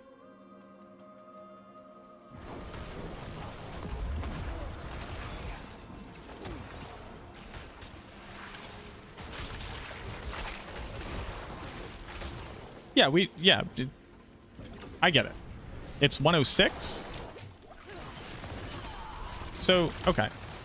So, and you're not starting drama. I'm not gonna go judge somebody. But Minions has, what was the last Minions clear that Ronnie got?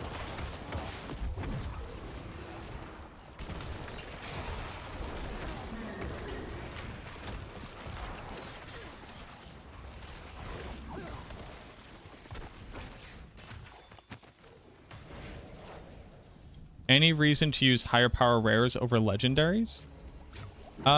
Yes. Higher item power. So, higher item power weapons. So, a rare item is just a legendary item you haven't put an aspect on yet.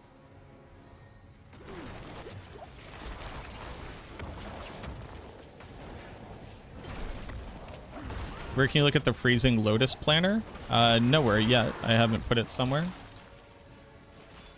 If you let me get to the end of this dungeon, I can go put it in the Discord.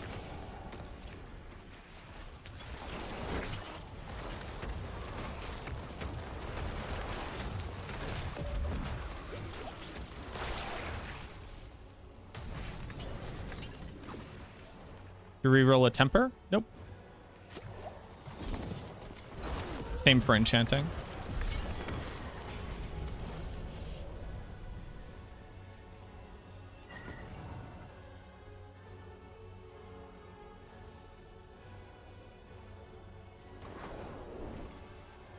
Hold on.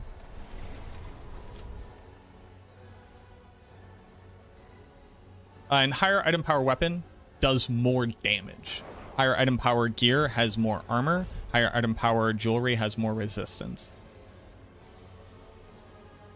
You imprint aspects at the occultist. Tempering is adding more affixes to the item at the blacksmith.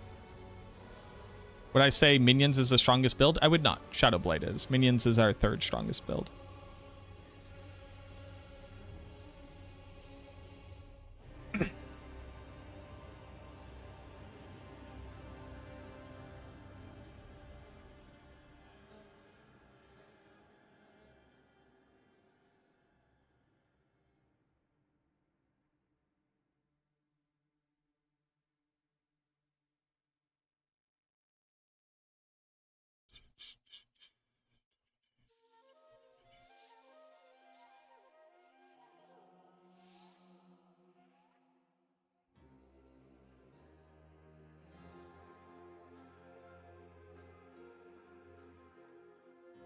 Build guides. Edit.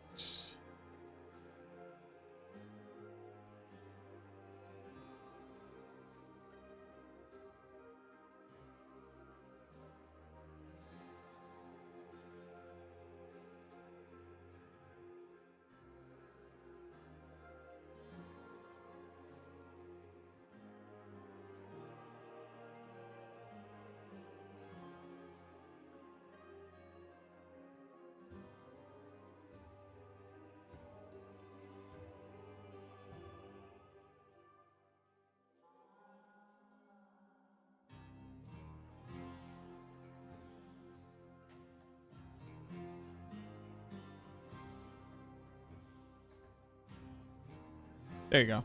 It's in the Discord. Shadowblight is pretty strong. It is.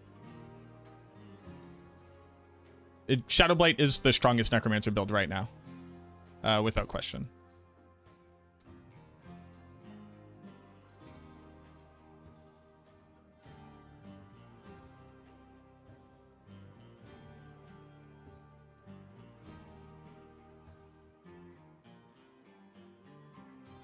This is a 107.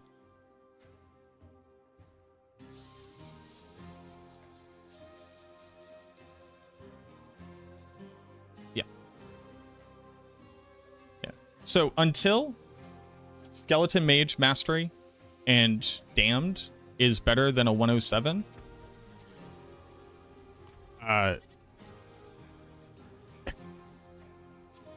maybe I'll make a whole video just like showing the math.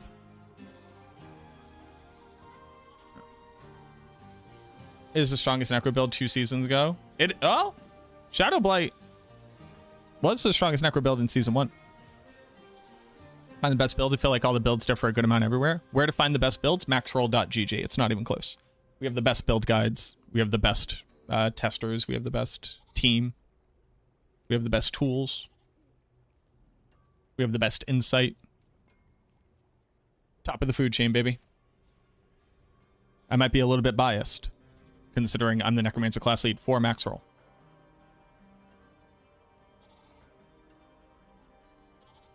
Link is going to another build. Fucking impossible.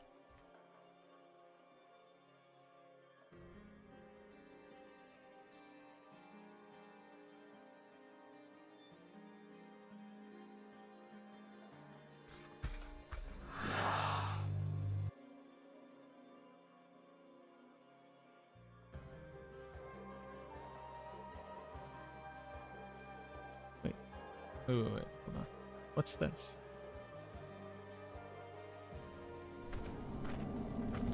Oh, I see what happened.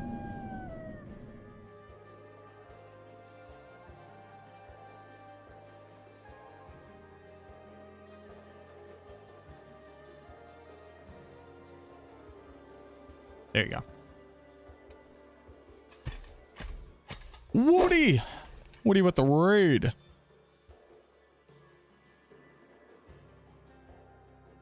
Woody with the raid. Woody with the raid. Woody with the raid. Hello everybody, my name is Clark Kent. You can tell because I have this little swoop of hair and I'm wearing glasses. I'm definitely not Superman. Don't worry. Yo! Sotai. What's going on, friend? Hello, hello, hello, hello, hello. Woody rage quit? What happened? Not once, but twice today? In hardcore? Woody, sir. That's why you gotta play softcore. Be ready for the big leagues. Welcome on in, everybody. My name is MacroBioBoi. I'm the Necromancer class lead for Max Roll. I'm currently farming Obdicite so that I can try my third build for the season. If you're looking for the mage minion build, the best of the best in the biz out there doing it right now, it's linked right above you. You can also check out the build guide on Max Roll by Sirach.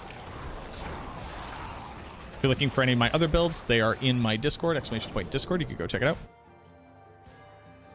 And we just got done building a Freezing Lotus build, a build that finally uses Bloodless Scream and is actually pretty good.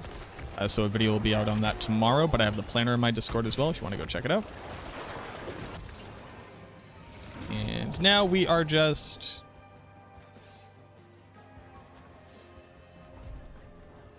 now we are just farming up some Obdicite. Thought Bone Spear was Season 1 meta. Bone Spear was meta. It was very, very good for bossing. It was very bad for Nightmare Dungeons because it couldn't survive. Infinimus was the only build that could survive on the Necromancer in Nightmare Dungeon tier 100. And that version of Infinimus was a Shadowblight build. Back when you just couldn't survive the damage. If you're looking for a really good lazy build, like look at this. I don't have to do nothing. Pick up my little XP orbs and move on with my day.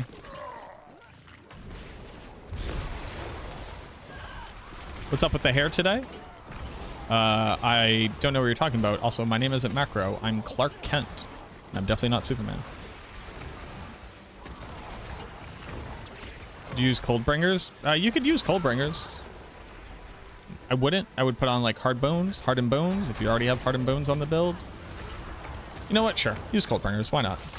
Add on a little AoE clear for you. Everybody likes Coldbringers.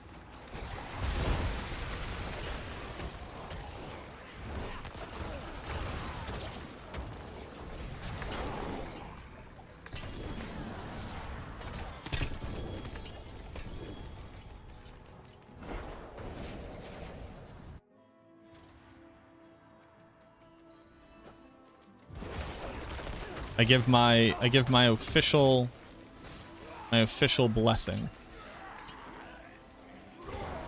In the early game, Coldbringers does like a decent amount of damage. Oh! My savior. Come along, gentlemen. Kill the bad men. Follow Shadow Rodion. Venry. This is why I don't play hardcore. I'm not looking at my screen.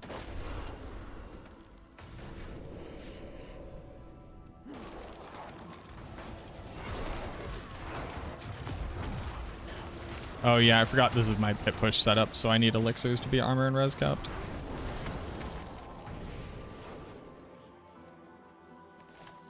Alright, don't just stand blindly in damage. Got it. Am I res capped at least? Nah, I'm res capped. Who cares? That's a little armor cap. Never hurt nobody.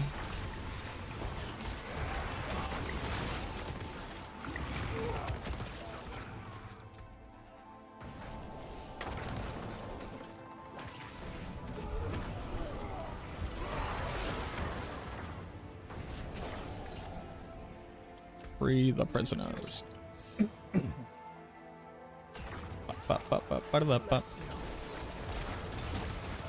Also, if you have Godslayer crown, you can actually toss that on your helmet for like a free damage bonus. Bless you. And then 2 men are here. Blah. Dude, back in the day when those leaping barbarians used to one-shot you, that was a hard time to play this game. You clear pit 100 with this build? Yes. I cleared pit 100, what, like 2 days ago?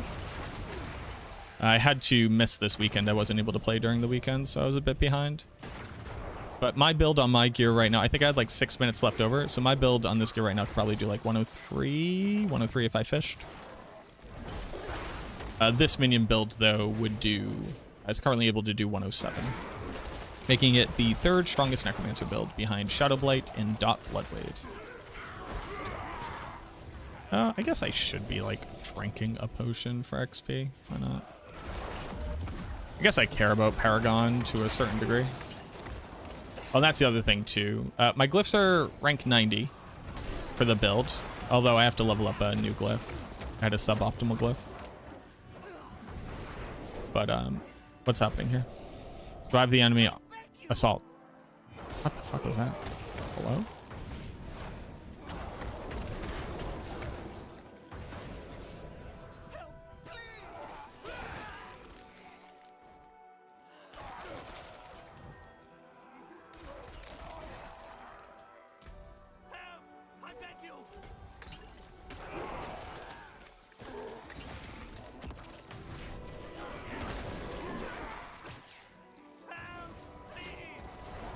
Why is this event so wildly slow? Over here, help!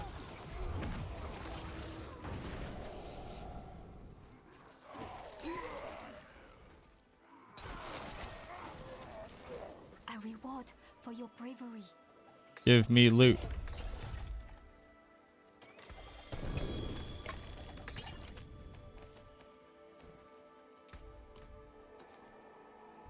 But this build can do 107 if I had better gear.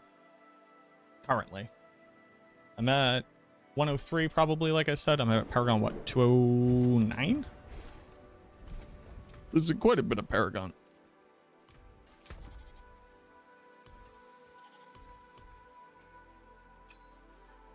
Can't keep my hands to myself. See some steel you need? What still got some? Do you gain if your glyphs go from level compared to level 45? How much damage do you gain? Like double damage?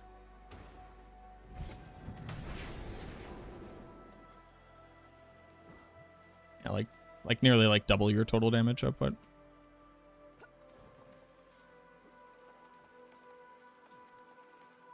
Yeah. Multipliers are a hell of a drug.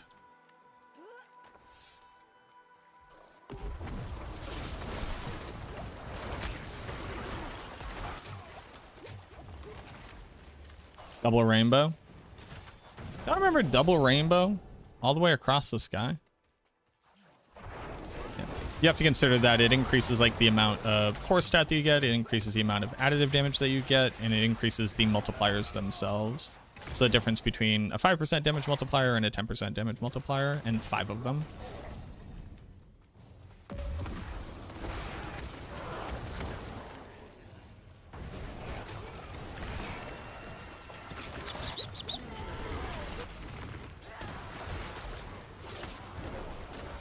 I wish when these chests were on the ground, they had an icon when you saw them. That would be pretty chilleroni, as I like to call it.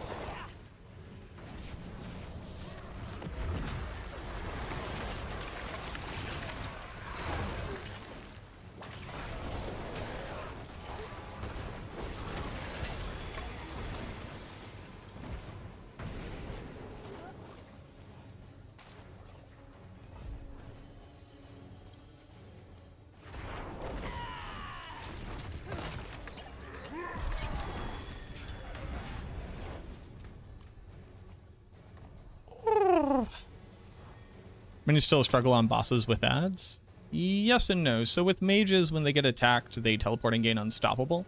And they tend to teleport around the Necromancer themselves. So they stop. So what would happen is that minions would get stuck in this feedback loop. Where they would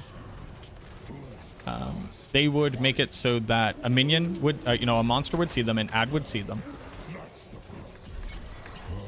The ad would try to run away from the minion wouldn't be able to kill them, the minion would chase them, it would move further and further and further away from the boss.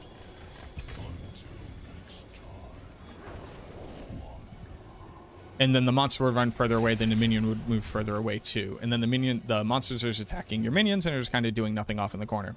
When the mages teleport, the ads will then target the next one, but if they're all teleporting away, it kind of naturally moves your minions closer and closer to a more optimal place where you can then pull them in with corpse tendrils. So, hold on. My girlfriend's calling me. Hello?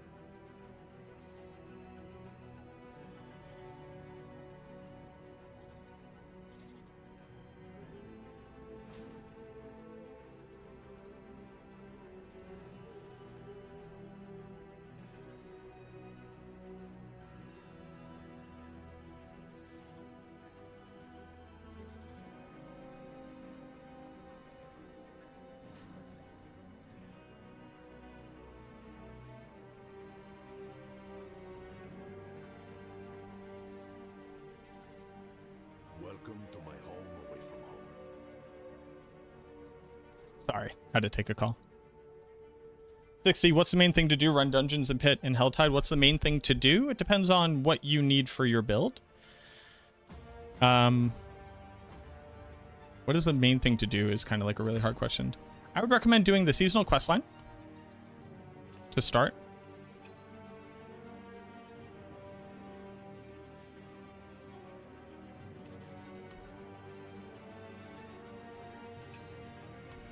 And work on the season's journey. And do things whenever there are whispers. And kind of go from there.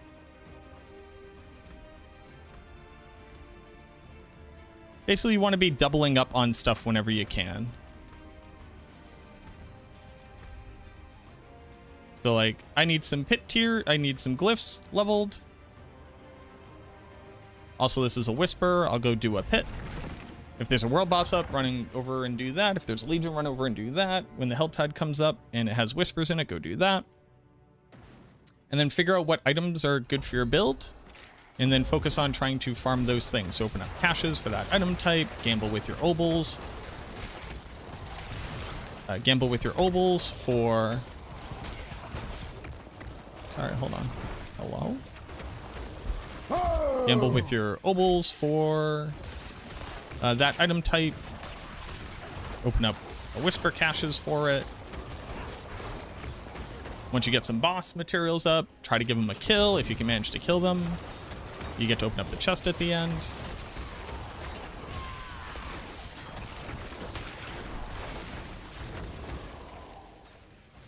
Just always try to be doubling up on whatever activity you're doing.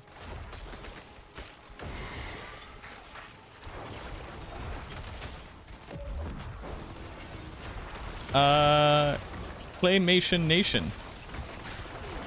Macanruta. Gigawatt. Follow. Thank you very much for the follows.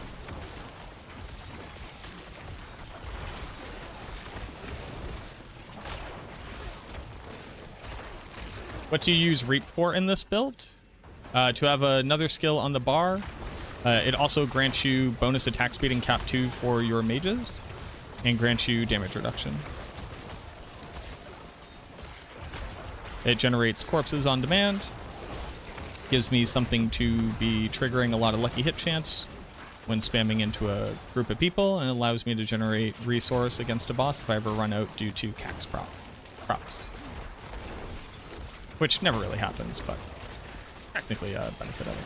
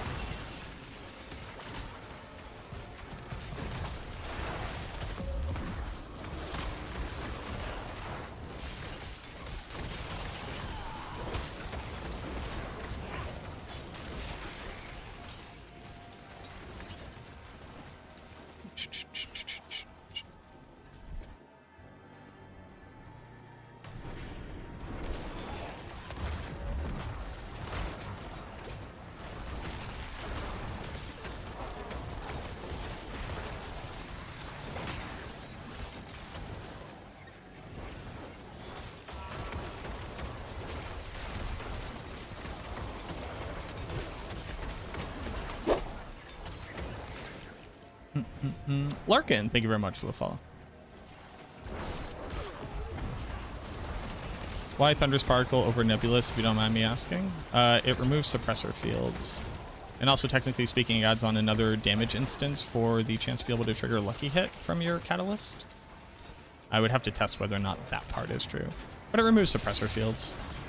It will make you less tanky. It will increase your clear speed. It's really only something that matters for pit pushing.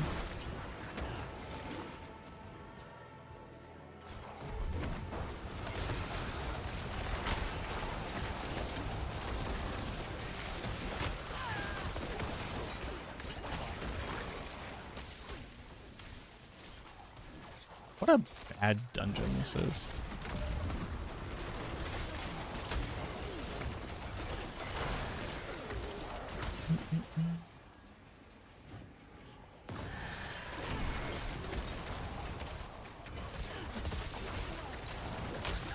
Like to push? There you go.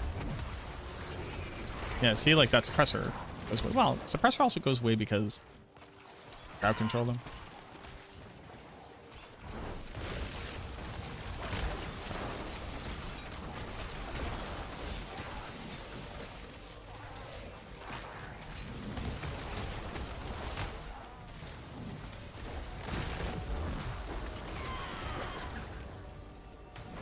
About to try your first world boss? Nice. What build is this? This is Mage Minions.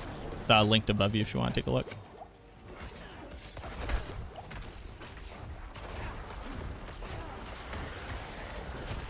Am I like... What's happening?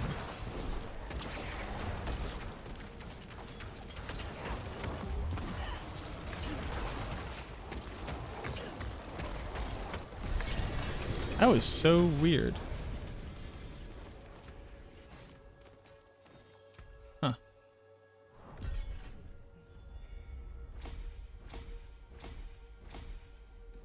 Off we go again. Do you have any extra Blood Moon breaches?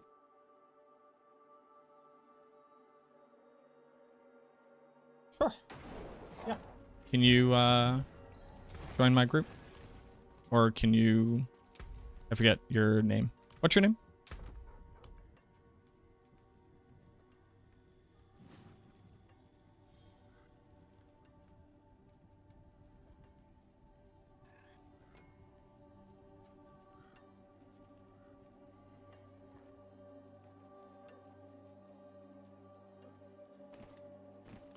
Spell's chunky.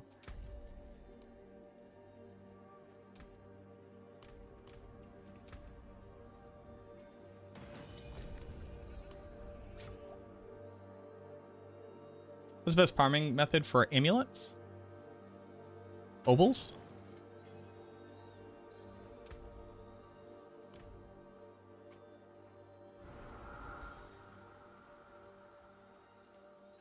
Where did... Oh.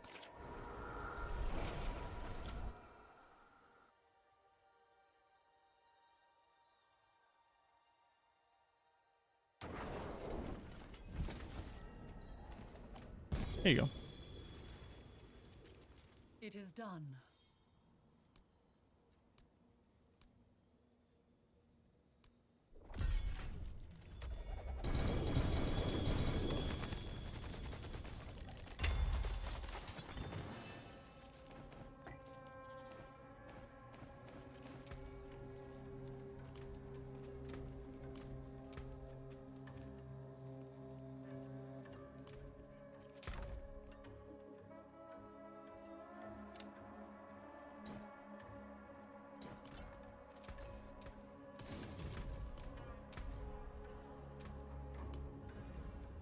Okay.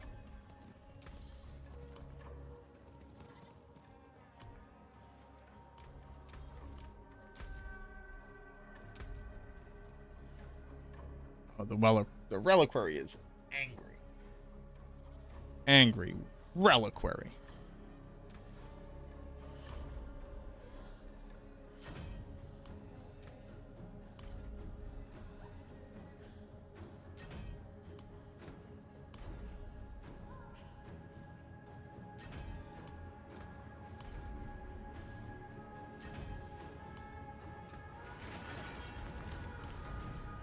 I very much like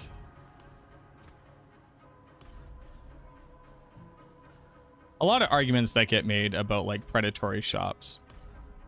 One of the things that just like very casually gets said is like, you ever notice how it automatically goes over to favor token, or it automatically goes over to platinum and forces you to buy it with platinum and you have to choose not to?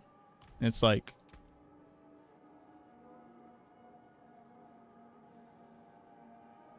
or hear me out, it's a PC first game and there's nothing malicious about it. And the way that it translates to a controller is just the same way that like all menuing translates on a controller.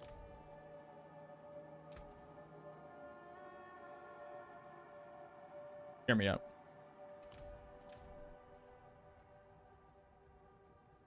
Hear me out. Hear me out. There's like perfectly reasonable things to critique. The Illuminati secretly trying to mind manipulate you to get you to spend money you don't want to is just not one of them.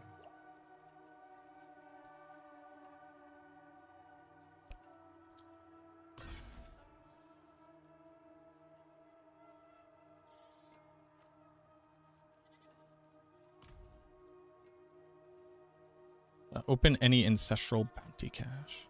Didn't I just do this?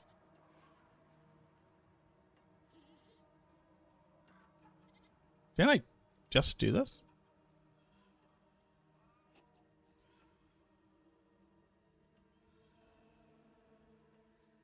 Hello?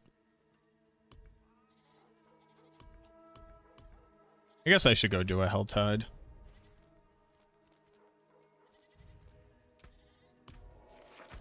Oh, when's world boss? I'll go do a world boss. I love world bosses.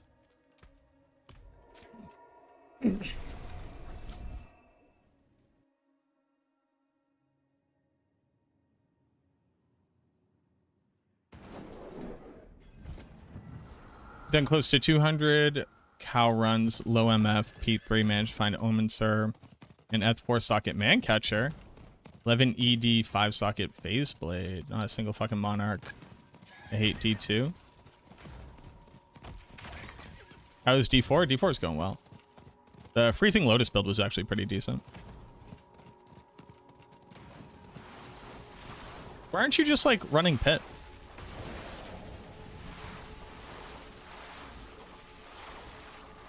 There are absolutely product managers who have the stats for those things optimized towards them. Oh, absolutely.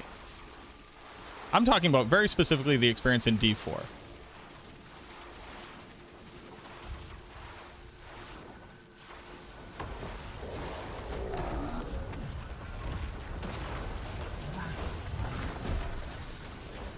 Oh. Nope. Can't generate against this guy. I wonder. Hold on a second.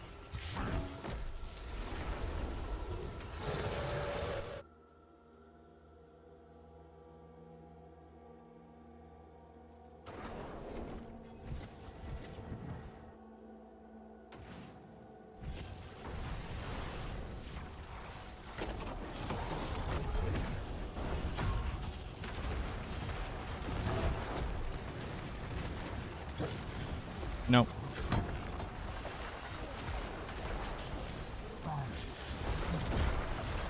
Fresh single player account on PS5 running Blizzard Sork even with Sunder you're not suffering.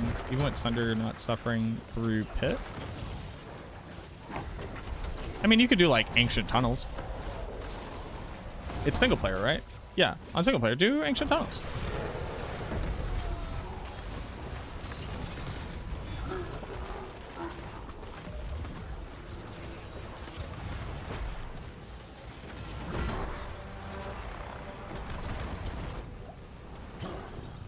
Like, doing Cow's P3 on low tier Blizzard Sork is like pulling teeth. It kind of sucks.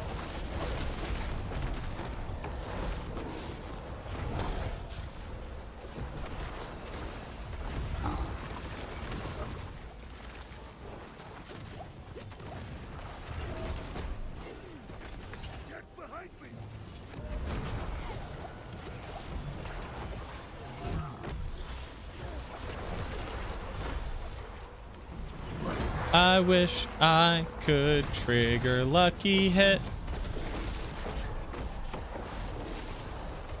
You just use the Mage's Apply Curse. You get real sweaty. Runs are taking 8 minutes? Yeah, that's way too long. Ancient Tunnel run should be like 2 or 3 minutes. And you get to pop a sparkly chest.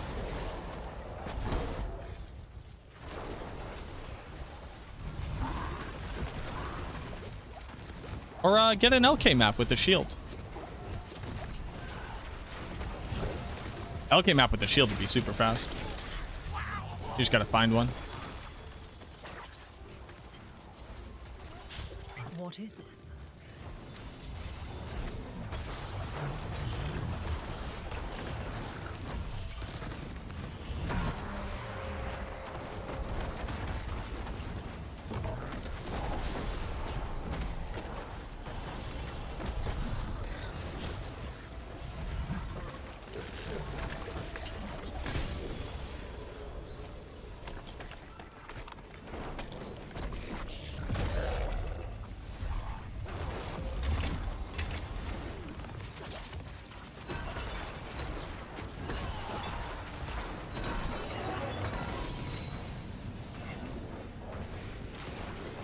You already spent 3 hours resetting for your 2 clamp close to waypoint.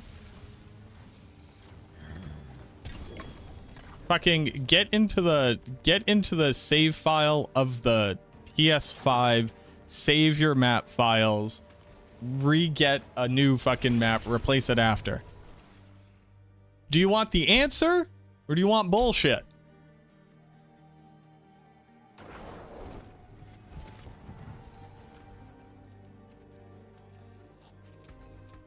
Better than starting from nothing. Because it sounds like you want bullshit. Also, I think it's going to be like the second Helltide I did this season.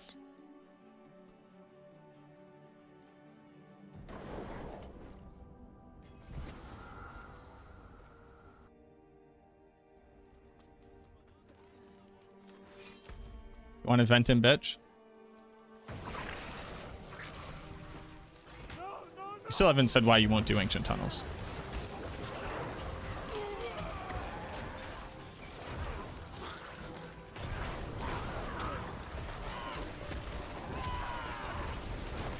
Fucking Seal Pop Chaos.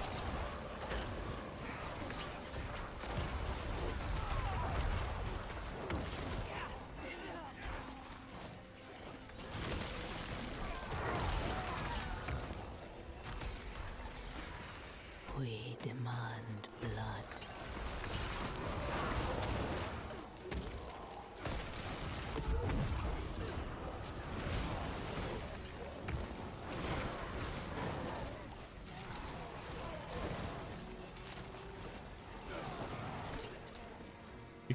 You avoid Ancient Tunnels on Blizzard sorcerers.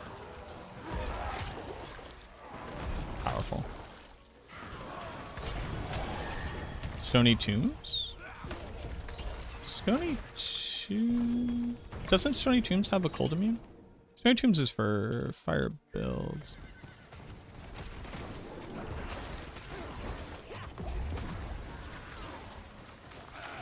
What is cold immune in the Stony Tombs? Nothing? Nothing and I'm just fine?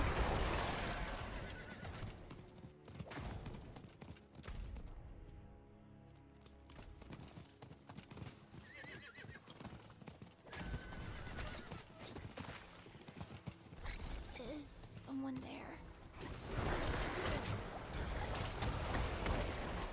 What are good replacement runes? Well, I would need to know what runes you have to be able to recommend them. Please stay.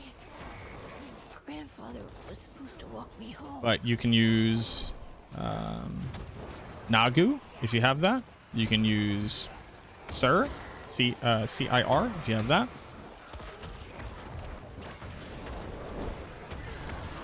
Running Fire Arrow.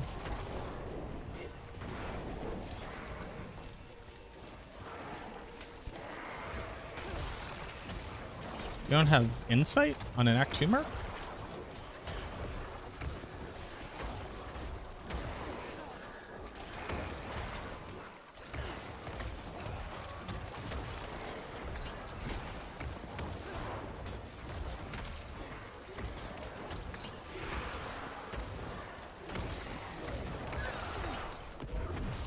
Oh, yeah, insight bow.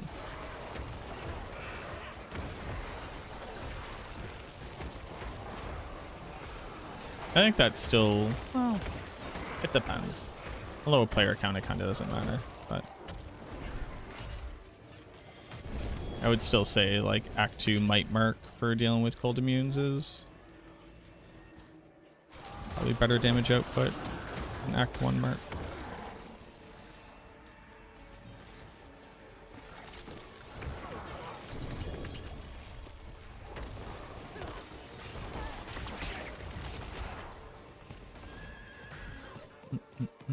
Low res on swap though. That's what's up. Did you ever see that video I had put out when we were first kind of having the conversation about Sunder Charms and what Sork was best now and what it meant that like Sunder Charms worked in the way that they did? And I did this like massive analysis on like how cheap you could set up the other starters to do like Fireball or Nova. This like whole analysis. How far along are you on the stream dream? Oh, we actually finished it. Pretty decent build. Probably tops out around pit tier 95. Maybe more with better gear. And is interesting to build into.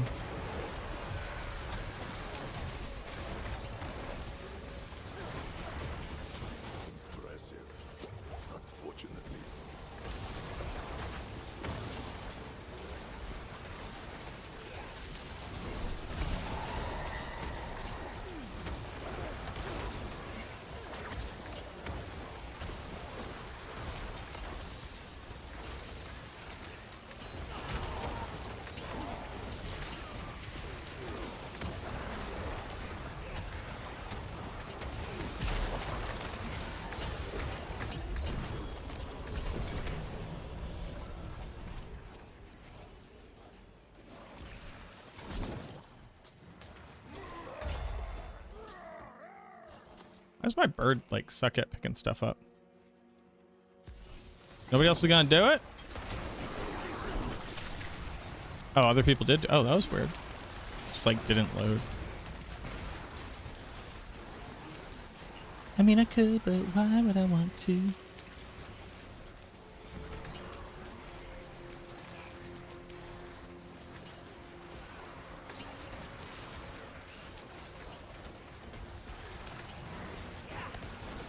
Hey, thank you, Raven.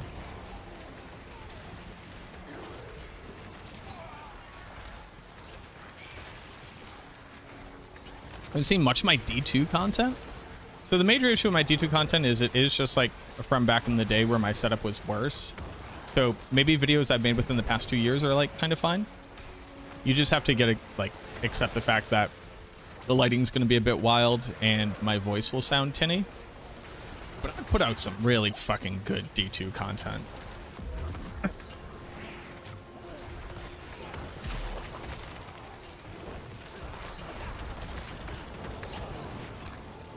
I'm talking big boy analyses.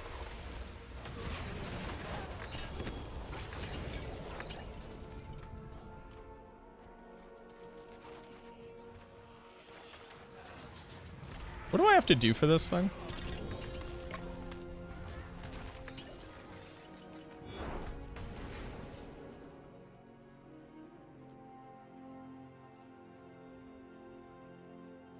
I have to open up these. Rip.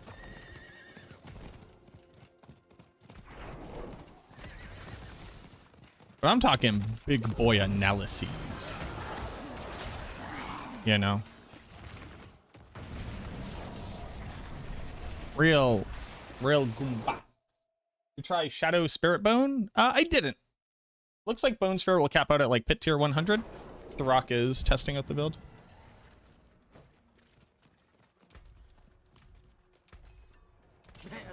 starting from nothing. Okay, that's a lot. Like, as payment?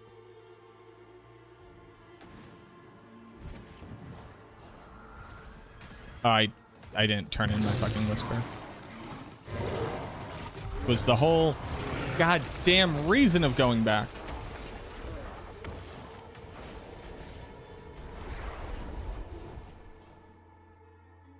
I mean, I could, but why would I want to?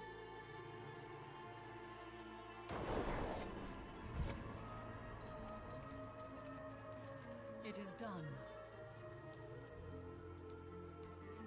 Can't keep my hands to myself. Shut up. Okay.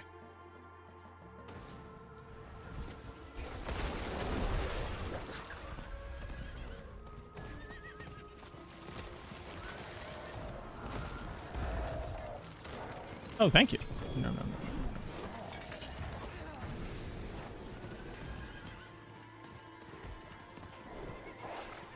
Hot fixes just got posted? Oh, really? Anybody on Twitch got a link for hot fix? Hot patch fix? You know the thing all the kids are talking about? Hot fix patches?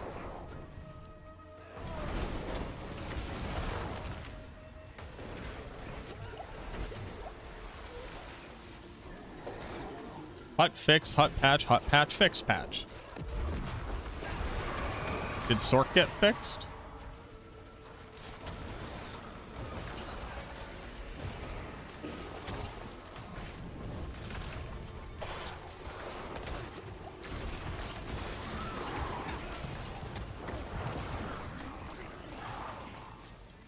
Or are they still just doing whatever they want to do?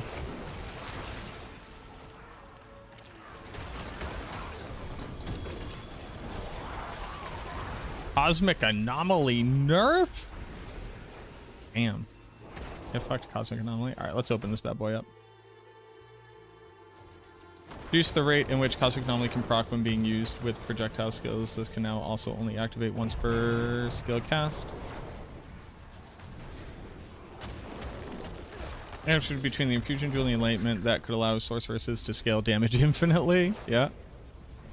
Where the Herodric portals and Herodric storms were difficult to interact with. Stability. Nice, we love stability. I mean, I could, but why would I want to?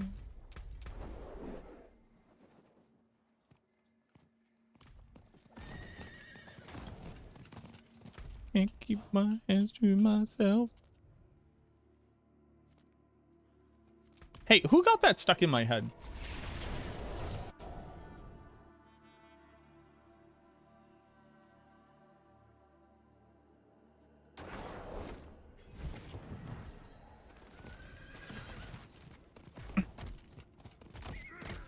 Ability fixes in a Diablo 4 hotfix?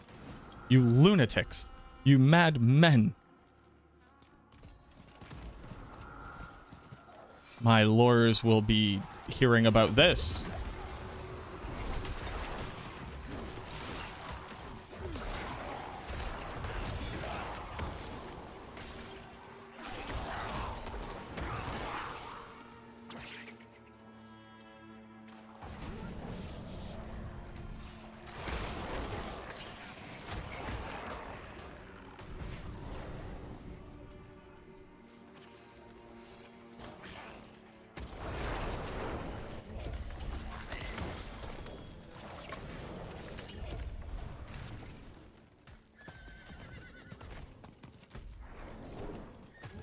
Can't keep my hands to myself. Quite the challenge, eh? What's up, fellow kids?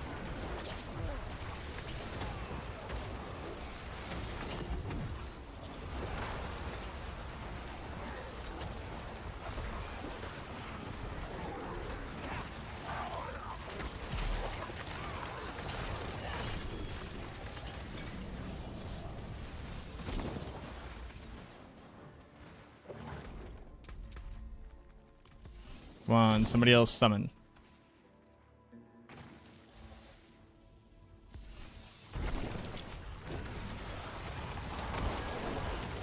First Stony Tomb run, Monarch. Let's go, baby.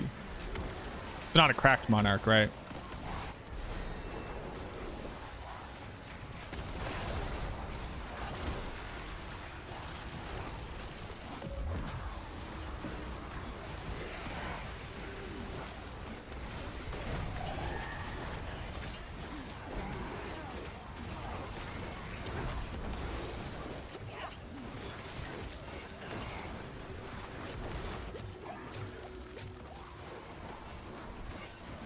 Look at me go.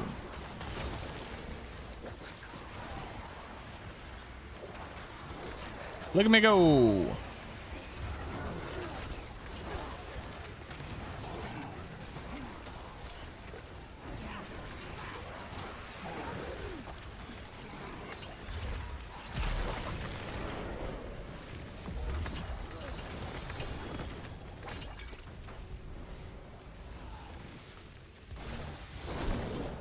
Remember when Blood Maiden used to give like good amounts of loot?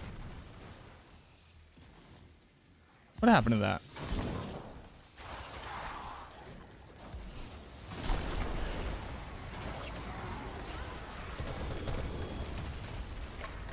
Remember when that used to be true?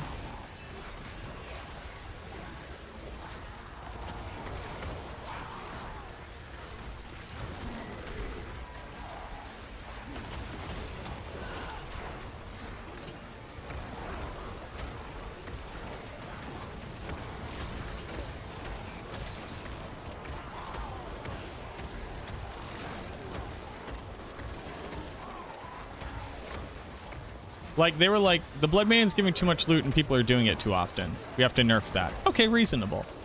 World Tier 4 Maiden where you put in a heart. Drops 2 items. Well, what the fuck was the point of that? Like, is this just to get cinders? I mean, I guess, sure.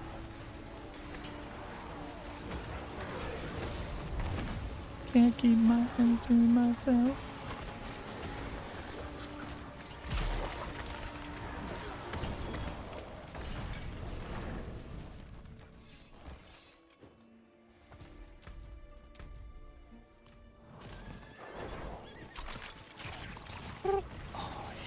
Fight all the bad men. Bang, bang, bang, bang, bang, bang, bang, bang, bang, bang, bang, bang. Got my little scattered prisms. Y'all remember Forgotten Souls? It's farm members.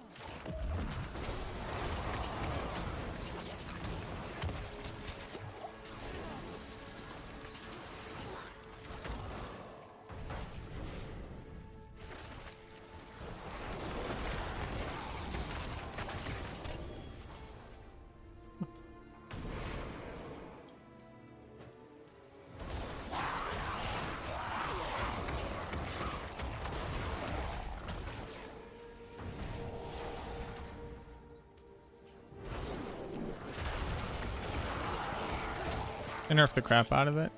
Yeah, but like, you gotta do a lot to fight that lady, and for her to drop 2 items is bad. You know, I just wish she dropped more than 2 items. Maybe 3 or 4.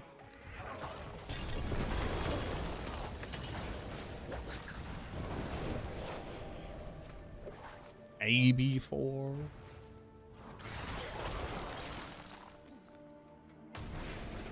You know, who knows? Pepperidge Farm. Pepperidge Farm member. What am I doing? What am I doing? What am I doing with my life? It looks great, but why do we need Bone Prison? It's a damage multiplier. And when you cancel it early, it activates Kalan's Edict damage multiplier from when a minion dies. So it's 2 awesome damage multipliers for the price of 1 skill. It's a 15% damage multi and a 20% damage multi. That's pretty good. Pretty good, I say. No problem. Let me know if you have any other questions.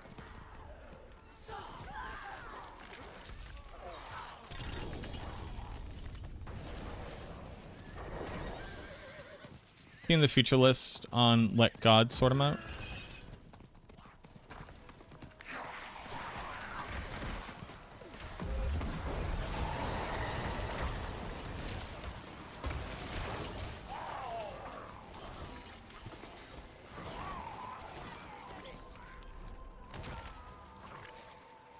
So, do you want the good news or the bad news?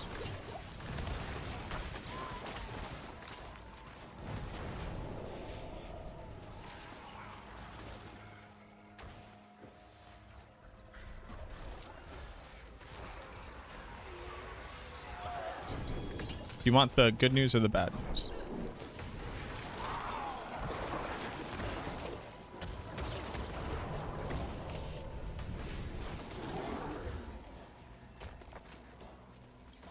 I do not have any more rings of Mendel, or I would give you one.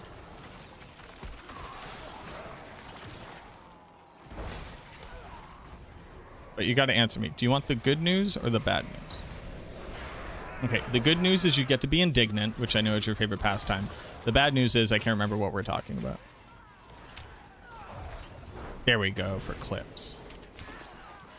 I forgot. Impressive. I had not. That looks cool. Got the Clark Kent? It's not the Clark Kent haircut. My name's just Clark Kent. And it's definitely not Superman. Am I, like, all I'm doing is picking up souls, and for like a solid bit of this, I was behind?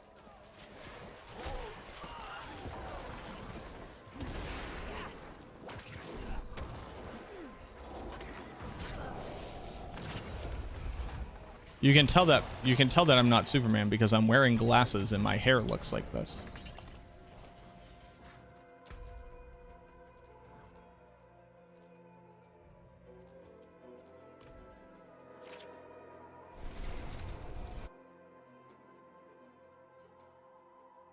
Oh no!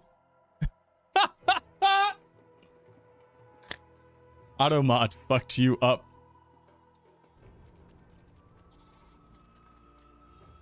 Damn. Automod just hurt your feelings. That's homophobic. I think we could all admit that's homophobic. Does grandfather be able to use along with minion build? If it's better than your current weapon, yes, but it is worse than a regular weapon.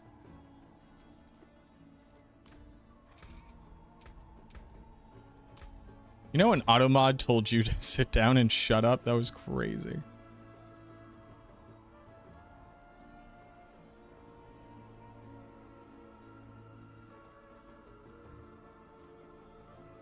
No problem, Tom.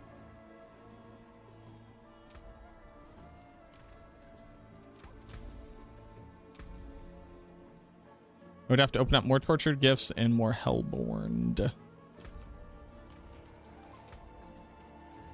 To the grind.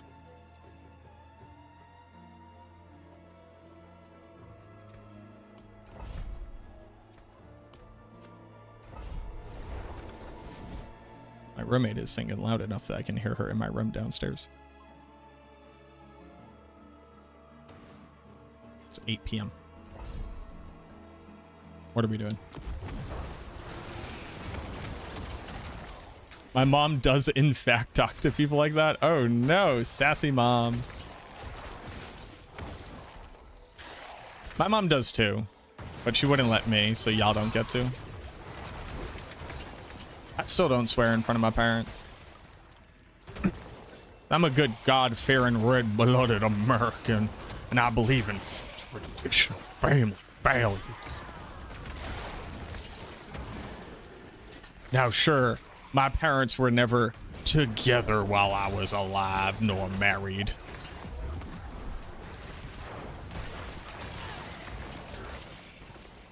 That doesn't stop me from looking for traditional, pure, good.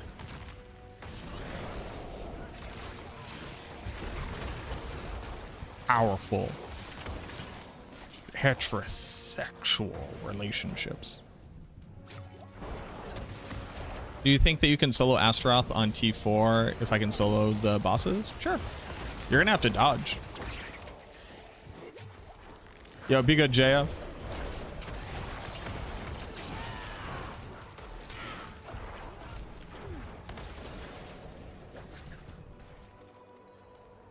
Into the trad wife. What are you trying to say? What are you trying to say? You say Panda is not a traditional wife? Well, first and foremost, we're not married. So she's no kind of wife. We're gonna get married. We just bought a house, leave us alone.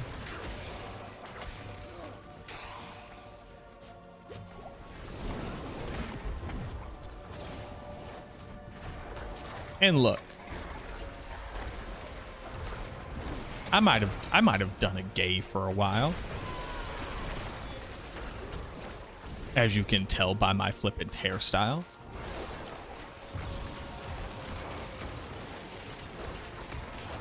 A traditional hairstyle. But previously did a gay man. My soul. Please. Take it back from them. I don't have a landing pad for this joke. I think I'm getting dangerously close being offensive. I'm gonna just stop. What do y'all think? We should take a poll.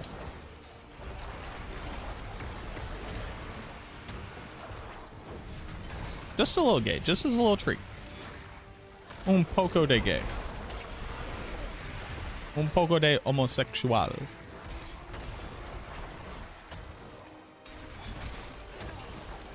I'm gonna come out. Oh, this ain't me coming out. I'm queer as fuck. Continue. Ha! Nah, I'm queer as fuck. Such power.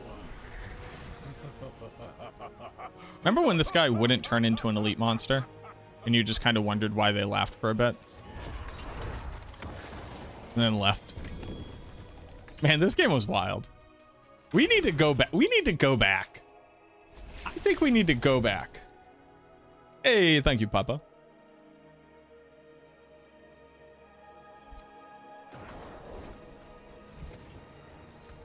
I think I could, but why would I want to? Queer? Unfollowed. Grinder? Homie, I was gay before Grinder was a thing. Please, honey. I had to go out and just pick up gays at bars. Better than starting from nothing. Oh, remember when the survivors would die from a single instance of poison damage? It's how God made you. It's how white Christian Jesus made me.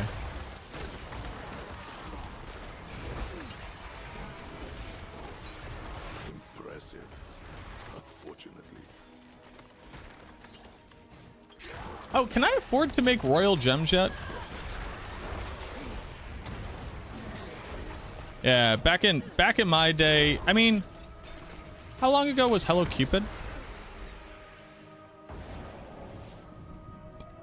Black Jesus made me. Powerful. I should not have assumed that you believed in white Christian Jesus. You're right. I'm in South Beach. Hey, let's giddy. Biscuity. I never used Hello Cupid. I dated a man the traditional way. A gay man showed up and showed interest in me. And then a year's worth of drama ensued.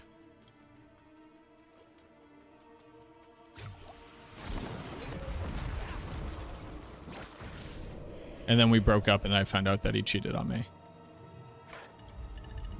You know. The traditional rite of passage of being a newly queer.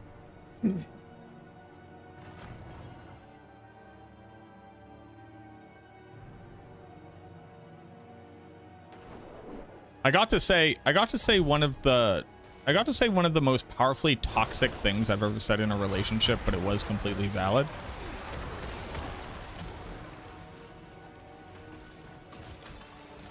And to this day, I'm pretty proud of it because I don't, well, that's a little bit of lie.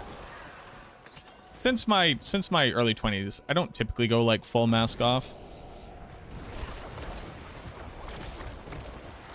You know, I'll have instances where I do, but not like my crash outs of old. They were powerful, but no, we were in a fight because it was the weekend and he was at the campus, like my college campus. So that meant we had to be in a fight.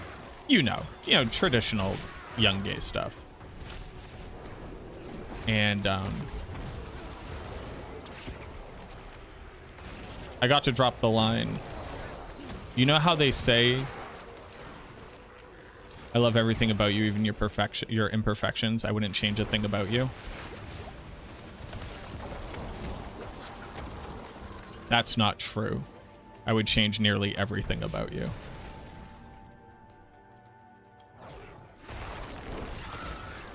That was powerful.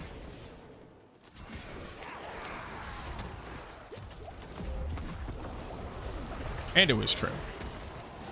He sucked.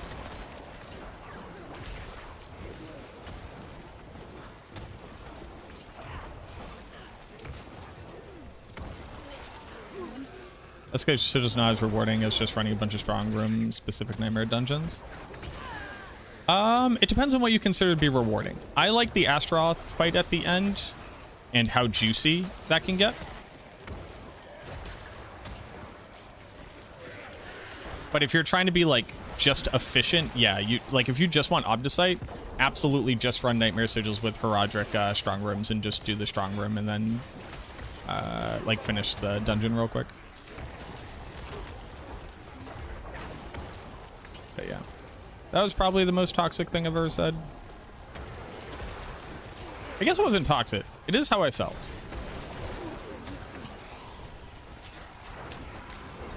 It was just the meanest thing I've ever said in a relationship.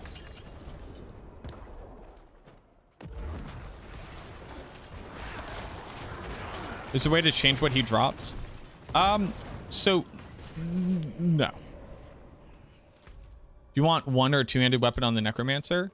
The only build on the Necromancer that wants to use two weapons, so a one-hander and a focus. Well, technically there's two. The only one that's like a build that you would see on a website would be Bone Spirit, which needs to use a focus for maximum resource. And technically Bone Storm, because it uses a unique shield. But every other build wants to use a two-handed weapon. But it's not two-handed Scythe on most builds. It is a two-handed mace on builds that want to overpower, a two-handed axe on builds that want to do damage over time, a two-handed scythe on builds that have minions that do damage, and then a two-handed sword very specifically on certain builds that need the attack speed to hit a breakpoint.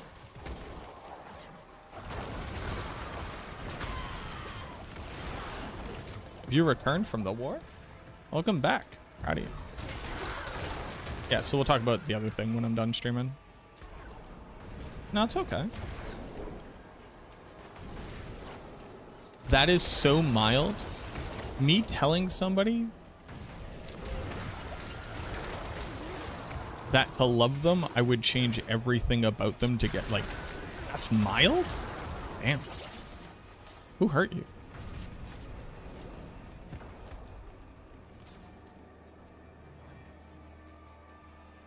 I think that's pretty heinous. I think everybody agrees that's pretty heinous. That's mild. You're weird. I'll say it. You're weird.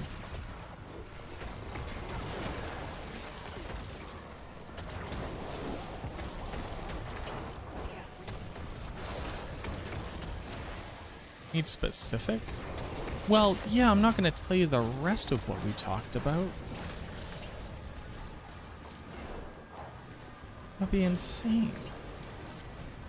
You understand I'm a person on the internet.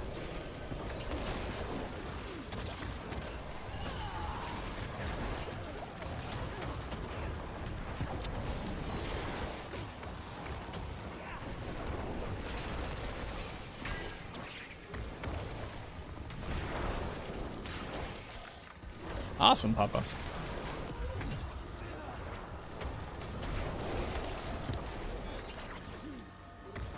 Thank you, Wanderer.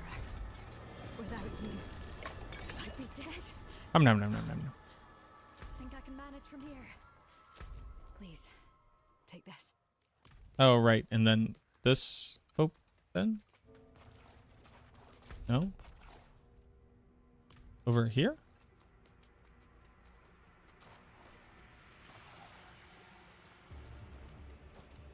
Bonus for level guide and Maxwell references keeping uptime on Frigid Finesse, a rogue passive. That's pretty cool.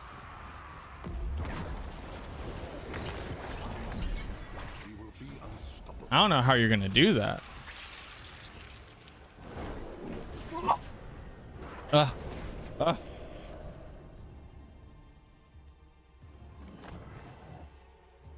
Oh my god, imagine being an adult in 2025 and saying glaze.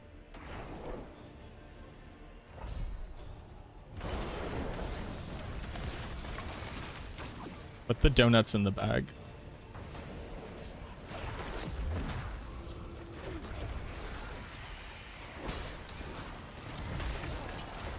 This is a stream for old people. I hit level 60. What do I do after? What do you do after it? You get into Torment 1. You start doing everything you were doing, but in Torment 1, you try to push the pit tiers. You start to get your glyphs. You start to level them up. Start to work on your Paragon. Do the story quest line. Run Nightmare Dungeons for a while. Do some Whispers. We have like progression guides on Maxwell that I would recommend reading. I'm very bad at explaining what you do in this game because I don't know what you do in this game. I just kind of get lucky. I just know how to play this class. I'm actually very bad at Diablo 4, the video game. Like, if you ask me right now what's the best way to level, I don't fucking know. I just kind of like do stuff and hope I get stuff. Define old. If you are over the age of 30 and you are utilizing Twitch for the purposes of watching video games, you're old. And if you are over 30 and you say the word glaze unironically or cringe, that's cringe.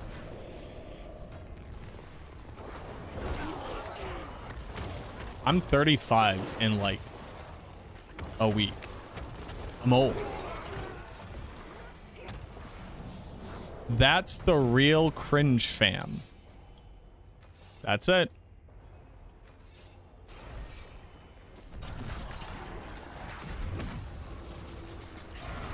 I do say fam though, so don't make fun of that. Watching Twitch at 39 makes you old? Sure does, boss. Well, no, being 39 makes you old.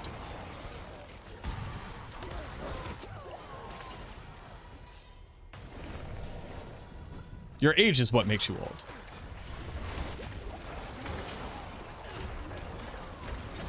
You just turned 33 10 minutes ago? Happy birthday! Hell yeah! Happy birthday to you. Happy birthday to you.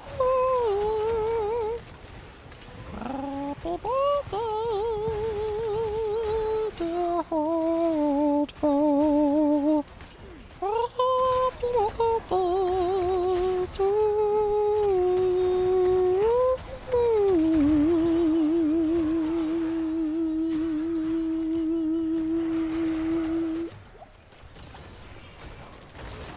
Happy birthday. All-Tide's still best for Forgotten Souls. Killing Belial on repeat seems to be the best for Forgotten Souls.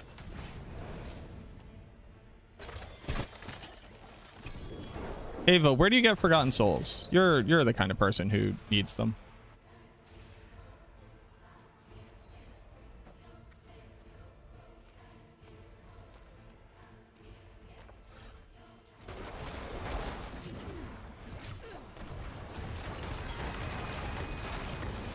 Being old can happen at any age.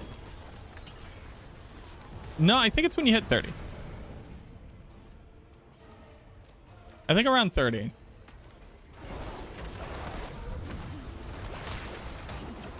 Somewhere around like there-ish. Like you can't be old at 12. You're 12. But if you were 30, you could be old at 12.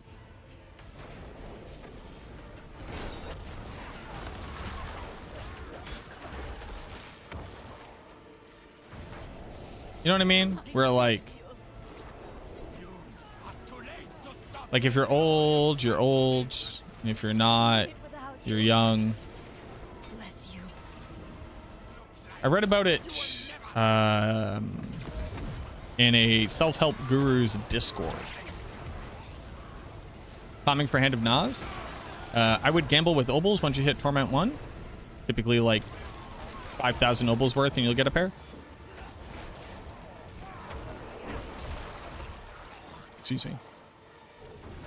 But the answer to get them reasonably is you have to be able to kill Duriel and Dariel or Harbinger. Because that's the drop table that they drop from.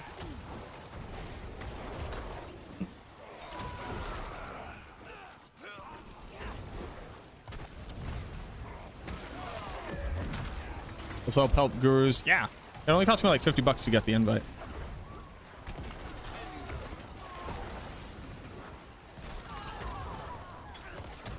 When I hit 56, tell me how you define old. Well, luckily I'm not defining it. It's in the self-help guru's textbook. Yeah, it has a whole section that says, "Are you old?" And it says, "Is age greater than 30? If yes, old." Like a cult? No, it's not a cult. Not a cult at all. Not even a cult.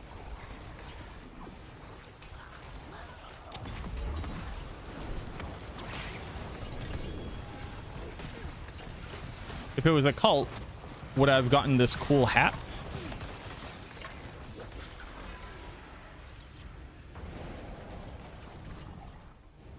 If you don't sing for me like that on my birthday, you're unsubscribing? All right, just let me know, boo-boo. I'll sing for anybody like that. We're gonna have Veiled Crystal trying to roll Hellbent Commander onto a Coalesced Blood GA Amulet. Damn. Damn. Time to run Belial and salvage some gear. Does the hat have the logo for the group on it? I'm not too sure. I can't really see the hat. Whenever I look at it, my eyes get all fuzzy. Still find 30-year-old plus children. Oh yeah, dude, there's nothing worse than old children. I hate old children. Ugh.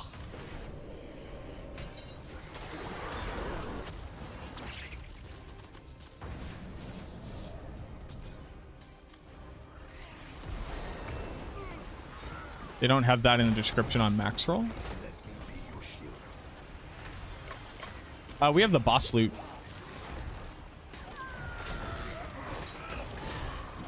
The boss loot cheat sheet. You could always check. Exclamation point boss loot.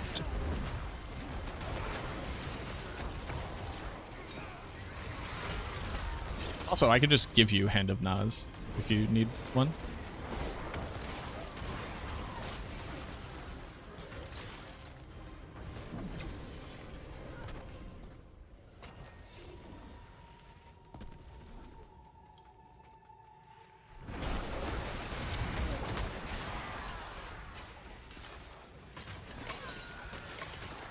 Let me get out of this dungeon. Unless you want to like go earn them yourself.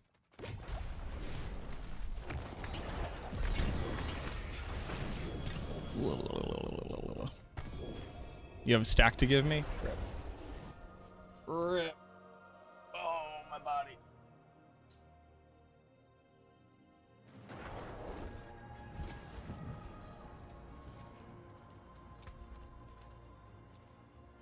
Still the fast way of getting Forgotten Souls this season? Yes.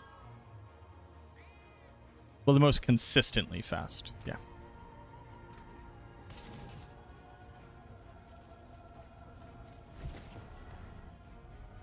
How's gym progress going? Haven't gone in like 2 months.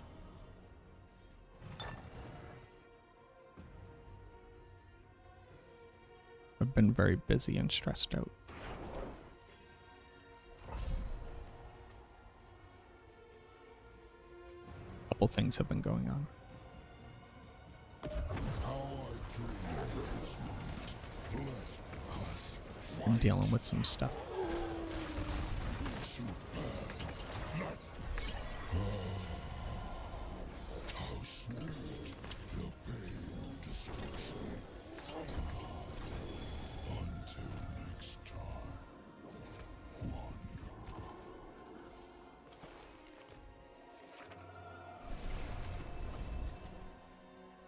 Also, there was that whole week where I just had to be with my dying grandmother every day. So, just been stressful.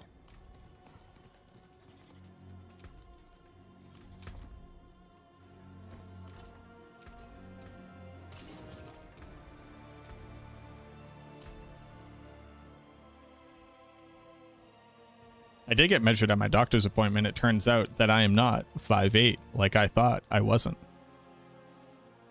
Turns out I am 5'7.6 inches tall.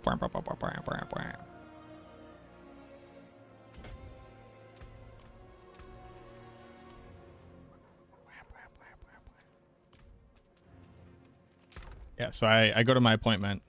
I'm like, all right, let's measure you. I'm like, all right. Like, okay, yeah, so you're just under 5'8". I'm like, I knew that. Hey, real quick, last time I was here, you told me I was 5'8", and that wasn't true. Good lord, mate, take a shower?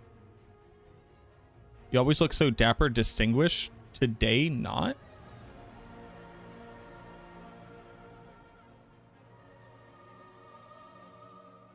I'm gonna give you 3 seconds to say I'm joking before I get, and I just want to be honest here, insanely angry at you.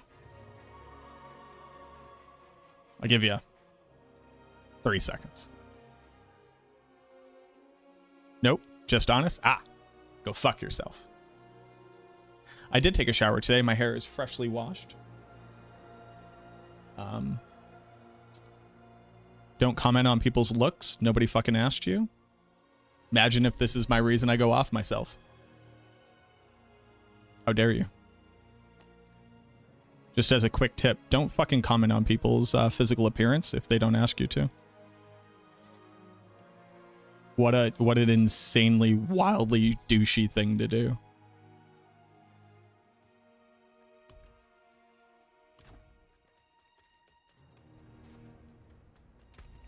Please tell me what fucking metronome you're using to measure how often somebody has or has not showered, because it's off. You should fucking calibrate it. Are you going to swap out to Evan Pierce on Shadow Blight? Is Evan Pierce still worth running if no relevant stats on amulets, or am I missing an aspect? What am I going to swap out? You get to add more damage onto the build. You get to add better stats onto the build. So another damage aspect.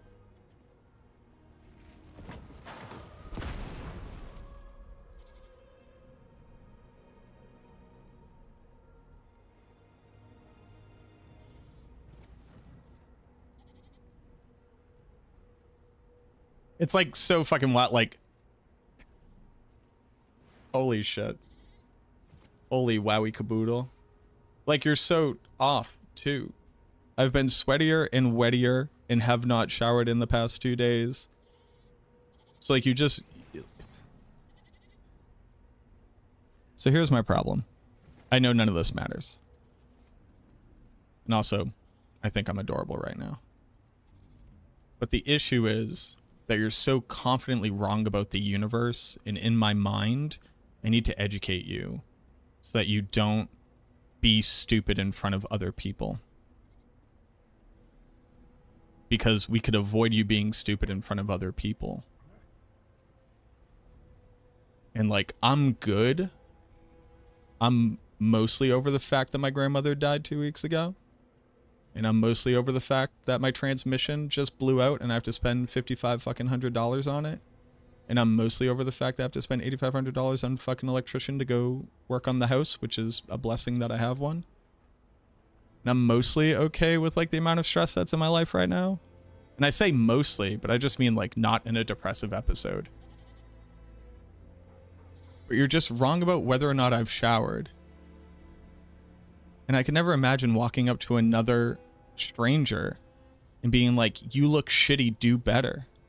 Like, imagine if that's you. Like, imagine anyone ever did that to you and expected you to take it seriously. I'd fucking put your teeth in the back of your throat. I'd end you. Like, it would be crazy. Like, how short-lived the rest of your day would be for how quickly you would take a nap would be wild. And I would expect somebody to do that to me too.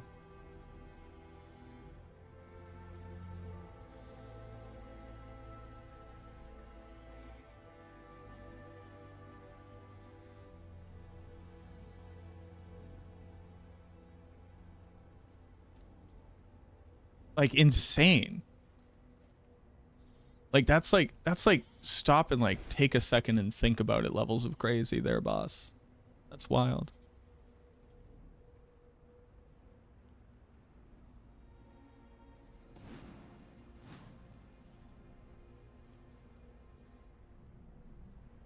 I have no armpit sweat. I'm a clean boy. I even smell good. Asked about the time. What time was your appointment? Oh, it was like midday.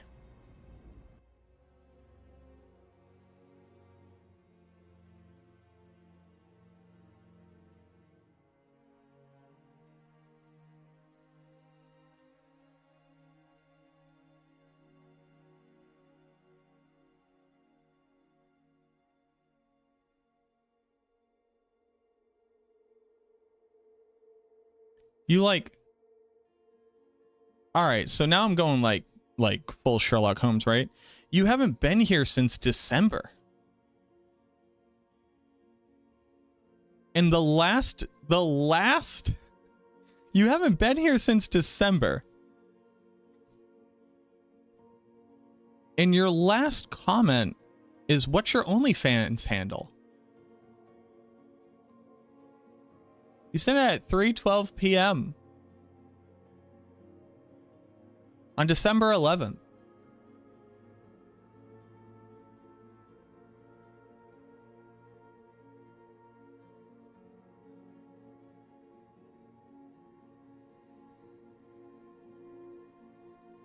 The fuck?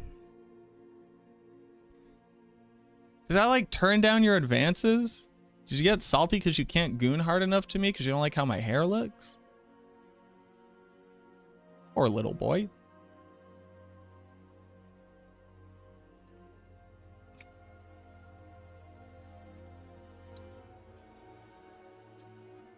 If I find Reaper's Pursuit on an amulet, Reaper's Pursuit can't spawn on amulets. It's not passive that you can get on an amulet. It's only available on Ebon Piercer. Can you give me these gloves? I don't want the gloves. Grim.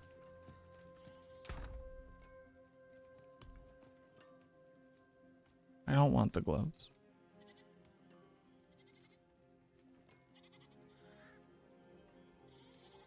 I don't want them.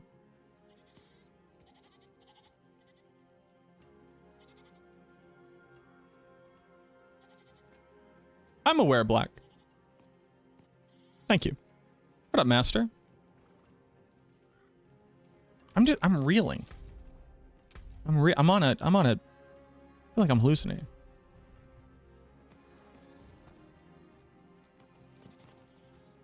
I'm having a trip over here.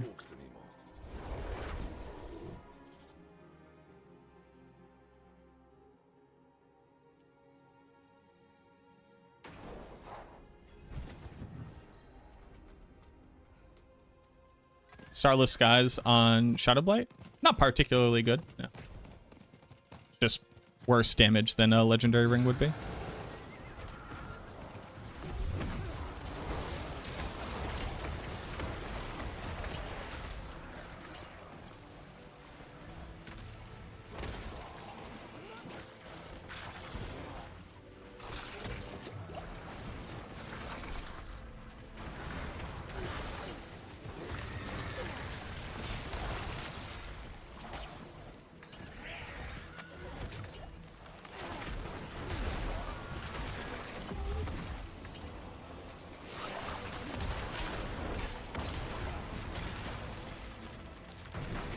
Trying to find those gloves with a GA on Mage Mastering, a GA on Golem Mastery? Golem Mastery. Yeah, I would run Belial and just auto-select because it'll be the Andariel page, which both of those items drop from.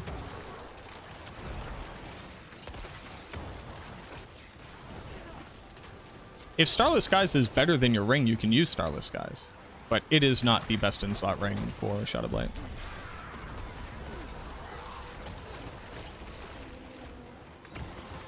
Sweatier and wettier. I've been sweatier and wettier.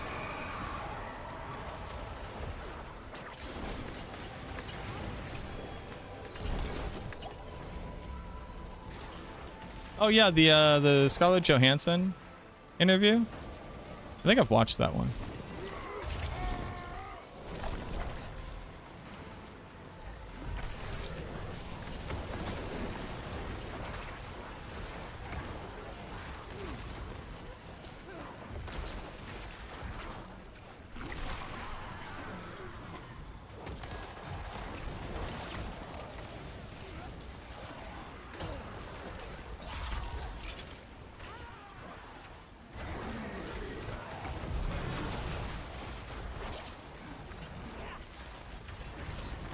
What's the story? Morning Glory. I like that. We are just, I mean, right now I'm just kind of futzing around. I need more Obdicite, but my brain keeps telling me that I want to be able to gamble with my Obols, and to do that I want to max out my Season's Journey Ashes bonus for the Purveyor of Curiosities, and to be able to do that I have to do the Helltide, so now I'm just kind of generally doing the Helltide. But I forgot that I wanted to do the Helltide, so this Helltide only has 25 minutes left in it. So I probably won't be able to complete the Helltide that I wanted to complete. But I'm kind of hoping that I will, because I don't really want to do any more Helltides.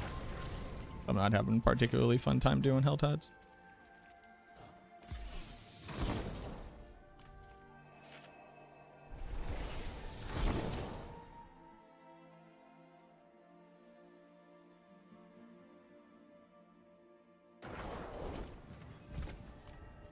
What up, Blue Ice? How you doing? It is done. Raider collection of amulets.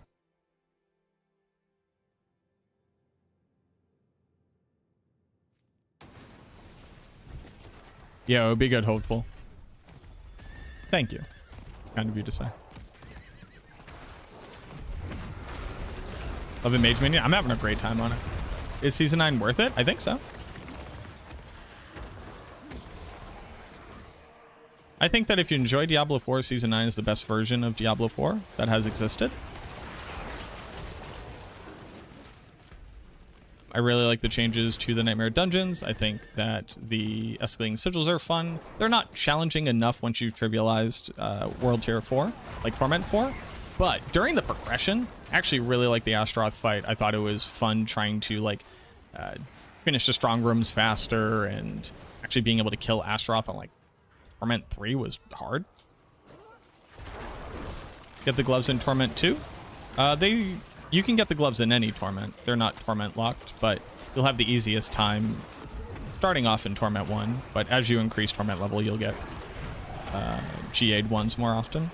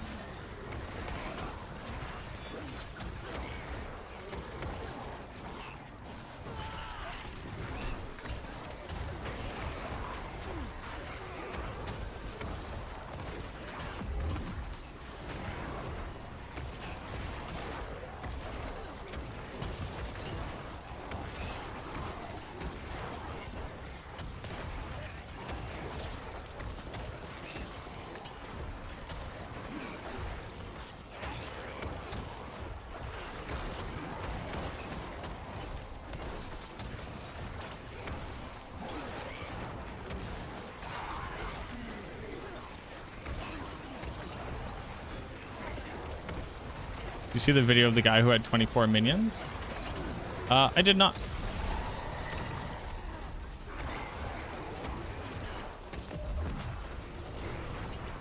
How did they accomplish such a thing?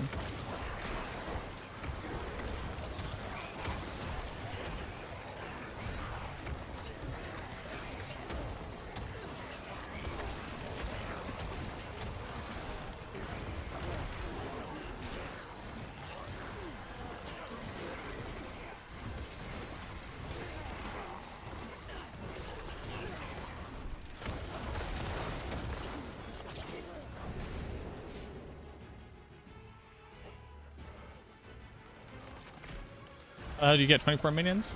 Only via a bug. I just don't know what kind of bug because I've never seen it. But there's no in-game way to do that. Like, legit. As the kids say.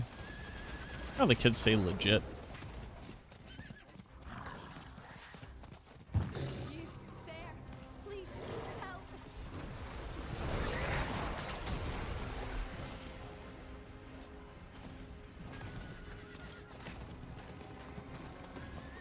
a fight.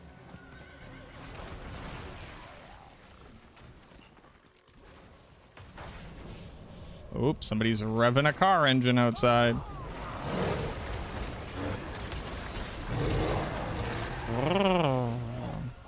Like, is it cool to be in a fast car? Sure. Is it cool to be in a fast car and very loud in a densely packed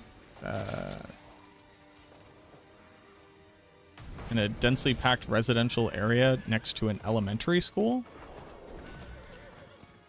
No. Just douchey. I'm just a douchebag. You're a douchebag and you should feel bad. We should seek to minimize the harm that our actions have on those who have not consented to participate in our experiences. That's just like basic humanity.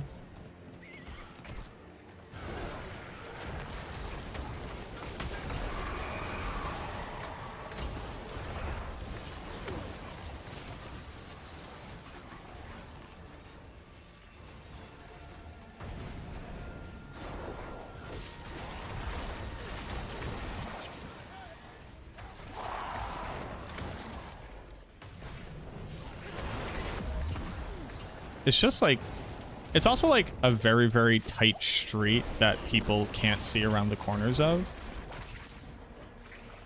So like, sure, endanger your own life, whatever, like that's on you, but like you're specifically endangering the lives of the people around you. And again, they cannot consent to this thing. So not only are you just being an absolute douche canoe, and just let me like really, really lay it on thick there, just like incel levels of I disrespect you as a human being.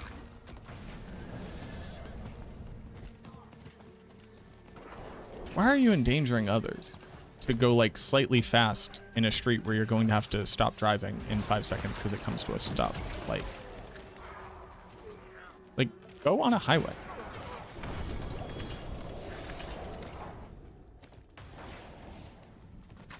Go drive on a highway. You know what I mean?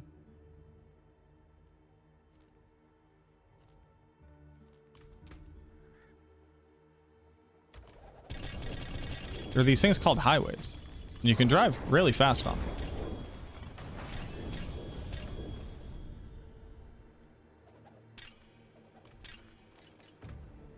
They're pretty cool.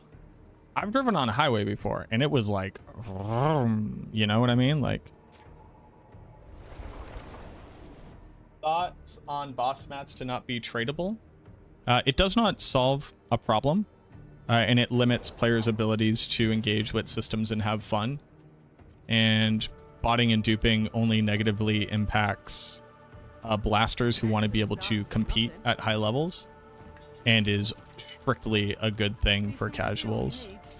And the idea of further minimizing the community's ability to engage with one another and to be able to participate in farming strategies which allow builds to have different values or different evaluations of their strengths, whether or not they are able to do particular content faster or better than other ones, further minimizes build diversity and the space within which developers can add things to the game, which would allow you to differentiate that same value of builds. There's this idea that you will fix duping and botting, which is just like wrong on a practical level. You cannot and you will not by limiting players' abilities to participate in an MMO.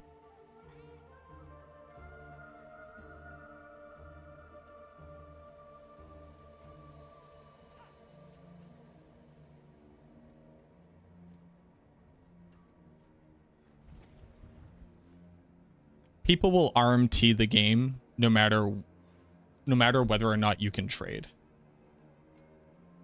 All finished, are you? So it just means that people won't be able to do things, and it will just continue to happen. Have I eaten? No, I gotta end stream. So those are my thoughts on not trading boss mats. The economy is ruined. Who's the economy ruined for? If you find an item that's worth, if like you find an item that is like relevant for any build, you sell it for 10 to 25 billion gold and you never have to worry about gold in the game again. Casuals get to go run bosses and get mythic uniques easier.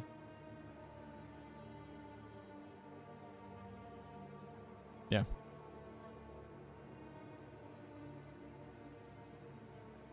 Now that I've leaned to the side, have I considered moving the mic so it's not so much in front of my face? No, I like my mic where it is. Why do you believe that that's an issue?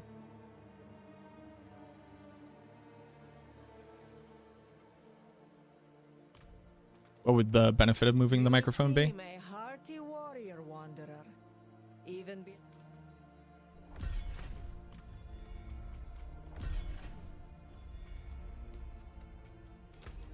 I've done it. So strong.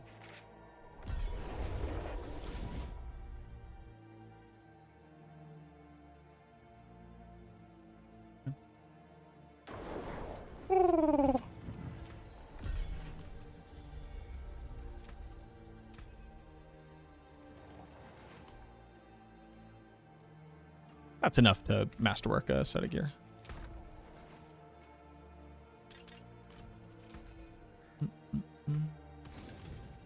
All right, I think we'll go ahead and call it there.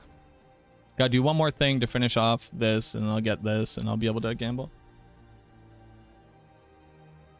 Feels more like a conversation, not see your chin covered. Yeah. This is the best way to get the best quality out of the microphone, and trying to move it anywhere else doesn't matter because I'm in a very restricted space. Ultimately, I wouldn't even want the microphone to be in the shot, but I just cannot make that happen because I live in a small apartment. Big time streamer. Known across the game. Live in small apartment. Let's find somebody to raid. Also, there's a bit of authority when you see a microphone in front of a person, which is kind of interesting.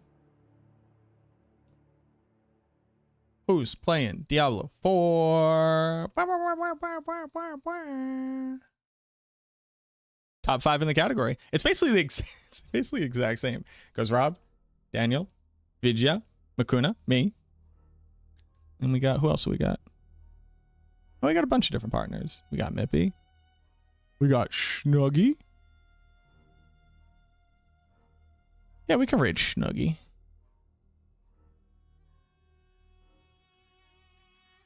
Yeah, let's go.